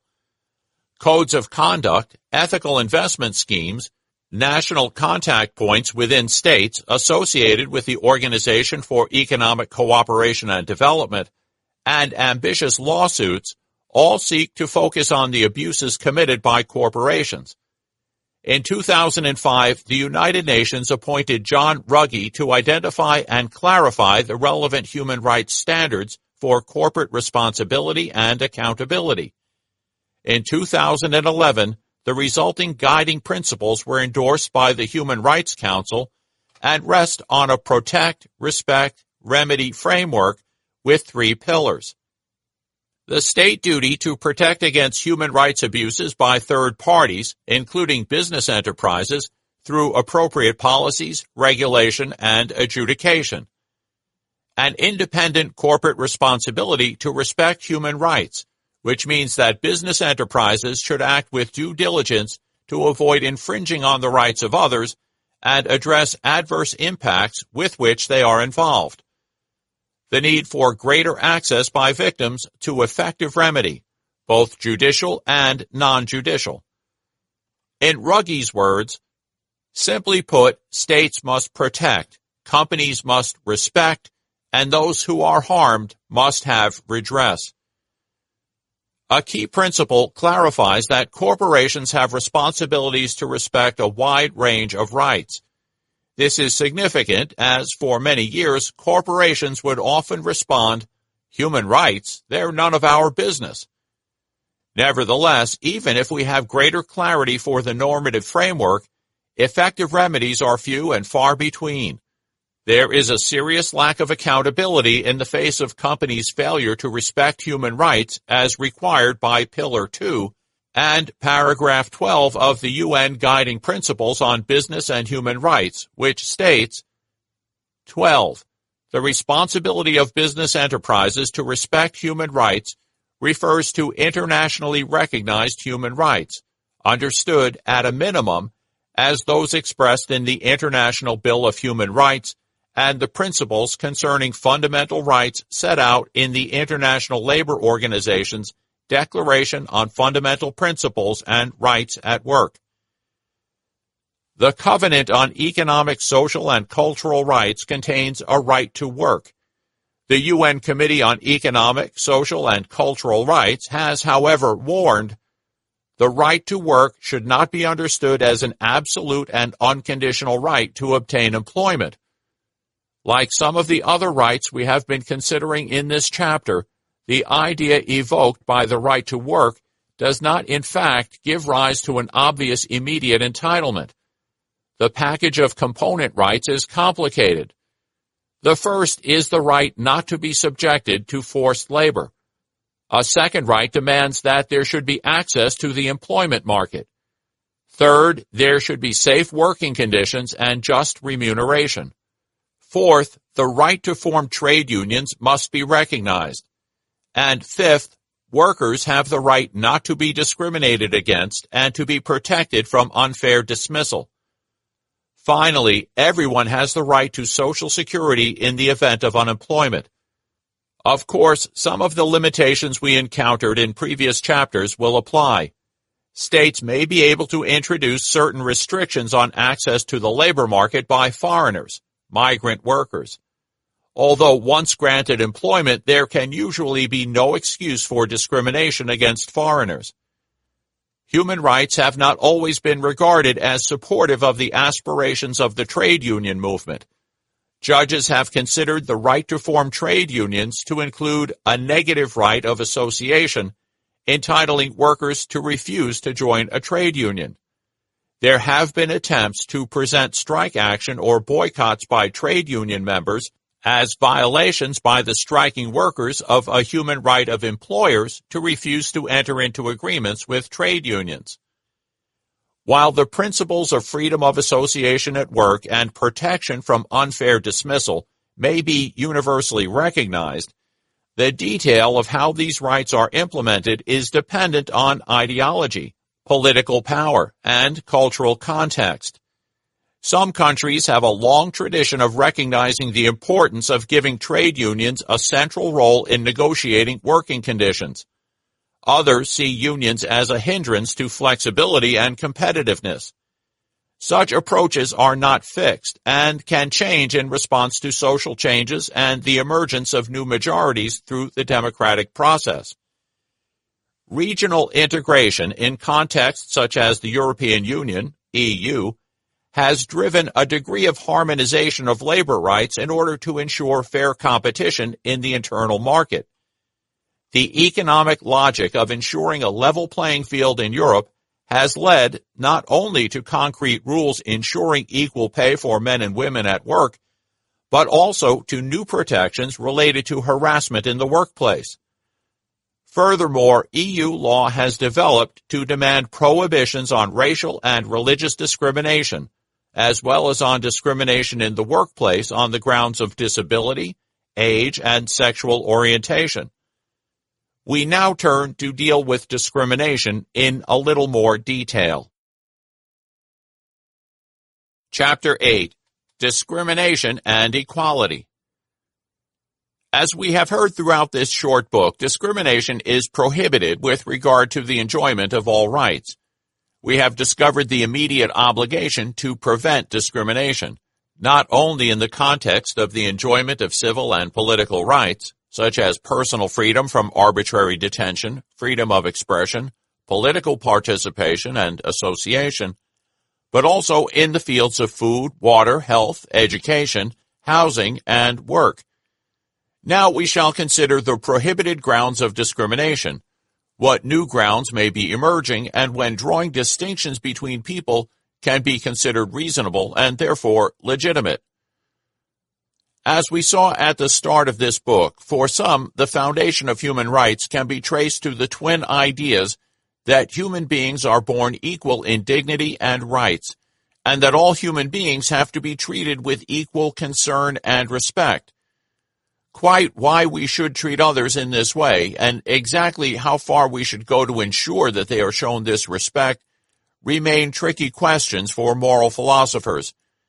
These discussions usually come close to admitting that there is something sacred about each individual human being, and that despite the existence of obvious inequalities at birth, justice and fairness demand that we design a system to give everyone equal access to opportunities, and in some versions, redistribute resources to ensure that the least well-off are prioritized in our attempts to achieve equality of outcomes.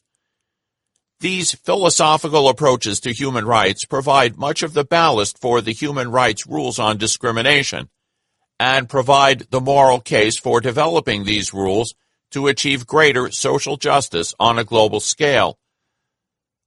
Another way to look at non-discrimination is through the lens of the campaigns and activists who built the human rights movement: anti-slavery, the fight for women's rights, anti-colonialism, anti-apartheid, anti-racism. Discrimination is also central to the concept of genocide and inherent in the concept of crimes against humanity. The injustice that stems from being treated adversely on account of one's gender, color, or religion formed the human right to non-discrimination in its present form. The Universal Declaration of Human Rights proclaimed in 1948 that everyone is entitled to all the rights and freedoms set forth in this declaration, without distinction of any kind, such as race, color, sex, language, religion, political or other opinion, national or social origin, property, birth, or other status.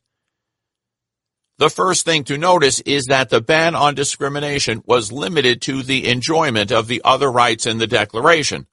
Since that time, international and national rules have extended the scope of non-discrimination obligations to meet most areas of life and to embrace conduct by private or non-state actors in addition to the government. Landlords, hotels, restaurants, employers, transportation companies, water and electricity providers, parks, swimming pools, and insurance schemes ought to be prohibited from discriminating on any of these grounds. The second thing to notice is that the list is not closed. Other grounds of discrimination may be prohibited. The UN committees responsible for monitoring legal obligations under the Covenants of 1966 have extended the non-discrimination obligation to prohibit discrimination with regard to the rights in those treaties on grounds of sexual orientation, health status, including HIV or AIDS, physical or mental disability, age, and nationality. The third point to understand is that in some cases, drawing a distinction between people on a particular ground may be justified as reasonable. For example, religious schools may restrict employment to followers of the relevant faith. Reasonable differentiation and the issue of age. A case concerning age discrimination helps illustrate the idea of reasonable differentiation. An Australian airline pilot, Mr. Love, complained to the UN Human Rights Committee that his compulsory retirement from Australian Airlines at the age of 60 constituted unlawful discrimination under the Covenant. First, the committee determined that age could be considered as a prohibited ground of discrimination and considered that age was a prohibited status even if not explicitly mentioned in the equality provisions of the Covenant.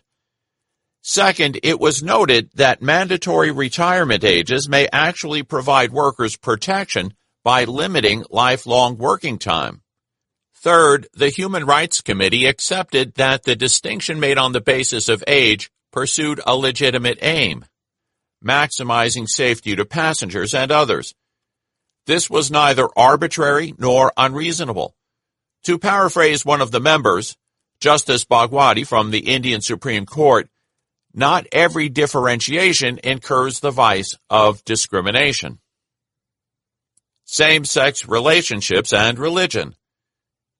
Human rights reasoning also lies at the heart of new demands for equal rights in new areas, such as same-sex marriage.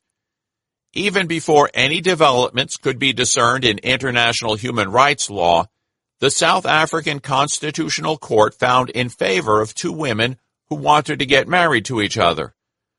At one level, the case turns on the application of the Constitution. At another level, the decision is a logical extension of the philosophy of human rights. Writing for the whole court, Justice Albie Sachs explained, "A democratic, universalistic, caring, and aspirationally egalitarian society embraces everyone and accepts people for who they are. To penalize people for being who and what they are is profoundly disrespectful of the human personality and violatory of equality. Equality means equal concern and respect across difference. It does not presuppose the elimination or suppression of difference. Respect for human rights requires the affirmation of self, not the denial of self." But around the world, although there are now perhaps nearly 40 countries which allow same-sex marriage or something nearly equivalent, there are, according to the Human Dignity Trust, 79 jurisdictions which have laws which criminalize private consensual sexual conduct between adults of the same sex. Often, such legislation is justified on religious grounds. The tension between respecting religious beliefs and ensuring equality has been laid bare in a number of cases concerning individuals refusing on religious grounds to offer services to same-sex couples, or complaining that they were not entitled to wear religious symbols at work. Let us look at the context of 4 recent cases which were joined in a single judgment at the European Court of Human Rights. One case was brought by a Christian marriage registrar who had lost her job as a consequence of refusing to officiate over civil partnerships for same-sex couples. A second was brought by a relationship counselor who refused to counsel homosexual couples. In both situations, the court felt that the employer, in the first a public authority, in the second a private corporation, was pursuing the justifiable aim of ensuring equality. The other 2 cases concerned a nurse who was prevented from wearing a cross on health and safety grounds, and a British Airways worker who had been similarly prevented from wearing a cross, but in this last case, the rationale was that the company wished to project a certain corporate image. The claim by the nurse failed, while the British Airways worker succeeded in her claim. The court found that too much weight had been given to the justification related to corporate image. So determining when a differential measure is discriminatory remains a very contextual exercise. In the United States, the Supreme Court refused in 2010 to find a violation of freedom of expression or association where a student organization, the Christian Legal Society, was excluded from receiving funding from a public sector university because the organization operated a policy of applying their rules so that individuals were excluded where they engaged in unrepentant homosexual conduct or held religious convictions different from those in the organization's statement of faith. The justices in the majority seemed to be convinced by the university's policy of bringing together individuals with diverse backgrounds and beliefs, which in turn could encourage tolerance, cooperation, and learning among students. In the words of Justice Kennedy, a vibrant dialogue is not possible if students wall themselves off from opposing points of view. Courts in different countries have also been faced with a series of complaints by lesbian and gay couples where they have been refused hotel rooms or other arrangements on religious grounds. One technique has been to consider whether those refusing their services made reasonable accommodation. We will also encounter this concept later in the section on discrimination on the basis of disability. The idea is that one considers whether reasonable steps had been taken to accommodate the rights of those being excluded, and is explained in a similar case by Lady Hale, the Vice President of the UK Supreme Court. In Smith and Commotion v. Knights of Columbus and others, a lesbian couple had hired a hall owned by the Roman Catholic Church and let out on its behalf by the Knights in order to hold a reception after their marriage. The hall was available for public hire, and they did not know of its connections with the church. The letting was canceled when the Knights learned of their purpose. The tribunal accepted that the Knights could not be compelled to act in a manner contrary to their core belief that same-sex marriages were wrong, but they had nevertheless failed in their duty of reasonable accommodation. They did not consider the effect their actions would have on the couple, did not think of meeting them to explain the situation and apologize, or offer to reimburse them for any expenses they had incurred or to help find another solution. In effect, they did not appreciate the affront to the couple's human dignity and do their best to soften the blow. Human Dignity Trust website, 2014. 79 jurisdictions with laws criminalizing private consensual sexual conduct between adults of the same sex. Afghanistan, Algeria, Angola, Antigua and Barbuda, Bangladesh, Barbados, Belize, Bhutan, Botswana, Brunei, Burundi, Cameroon, Comoros, Cook Islands, New Zealand Associate, Dominica, Egypt, Eritrea, Ethiopia, Gambia, Gaza, Occupied Palestinian Territory, Ghana, Grenada, Guinea, Guyana, India, Indonesia, South Sumatra and Aceh Province, Iran, Iraq, status unclear, Jamaica, Kenya, Kiribati, Kuwait, Lebanon, Liberia, Libya, Malawi, Malaysia, Maldives, Mauritania, Mauritius, Morocco, Mozambique, Myanmar, Burma, Namibia, Nauru, Nigeria, Oman, Pakistan, Papua New Guinea, Qatar, St. Kitts and Nevis, St. Lucia, St. Vincent and the Grenadines, Samoa, Saudi Arabia,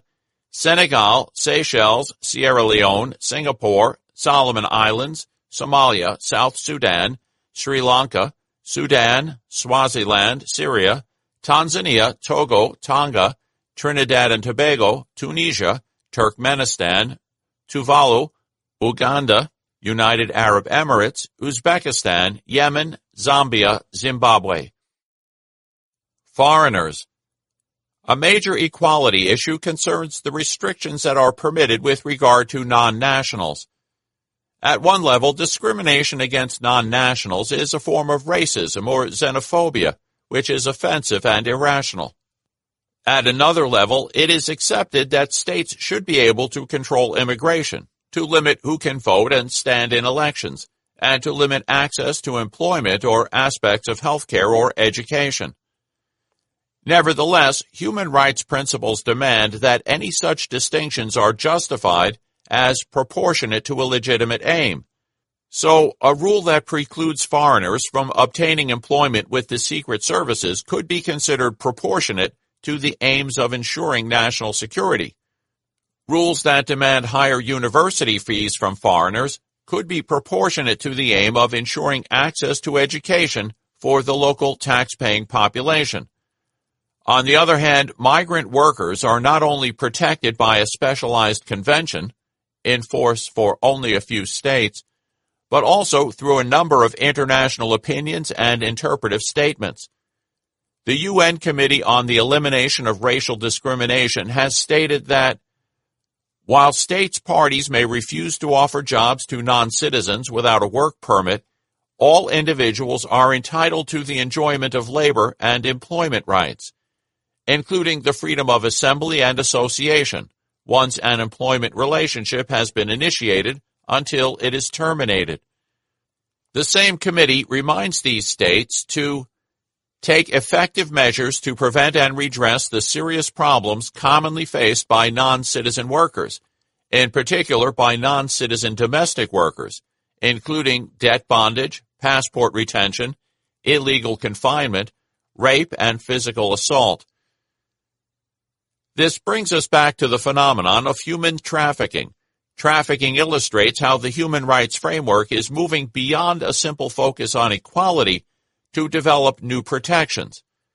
Trafficking exposes its victims to further abuses in the country of destination, including violations of the right not to be subjected to forced labor and the right to be protected from inhumane treatment.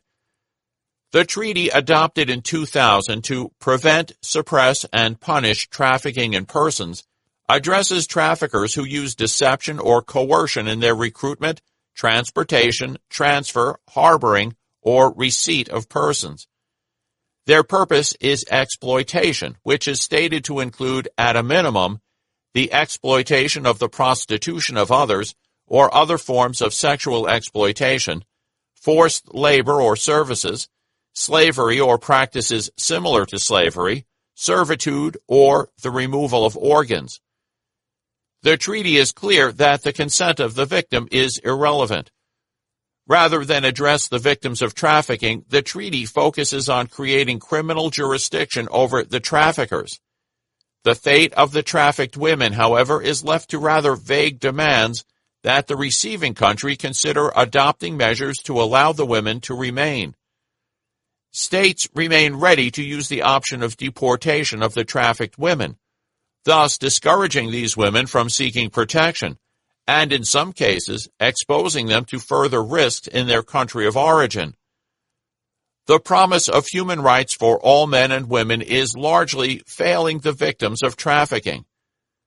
The principle of equality is proving to be rather empty when considered against the rule that allows for these non-nationals to be deported. One problem with the human right not to be discriminated against is that it usually assumes that you're being discriminated against while trying to exercise one of your other rights. Migrant workers and the victims of trafficking do not possess a right to enter a country or to have access to the employment market. Further, discrimination principles rely on the idea of a comparator. Human rights are violated when you are treated less favorably than someone else in a comparable position. What if there is no obvious comparator?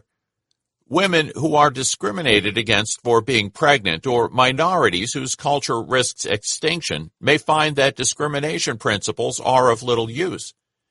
A further problem relates to affirmative action, also known as positive discrimination. Human rights principles do not allow for positive discrimination in the context of racial and sex discrimination, but such measures clearly run the risk of being challenged as fresh forms of discrimination. The acceptability of any affirmative action program will depend entirely on the context. Again, different societies will have different priorities with regard to achieving the representation of certain minorities or disadvantaged groups in various sectors of society. Violence against women. Despite these fundamental difficulties with the concept of non-discrimination, the human rights framework and the notion of equality have been adapted to create campaigns to deal with violence against women. More recently, there has been a high-level mobilization around tackling conflict-related sexual violence, with the UN Secretary-General naming parties responsible for patterns of rape and other forms of sexual violence in situations of armed conflict that are on the Security Council's agenda. But do such parties care? What is the point of naming and shaming the shameless? It may be counterintuitive, but there actually is a good case that not only governments, but also most rebel groups do eventually crave legitimacy in order to retain support and some form of moral superiority, even as compared to other rebel groups or the government they are fighting. Away from the United Nations, civil society groups such as Geneva Call have succeeded in altering rebel behavior by getting such groups to sign deeds of commitment banning landmines, protecting children, and prohibiting sexual violence and gender discrimination. Amnesty International, it's in our hands. Stop violence against women. One of the achievements of women's rights activists has been to demonstrate that violence against women is a human rights violation. This changes the perception of violence against women from a private matter to one of public concern, and means that public authorities are required to take action. The parallel development of international and regional human rights standards reinforces this accountability. Framing violence against women as a human rights issue creates a common language for the work of anti-violence activists and facilitates global and regional networks. One of the most powerful features of the human rights framework is the core principle that human rights are universal. All people have equal rights by virtue of being human. This appeal to universality counters one of the most common excuses used to justify violence against women, that it is acceptable because it is part of the society's culture. All human rights should be enjoyed by all people, and culture or tradition do not excuse the violation of women's basic human rights. Universality does not impose uniformity or deny diversity. Human rights can be universal only if understood in terms of the rich range of different cultures and experiences. Persons with disabilities.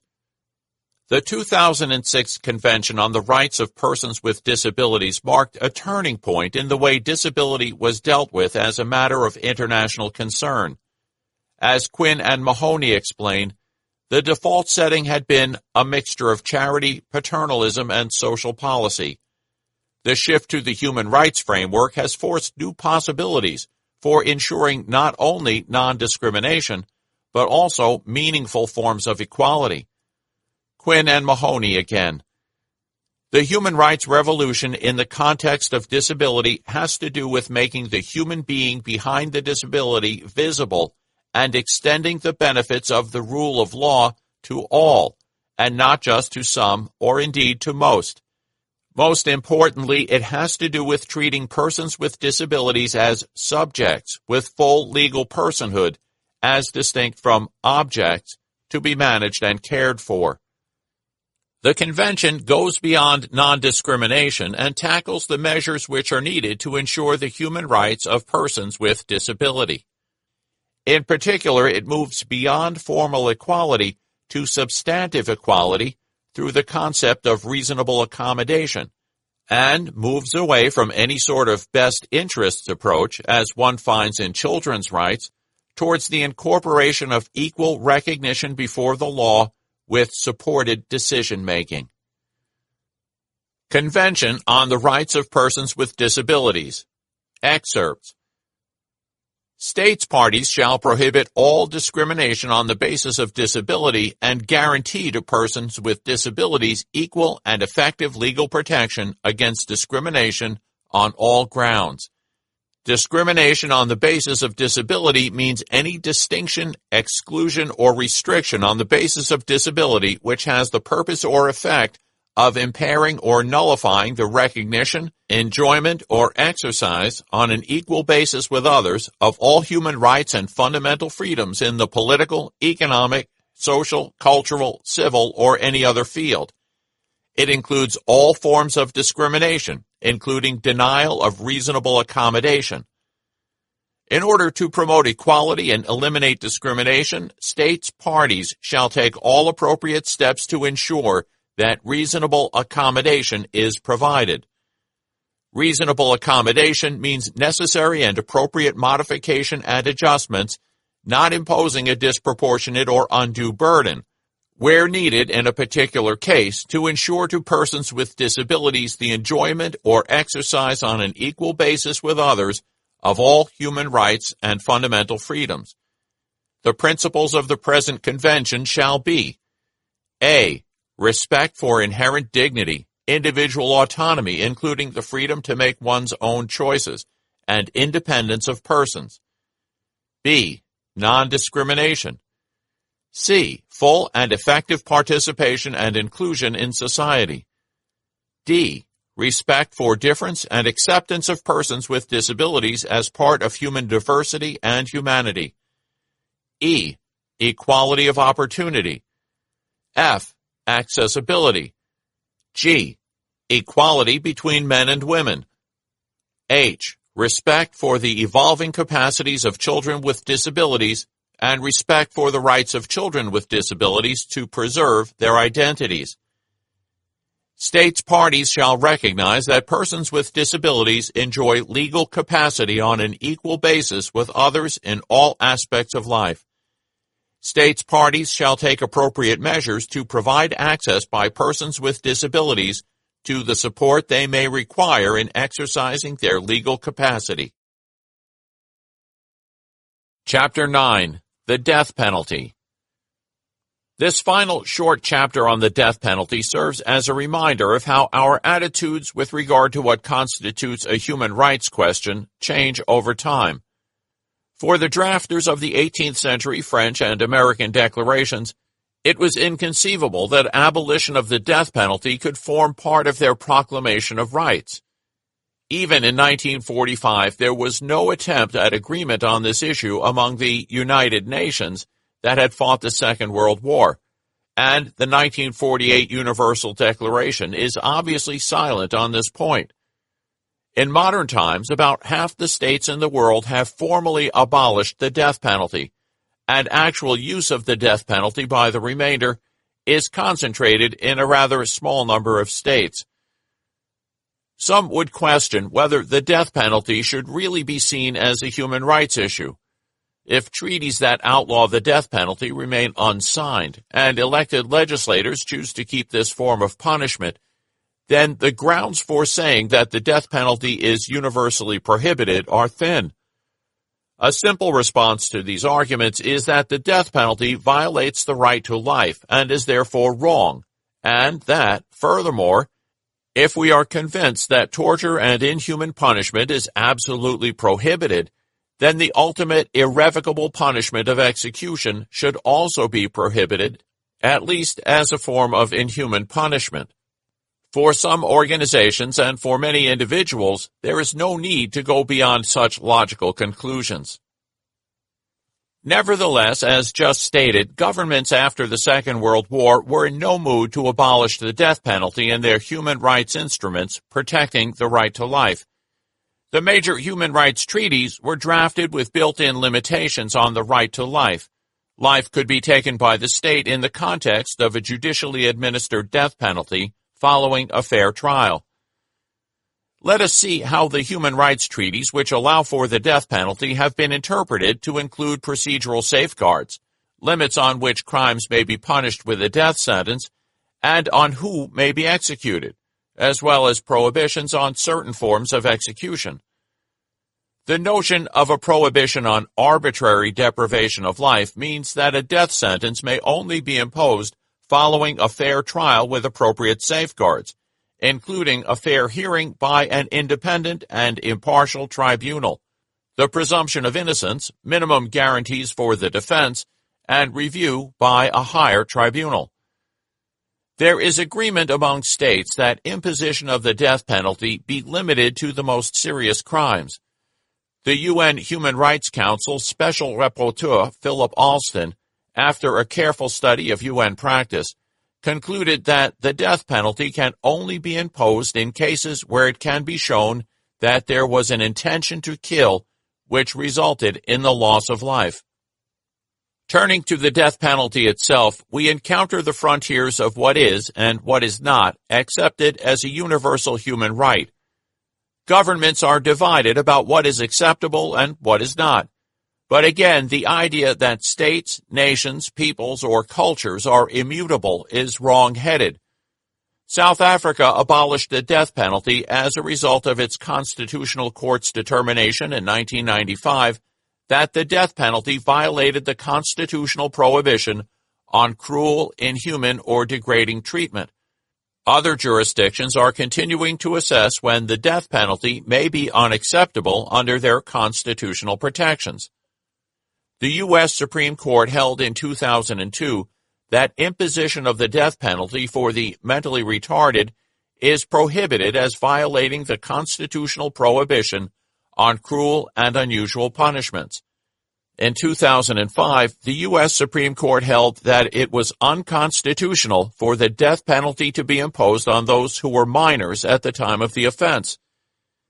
It is now therefore relatively uncontroversial that international norms prohibit the execution of juvenile offenders, the insane, and pregnant women.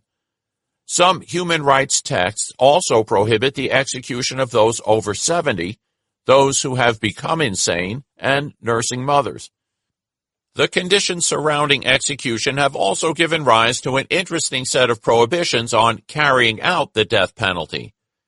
First, the prohibition of the death penalty has been interpreted to prevent states that have abolished the death penalty from extraditing or deporting individuals to face the death penalty elsewhere. Second, the anxiety of waiting for years to exhaust appeals is considered to amount to inhuman treatment. Ironically, the solution is therefore said to be to speed up the process between trial and execution. Third, the method of execution could be found to constitute cruel and inhuman punishment. This can be significant where individuals about to be extradited can use procedures to prevent such extraditions on the grounds that this would lead to inhuman punishment. There have been challenges based on the cruelty of the drugs used in lethal injections, and the European Union has banned exports of barbiturate anesthetic agents as they can be used for executions. The difficulty in obtaining such drugs has led some U.S. states to consider reintroducing the firing squad and the electric chair. For completeness, we should mention perhaps that the same regulation bans the export of electric chairs, gallows, and guillotines. Fourth, violations of fair trial guarantees can mean that any subsequent execution would be an arbitrary deprivation of life. Lastly, in a case concerning the sentencing to death of Abdullah Öcalan in Turkey, the European Court of Human Rights held that the anguish associated with a death sentence following an unfair trial by a court whose independence and impartiality were open to doubt was to be considered inhuman treatment due to the anguish associated with the proceedings. A death penalty trial may trigger extra procedural protection. Most recently, the rules have been changed for the U.S. military commission trying defendants in death penalty cases in Guantanamo. Since 2009, a defendant in such cases is supposed to be represented, to the greatest extent practicable, by at least one additional counsel who is learned in applicable law relating to death penalty cases, and who may be a civilian and compensated by the government. Moreover, a death sentence requires unanimous agreement of the panel of at least 9 members, even if the defendant pleads guilty. These rules apply to the 5 defendants currently on trial in Guantanamo for plotting the attacks of September 11th in 2001. With scientific advances concerning DNA testing and other methods of identification, there is greater confidence that only the guilty are being executed. This diminishes the force of the argument that the death penalty remains unacceptable due to the risk of executing an innocent human being.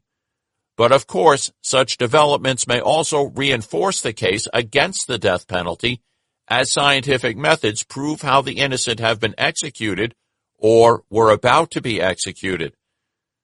Arguments concerning the cruelty of the death penalty can be met with new humane ways to inflict death.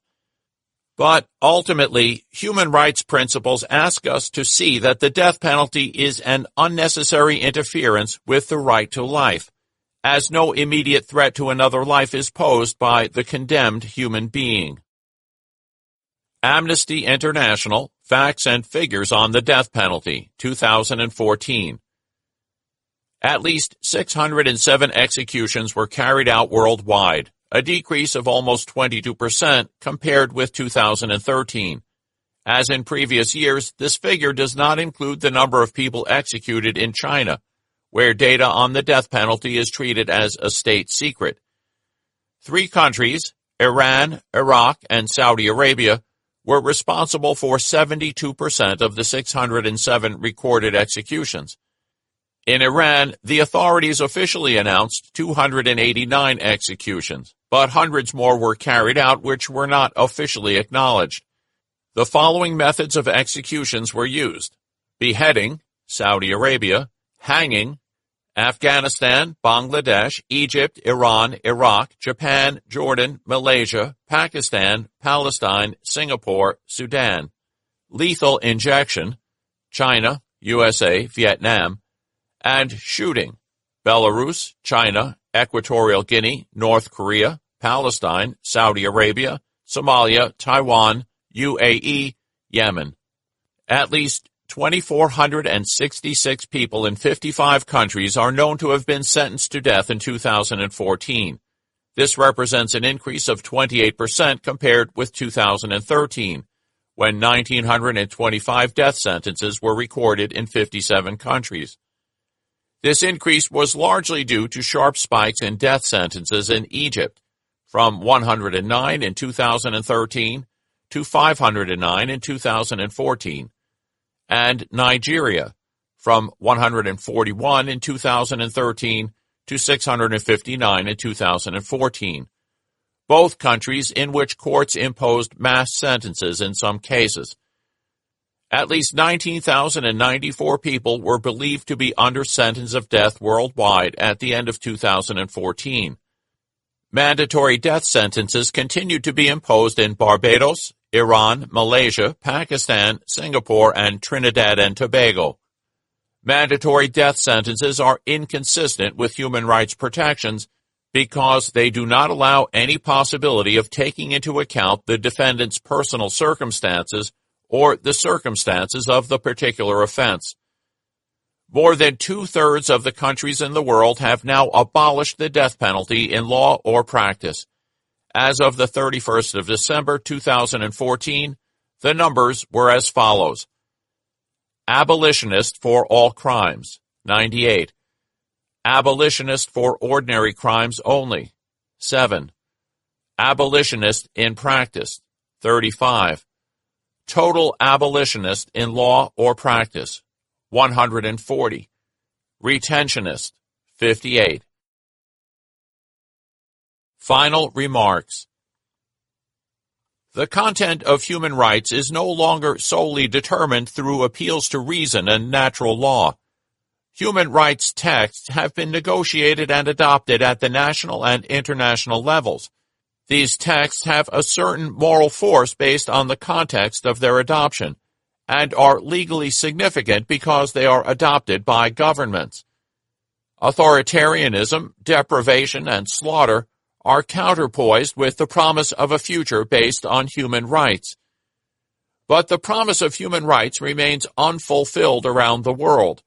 Daily reports of violent abuse, injustice, and the denial of basic subsistence rights leave no room to doubt that we live in a world of human rights violations.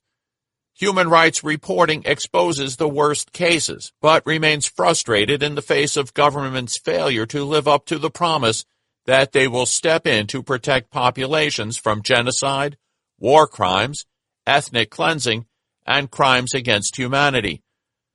Human rights foreign policies stop far short of effective action in such crisis situations. At another level, we have discussed the ways in which human rights bodies have developed human rights principles related to torture, the right to life, detention, freedom of expression, privacy, food, education, health, housing, work, and non-discrimination. Many topics have admittedly been skated over or omitted. A bigger book would have to deal with the human rights arguments used to challenge threats to peace, poverty, austerity measures, environmental degradation, the impact of climate change, the rights of indigenous peoples, and the plight of refugees and displaced persons. One aim of this book was to give the listener insights into how different human rights need to be considered one by one to appreciate the contours of their scope and the complexity of their implementation and interaction with other rights in any one situation. The language and logic of human rights should be seen as routes to arguing about claims and countervailing interests. Human rights are not a closed book, but rather part of an ongoing conversation. For human rights really to take hold, they will have to be understood and fully internalized. This means continuing to debate and develop the principles of human rights so that they meet people's needs and expectations. For human rights to have a greater impact, they have to appeal to people's imaginations and become properly part of their vocabulary. The vocabulary of human rights can help to formulate these demands. Expressing conflicts in terms of human rights language can reveal the competing interests at stake and suggest the appropriate principles and procedures for resolving the tension. Human rights risk being seen, however, as alien, imposed, and instrumental for other ends, unless more work is done to conquer the limited meaning they are often given. Those who insist on a narrow understanding seek to confine human rights to a historically based determination of specific governmental duties to refrain from infringing traditional liberties. A wider vision of human rights allows for consideration of the problems of hunger, poverty, and violence facing billions of people. Makau Matua, in his book Human Rights, A Political and Cultural Critique, argued in 2002, as currently constituted and deployed, the human rights movement will ultimately fail because it is perceived as an alien ideology in non-Western societies.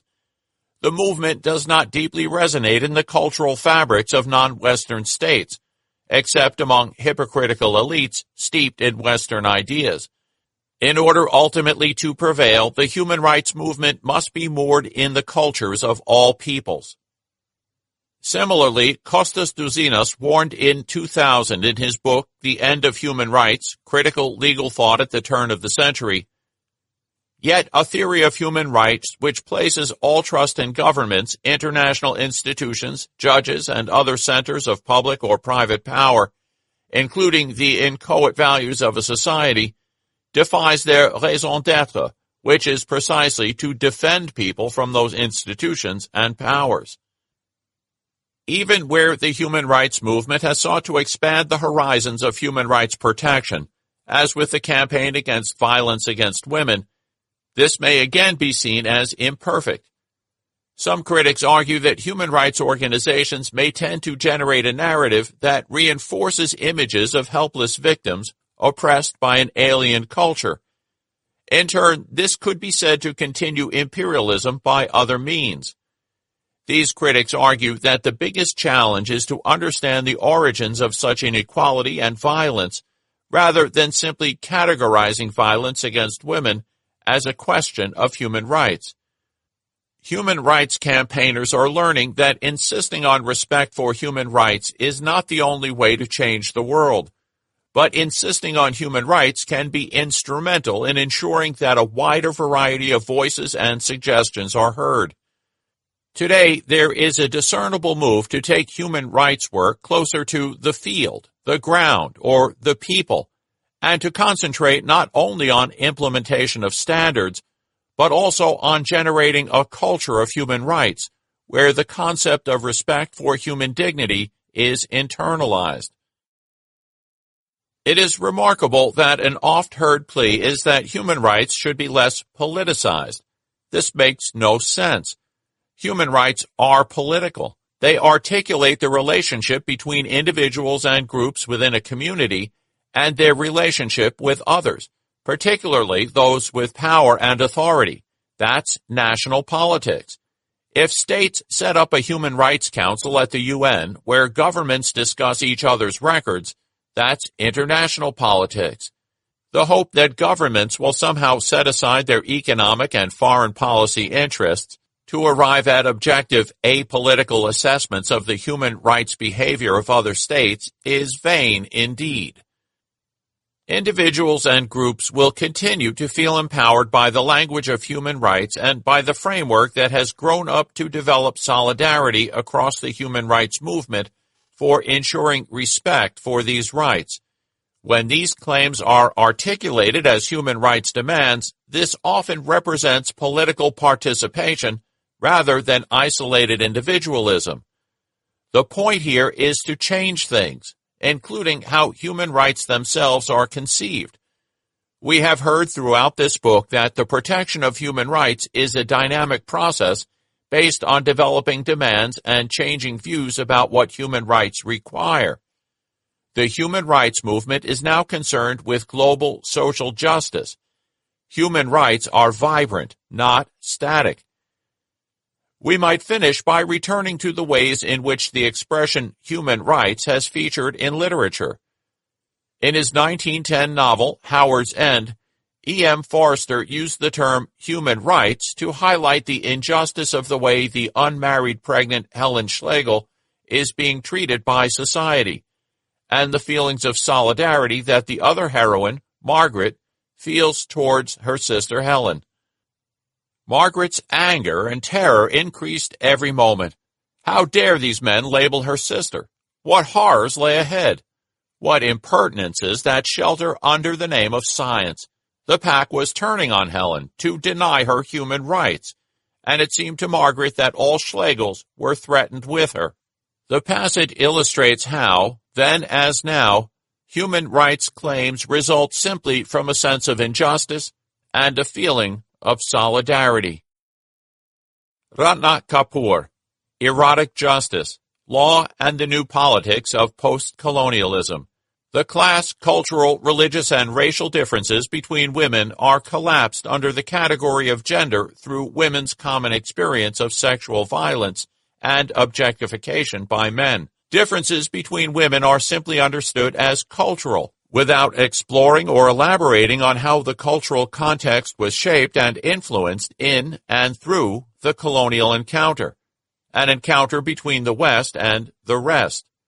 To miss this part of the argument is to present a narrative of women's exploitation and subordination that does not implicate the ways in which race, religion, and imperial ambition constituted the vortex of knowledge that affords us a historically grounded and contextualized understanding of that experience. This concludes Human Rights by Andrew Clapham.